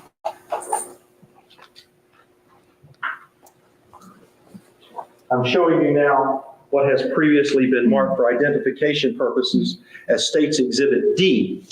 And I want to ask you if you can identify that document. Yes. And that document, what is it? It's a sales receipt from my store with my handwriting saying a K-bar knife was sold on the 18th of 1990 in July. Yeah, now, it also indicates cash. I know this sounds obvious, but for the record, tell me what that tells you as a store manager. They paid with cash. Now, the writing of K-bar, is that your writing? It's this. How would we know that this K-bar is the same as the K-bar that was, type of K-bar that was sold right over there? It was the only K-bar knife we carry or carried at that time. We don't, that's the only one, and the price. So by the combination of this price and this, your writing, you would know that that knife was, that a knife of that type was sold on this occasion. Yes, I do. Now, the date here, however, was it actually written by you? No, it was not. By that I mean contemporaneous with the event, did you write that on? No, I did not. Were you able to determine that date was correct? Yes. Would you tell this jury how you know that this sale was made on the 18th of July, 1990? Our register sales receipts on the register, everything is dated, and all of our receipts showed that was the date. So the 7/18/90 was added after you had matched this against your sales receipts? Correct. And was that added by you or someone else? Someone else. And who added that? Frank Troy, I believe. Okay. And were you the person who checked those sales receipts to see that this purchase matched the register receipts of that RV-Navy store? Yes, I was. I found out about this guy on Good Morning America. States. That's when I went, oh crap. States Exhibit D, and the evidence as States Exhibit 13. Okay. Just one second.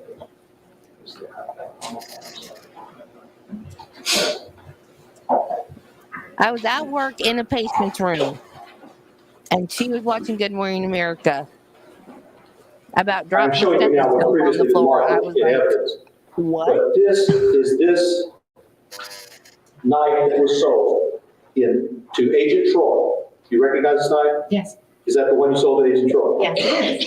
Is this knife the same as the knife, a duplicate, if you will, of the knife that was sold on that cash receipt that's been put in evidence? Yes, it is the exact same replica of the knife that I sold.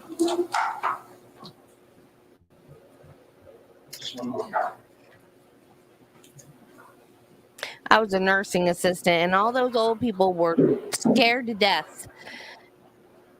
And how do you tell people that are afraid of a serial killer that you're not in his demographic? But we were If you like, know, you're when you post out the bus fine. station, is there a travel Get in light there? here. Same, next block over. No further questions of this witness, Your Honor? No questions.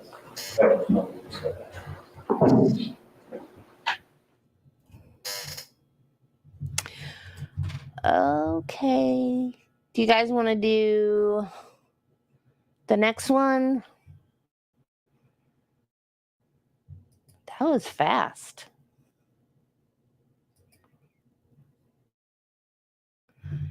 That was a fast 40 minutes.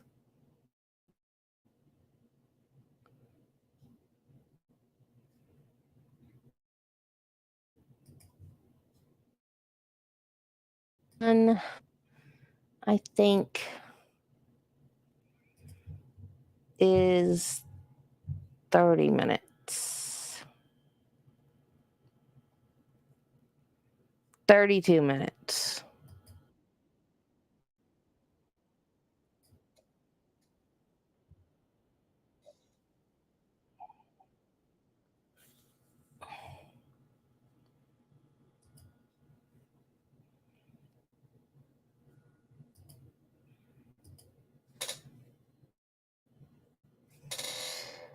So are we good for another half an hour? And then we'll do more tomorrow?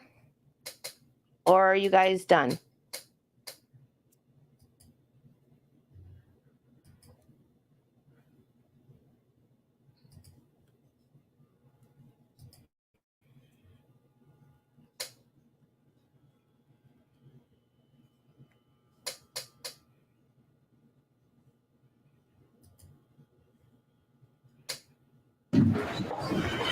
May it please the court? Yes, sir. Would you state your name, please? Scott Lyon Henready. Mr. Hanratty, how are you? What's your occupation? I'm a student at the University of Florida. What year are you in at this university? I'm a senior. Back in August of 1990, were you a student at that time? Yes, I was at Santa Fe Community College. What year were you in August of 1990? I was a first semester freshman. Had you been to either Santa Fe or the University of Florida as a student prior to August of 1990? No, I hadn't. Before coming to Gainesville in August of 1990, where did you live? Pompano Beach, Florida.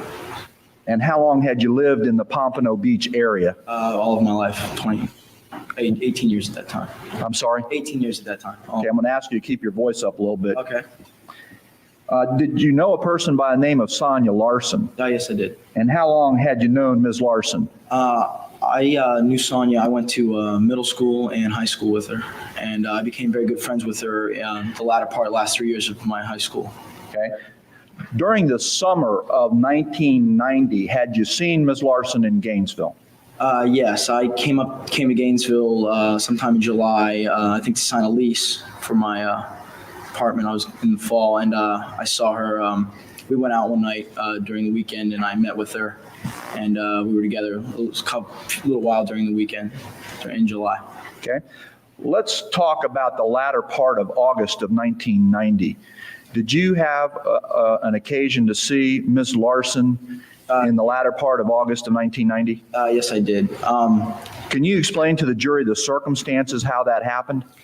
I came to Gainesville Saturday to move into my apartment for the fall semester. Saturday, I'm not sure what date. Saturday, the week before of the first semester of school. And I knew that Sonia was coming to town that Thursday of that week. And how did you know that? I had called, actually Wednesday night, I called home to a friend of mine, and she just met with Sonia and told me that she was coming up the following morning. Okay, and this would be Thursday morning now? Yeah, she's leaving to come up here Thursday morning from down home. Okay. And I knew she'd be in about noon, and I went with one of my roommates. We went to get a haircut, and the gentleman told us that we'd have to come back at 5 o'clock. So at that point, we were on our way home, and I decided, why don't we go by Sonia's apartment? Let's see if she's home yet. Who are you with? I'm with my roommate, Brian Olden. Okay. So we decided to drive to Sonia's house. I'd say it's about 3:30 in the afternoon on that Thursday. And as we turned down the street of Williamsburg, I had never been there, so I didn't really know where I was going. I turned down Williamsburg, and I ran into her coming out of the complex in her CRX. Okay. Were you familiar with her car? Very familiar, yes. And why was that? She had it in high school throughout. Only car I've known she's ever had for 3 years. I've been in it many times. You were in it many times? Yes, I was. Okay. Was she with anyone at that time? Yes, she was with Christina Powell. Okay. Had you ever met Ms. Powell? No, that was the first time I've ever seen her. Okay. We had a little. Where did you actually meet? We met in the road, actually outside of Williamsburg on the public street there. Okay. And we had a short conversation. Were you both in your cars? Yes, we never left our cars. Just parked like this in the middle of the street. And they said they were going to get something to eat. And we decided, okay, we'll join you. So we all decided we'd go to Chili's restaurant on Archer Road to have lunch. Now, did everyone go? Yes, it was four of us. Could you identify who went? Brian Olden, myself, Sonia Larson, and Christina Powell. Okay, approximately what time was this? We were there it's about 4 o'clock, a little before 4 o'clock on Thursday. All right. Did you both go in separate cars? Yes, we did. We drove from there to U-turn. I followed her there, and we parked out in front of Chili's and went inside. Okay. Did you in fact have lunch or dinner, whatever the case may be? Yeah. We all ordered food, drinks, conversation. Generally, just briefly, give us what kind of topics were being discussed there. We just discussed we're all college freshmen, except for Brian, and about moving away and coming to school, and problems with I got to pay my phone bill, how to get to school. They were talking about getting the apartment together. We were talking about we had a good time this week that we've been here, and just the upcoming semester. It was a very light conversation. It was fun. It was a good time. On what note did the conversation end? Well, we decided we had me and Brian had for an appointment to get our hair cut that evening. We meaning who?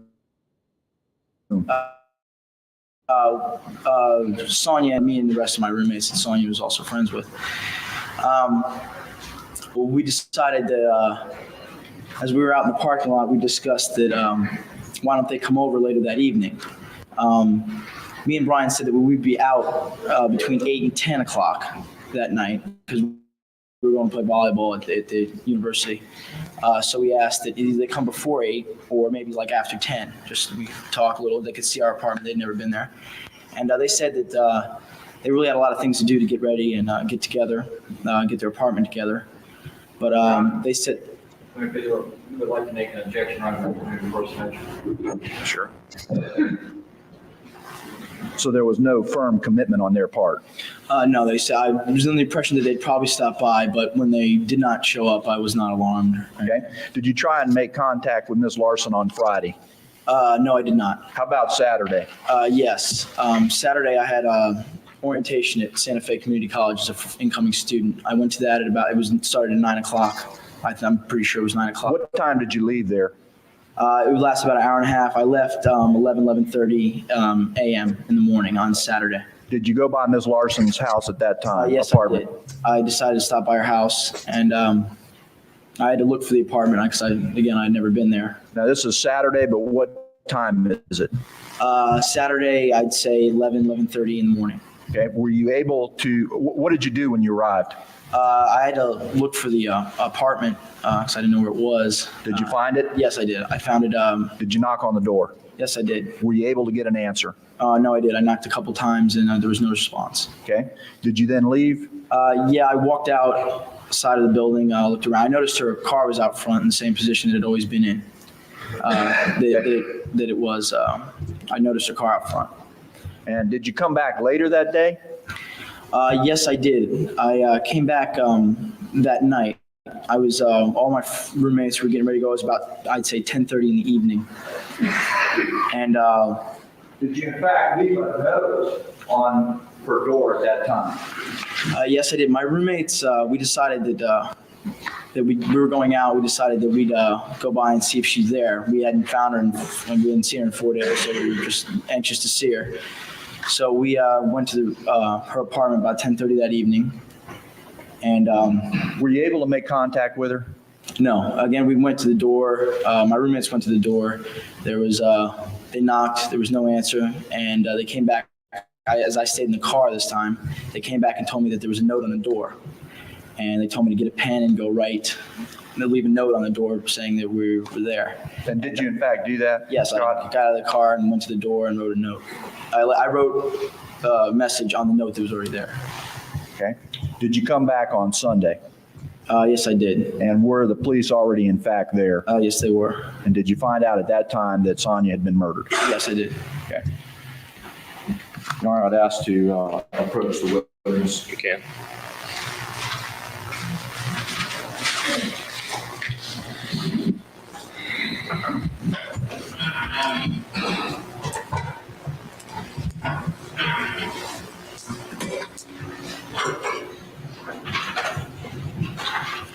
Stand right, let me show you, excuse me, just a minute.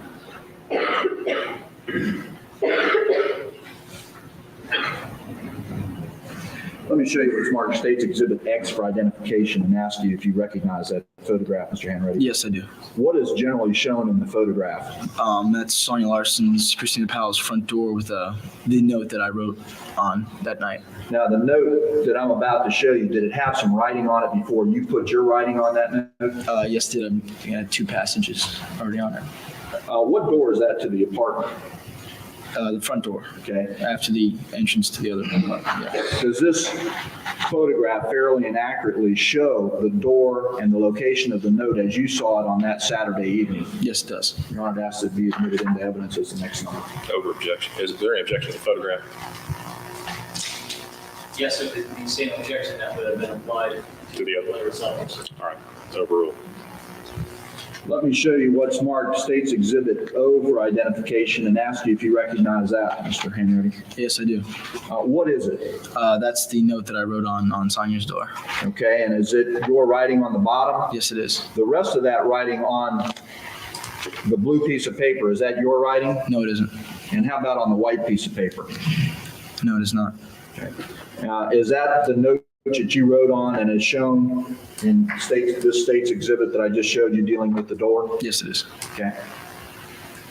Your Honor, I ask that it be admitted into evidence as the next number. Composite or separate? They're separate. All right. Whatever the next two numbers. 14.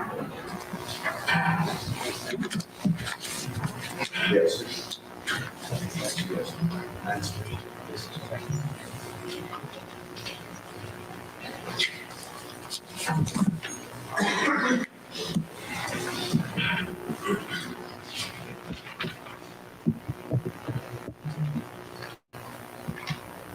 And after, on Sunday, when you came back and met with the police, you explained to them what you've explained to the jury. Yes, I did. Just a moment, please. No more questions, Your Honor. Questions from the defense? No questions at this point. Thank you, sir. You may step down. State your name, please. Raymond Barber. And how are you employed? I'm a police officer for the city of Gainesville. And how long have you been employed in that capacity? 10 years. Were you so employed back in August of 1990? Yes, I was. And what assignment did you have back then? I was a patrol officer assigned to answering calls on a shift. Okay. It's another Paisley Referring tie. back to Sunday, August 26th of 1990, did Paisley you was respond big in to the a 90s. call at Williamsburg Apartments? Yes, I did. Approximately what time of day is it? It was late afternoon, just prior to my getting off shift, I think around 3 o'clock, something like that. I don't know the exact time. Did you respond to that location? Yes, I did. And what happened when you arrived? I was instructed by the radio to meet with a maintenance man at the apartment complex for some type of problem. Okay, and once you got there, what developed? When I got there, I the maintenance man contacted me, Mr. Rock, and he informed me that he had a set of parents with him, and they were concerned about their daughter. She hadn't telephoned him or called him, and they were down looking for their daughter. And basically, it was a well-being check, is what we would call it. What did you do in response to that, Officer Barber? Gainesville's up from pumping. Was with Mr. Rock, and he said the reason that I was called there was whenever they go into an apartment under these type of circumstances, they like to have somebody with them. It was just their company policy. So we tried several sets of keys that he had on his key ring, master key ring for the apartment in question. Which door were they tried on? It's a townhouse style apartment complex. I believe it was 113 was the number. We tried as you go in the front door, the public door, there's a little landing, which is a first door, the main door. We tried them on that door. We went upstairs. I'm going to stop you there and show you State's Exhibit 14 and ask you if you recognize that photograph. Yes, that's a door symbol. 113 is the door. And it's got some notes on it. Yes, there's some notes taped to the door. Did you see them on that day? Yes, I That did. Sunday? Yes, I did. Does that show that those notes as you saw them back on that Sunday? Yes. Okay. You tried the keys. What did you do then? We tried the keys in that door. Then we went upstairs. There's this outside stairs right adjacent to that door, which leads to an upstairs bedroom with another door on it. And we tried the keys in that door. Okay. And they didn't work. So then what did you do? Then we went back downstairs, and Mr. Powell's with us, the young lady's father. We went back downstairs and went outside to the rear door. There's a landing that you can get to this building, to this apartment from the rear of the apartment complex, and we tried the keys in that door, and it didn't work. What did you do at that point? At that point, I asked him, I says, the door itself has a knob on it, but that knob does not have a locking device on it. It's just a knob, like a closet door would have with no lock. But above it was a deadbolt lock. And I asked him, I says, would you like me to break out a small pane of glass and I'll reach inside and see if we can unsecure the door by the deadbolt? And he goes, yes, I'll pay for the whatever damage. The father's saying that, the maintenance man says it's okay, and the father says, I'll pay for whatever damage is to the door. And we do that, and I reach my hand inside, and it's a double key deadbolt. It doesn't have a latch to work on the inside, and it appeared that the door was locked. I tried the knob and pulled on the door, weird. and it was Well, I guess wouldn't open. not. Let me show you what's marked State's Exhibit That would be safe 2A for an for apartment identification. building. Ask I if guess you it's not recognize weird. that photograph. Yes, I do. It shows the pane of glass that I broke out with my stick and where I reached my hand in, and the type of knob I just described, the doorknob. Does that photo fairly and accurately show the back door after you had in fact knocked out a portion of the pane of glass on Sunday, August 26th? Yes. And Your Honor, I've asked it be admitted into evidence. Well, I had a brain fart too, because I was thinking Panama, and then I was like, no, I mean Palm Beach, and I was like, no, it was Pompano Beach. And I was like, wait, did I just mess up? 265P-017, 2A for identification. 6 admitted.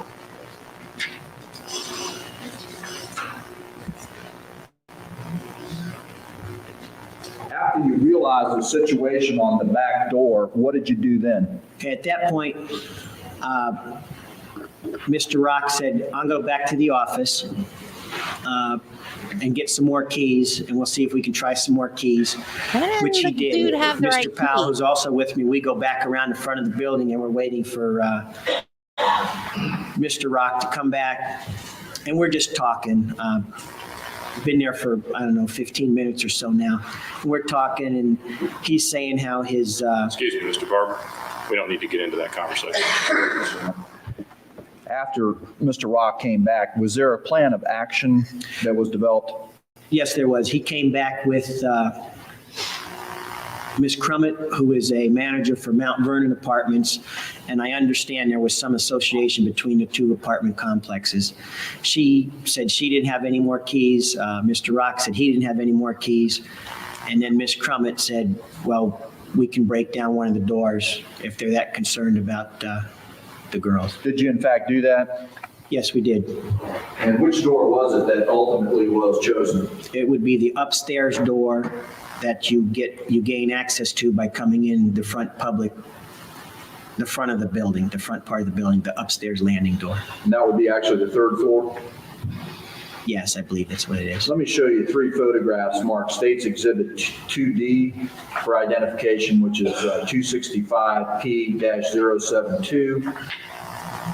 State's Exhibit 2E for identification, which is 265P-074. And State's Exhibit 2B for identification, which is 265P-075. And see if you recognize these Okay. 3 photographs. So not too much of a brain fart. All right. Yes, I do. The first 1:30 on one that you Wednesday. handed me is the landing that comes up, which is open to the public, or it's a public type Stairwell. landing, stairwell. And it's an outside picture shooting towards the door, which is the door that we knocked off or broke into. And does that fairly show the door after it was entered by you and Mr. Rock back on August 26th? Yes, it does.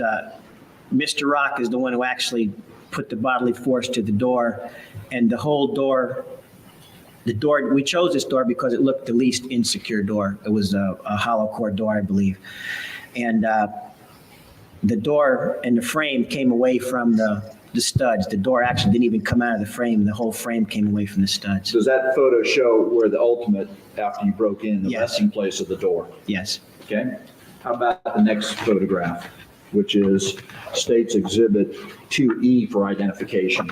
This photograph is the one that you would, as you're looking at the door, at the same level of the door, looking like you would approach the door to go in. Again, And does it's that the show same. the relative position that the door ended up in? Yes. Does it fairly and accurately show that as you found it Yes. and as saw the damage that was done to the door? Yes. Okay. How about the next photograph, which is State's Exhibit 2B for identification? This is the way the door would be seen after the damage that we had done to it, breaking into the apartment from inside the room, inside the bedroom. Okay. What's the position of the chain in reference to the frame on the door? It is secured on the door. And was it that way after it was broken into? Yes, it was. Okay. Does that photograph fairly and accurately show what you found back in the damage to the door that was created back on August 26, 1990? Yes, it does. Your Honor, I'd ask that all three of these photographs be admitted into evidence at this point. That would be 2B, 2E, and 2B for identification.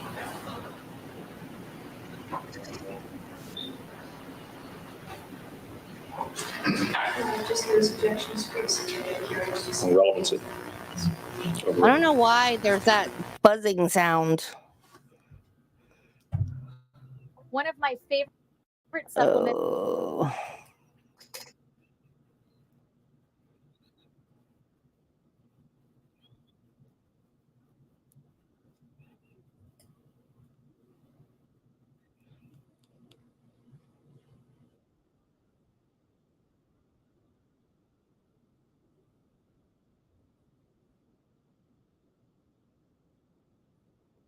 Well, that didn't help, did it?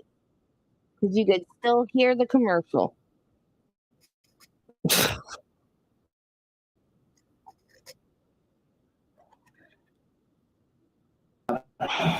Again, I was behind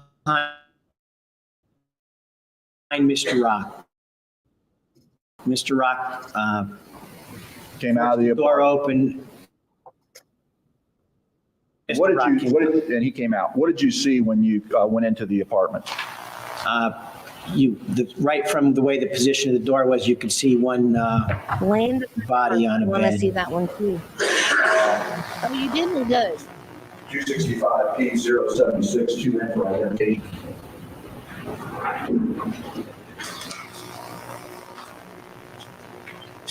I hate the buzz. I don't know how to get the buzz out. I don't know how to audio mix anything. Let me show you 2N for identification. See if you recognize what's in that photograph. Yes, I do. What's shown in that photograph? It's shown a white female laying on a waterbed with her arms over her head and a large amount of blood over the sheets.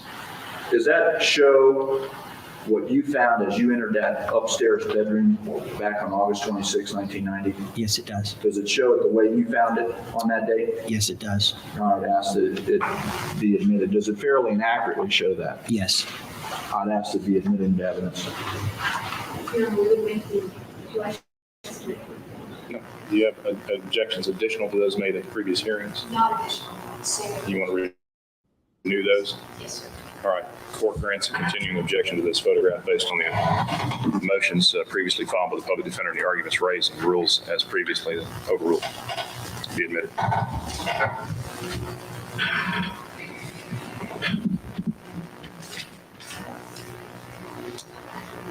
What did you do after you entered the apartment and saw the young lady upstairs? Okay, Ms. Crummett was on the steps with us also. I instructed her to stay right on the steps because I was by myself. I was the only officer there. Stay there. Don't let anybody else in the apartment. I went in and cleared the apartment by myself. Went through the upstairs, went downstairs, and when I went downstairs, I observed a second female lying on the floor in the living room. When you say clear an apartment, what are you referring to? I was referring to a conversation that I had earlier with the father. I had knowledge of possibly 3 girls living in the apartment at this time. I already observed one body. At that point, my fears were raised up. There possibly may be more if somebody else is injured or something in the apartment. And that's why I cleared the apartment to see who else was in the apartment. All right, sir. ME 166-8 states exhibit 2T for identification.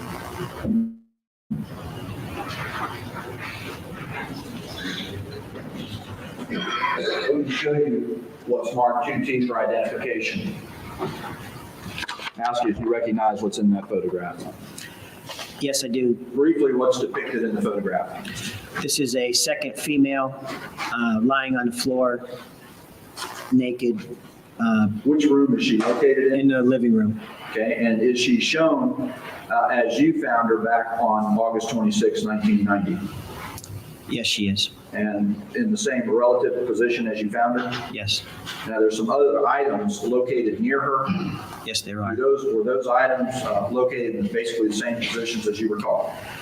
Yes, I did not touch any items or anything that was around anything in the apartment. I can't specifically say what the items were when I went in at the time, but I didn't touch anything of any of the items that were around or near anything. Does that photo fairly and accurately depict the young lady as you found her on the floor there in the living room on August 26th? Yes, it does. All right, it has to be admitted into evidence. Sure.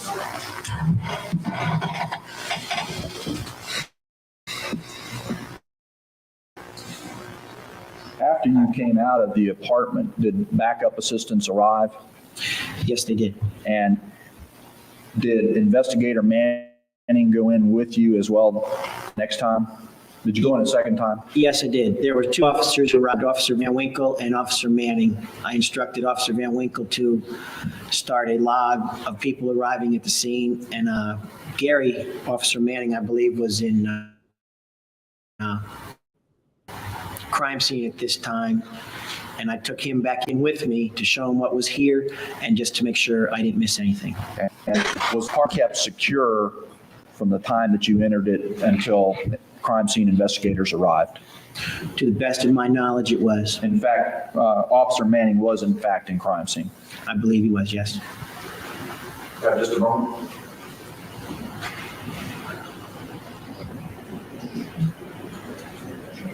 Your Honor, this time I'd ask you to publish the pictures that have been introduced into evidence to the jury. You may.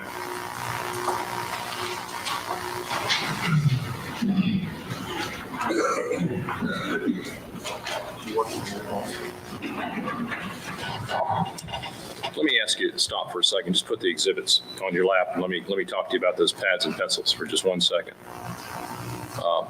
Note-taking, again, is a subject of some controversy in judicial circles. I allow it.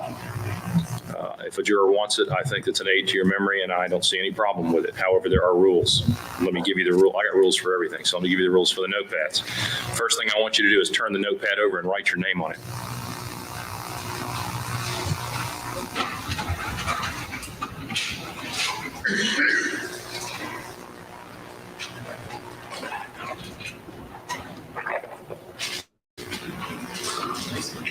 Now, let me tell you why I did that. Again, remember I asked you not to discuss and directed you not to discuss this case prior to the time that you are actually allowed to do that. Reading each other's notes would be a form of discussing it. So that's why I ask you to keep your notes uniquely. What I'm going to do is this. During a recess, when we take a recess, I want you to put the notepads on the floor in front of your chair. Don't take them back to the jury room. You can take notes anytime there's an evidentiary issue. During closing arguments, for instance, I'm not going to let you take notes because it's not evidence. During the jury instructions, I'm not going to let you take notes because it's not evidence, it's the law. Anytime during these proceedings, you may take any notes that you want. Let me remind you of 2 things about those notes. One is that they are an aid to your memory, they are not your memory. All of us take notes differently. Some of us don't take notes at all. The fact that you take copious notes or a few notes doesn't mean that your notes are better or worse than somebody else's notes, just like it doesn't mean your memory is better or worse than somebody else's memory. This is a tool for you to use. And you may use it, and when you go back to retire to deliberate, you may take your notes with you. That may assist you in discussing with other jurors what you think is important. And it's an aid to your memory. Just like you rely on your memory, you can rely on the notes. Let me caution you about one other thing.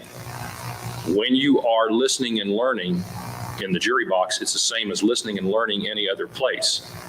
The fact of what you hear is not the only means by which you learn something. You also watch people, you watch their demeanor, you take things in context, and I suggest to you that the interactions you have as a juror, even though you're not speaking back with people that you are observing, as important as it is in everyday life when you watch and learn about people by the way they do things as well as what they say.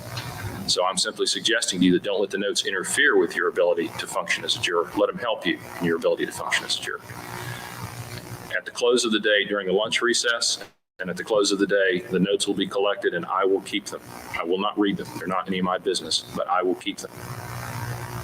And after these matters are over, I will collect them and I will keep them.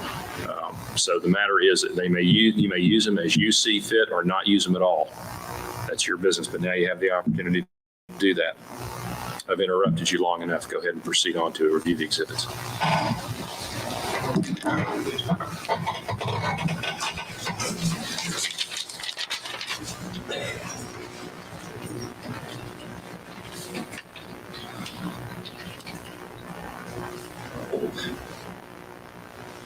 I've been asked one of these questions by the jurors, and I'm going to publish this one. It says, do we need to keep the photos from the camera? The camera's got nothing to do with what you do. Don't worry about it. Don't pay any attention to it. Just do your job, and don't worry about protecting anything or covering up anything or anything else. That's not the function of a juror. You go ahead and review these matters.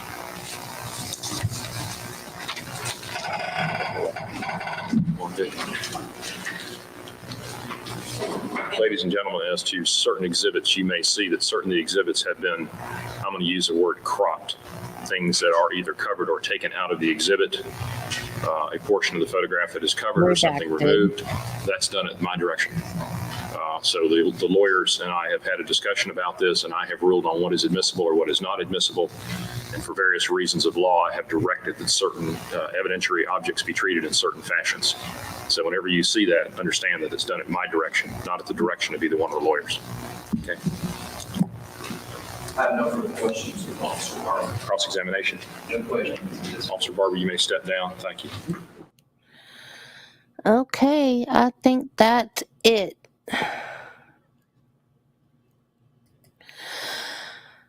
Okay. Yeah, they've been showing the jury here and there, which is weird. I don't know the judge's name, but I'll find it for you. I need to go lay down because I'm in a lot of pain. So tomorrow at 10, is 10 too early or is 10 a good time?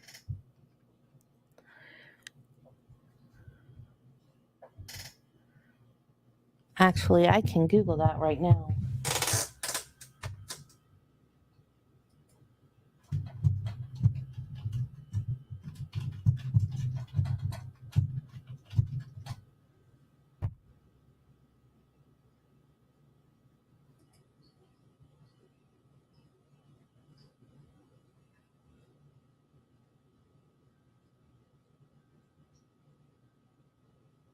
Stan Morris.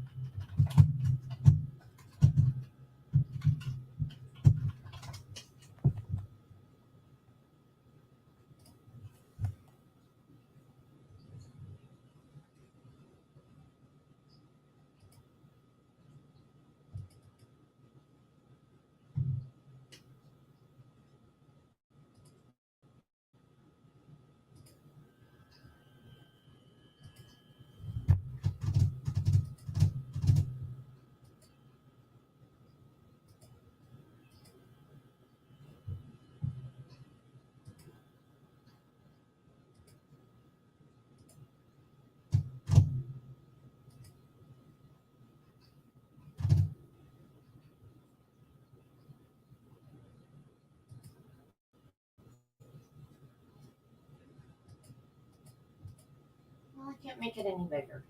He's right there. Stan R. Morris. That's a picture of now. It looks a lot different now. 10. Okay. So 10 o'clock tomorrow. Thank you guys for showing up. I appreciate it. That was not as bad as I thought it was going to be, although it will probably get much worse before it's over. I almost cried during opening statements, but this is the only one that does that to me because it's personal. Because, like, you know, when the one guy was talking about they went here and they did this and went there and did that, you know, like, I can picture that in my head because I know exactly where they are, you know. So it's personal for me, you know. And like the Walmart thing, like that he went in the Walmart and stole from that Walmart. Like, I have been in that Walmart so many times and I didn't even realize that he had been in that Walmart too. Which, it's not there anymore, but still. I don't know. It's just, I don't know how to explain it, you know, and like I always say, and I'm going to continue to say, I'm not belittling the real victims, but that, you know, that man terrorized me too. So, okay. So, I'm thinking it's longer than I thought it was going to be. I thought, oh, penalty phase, it won't be long. It'll just be, you know, a few days.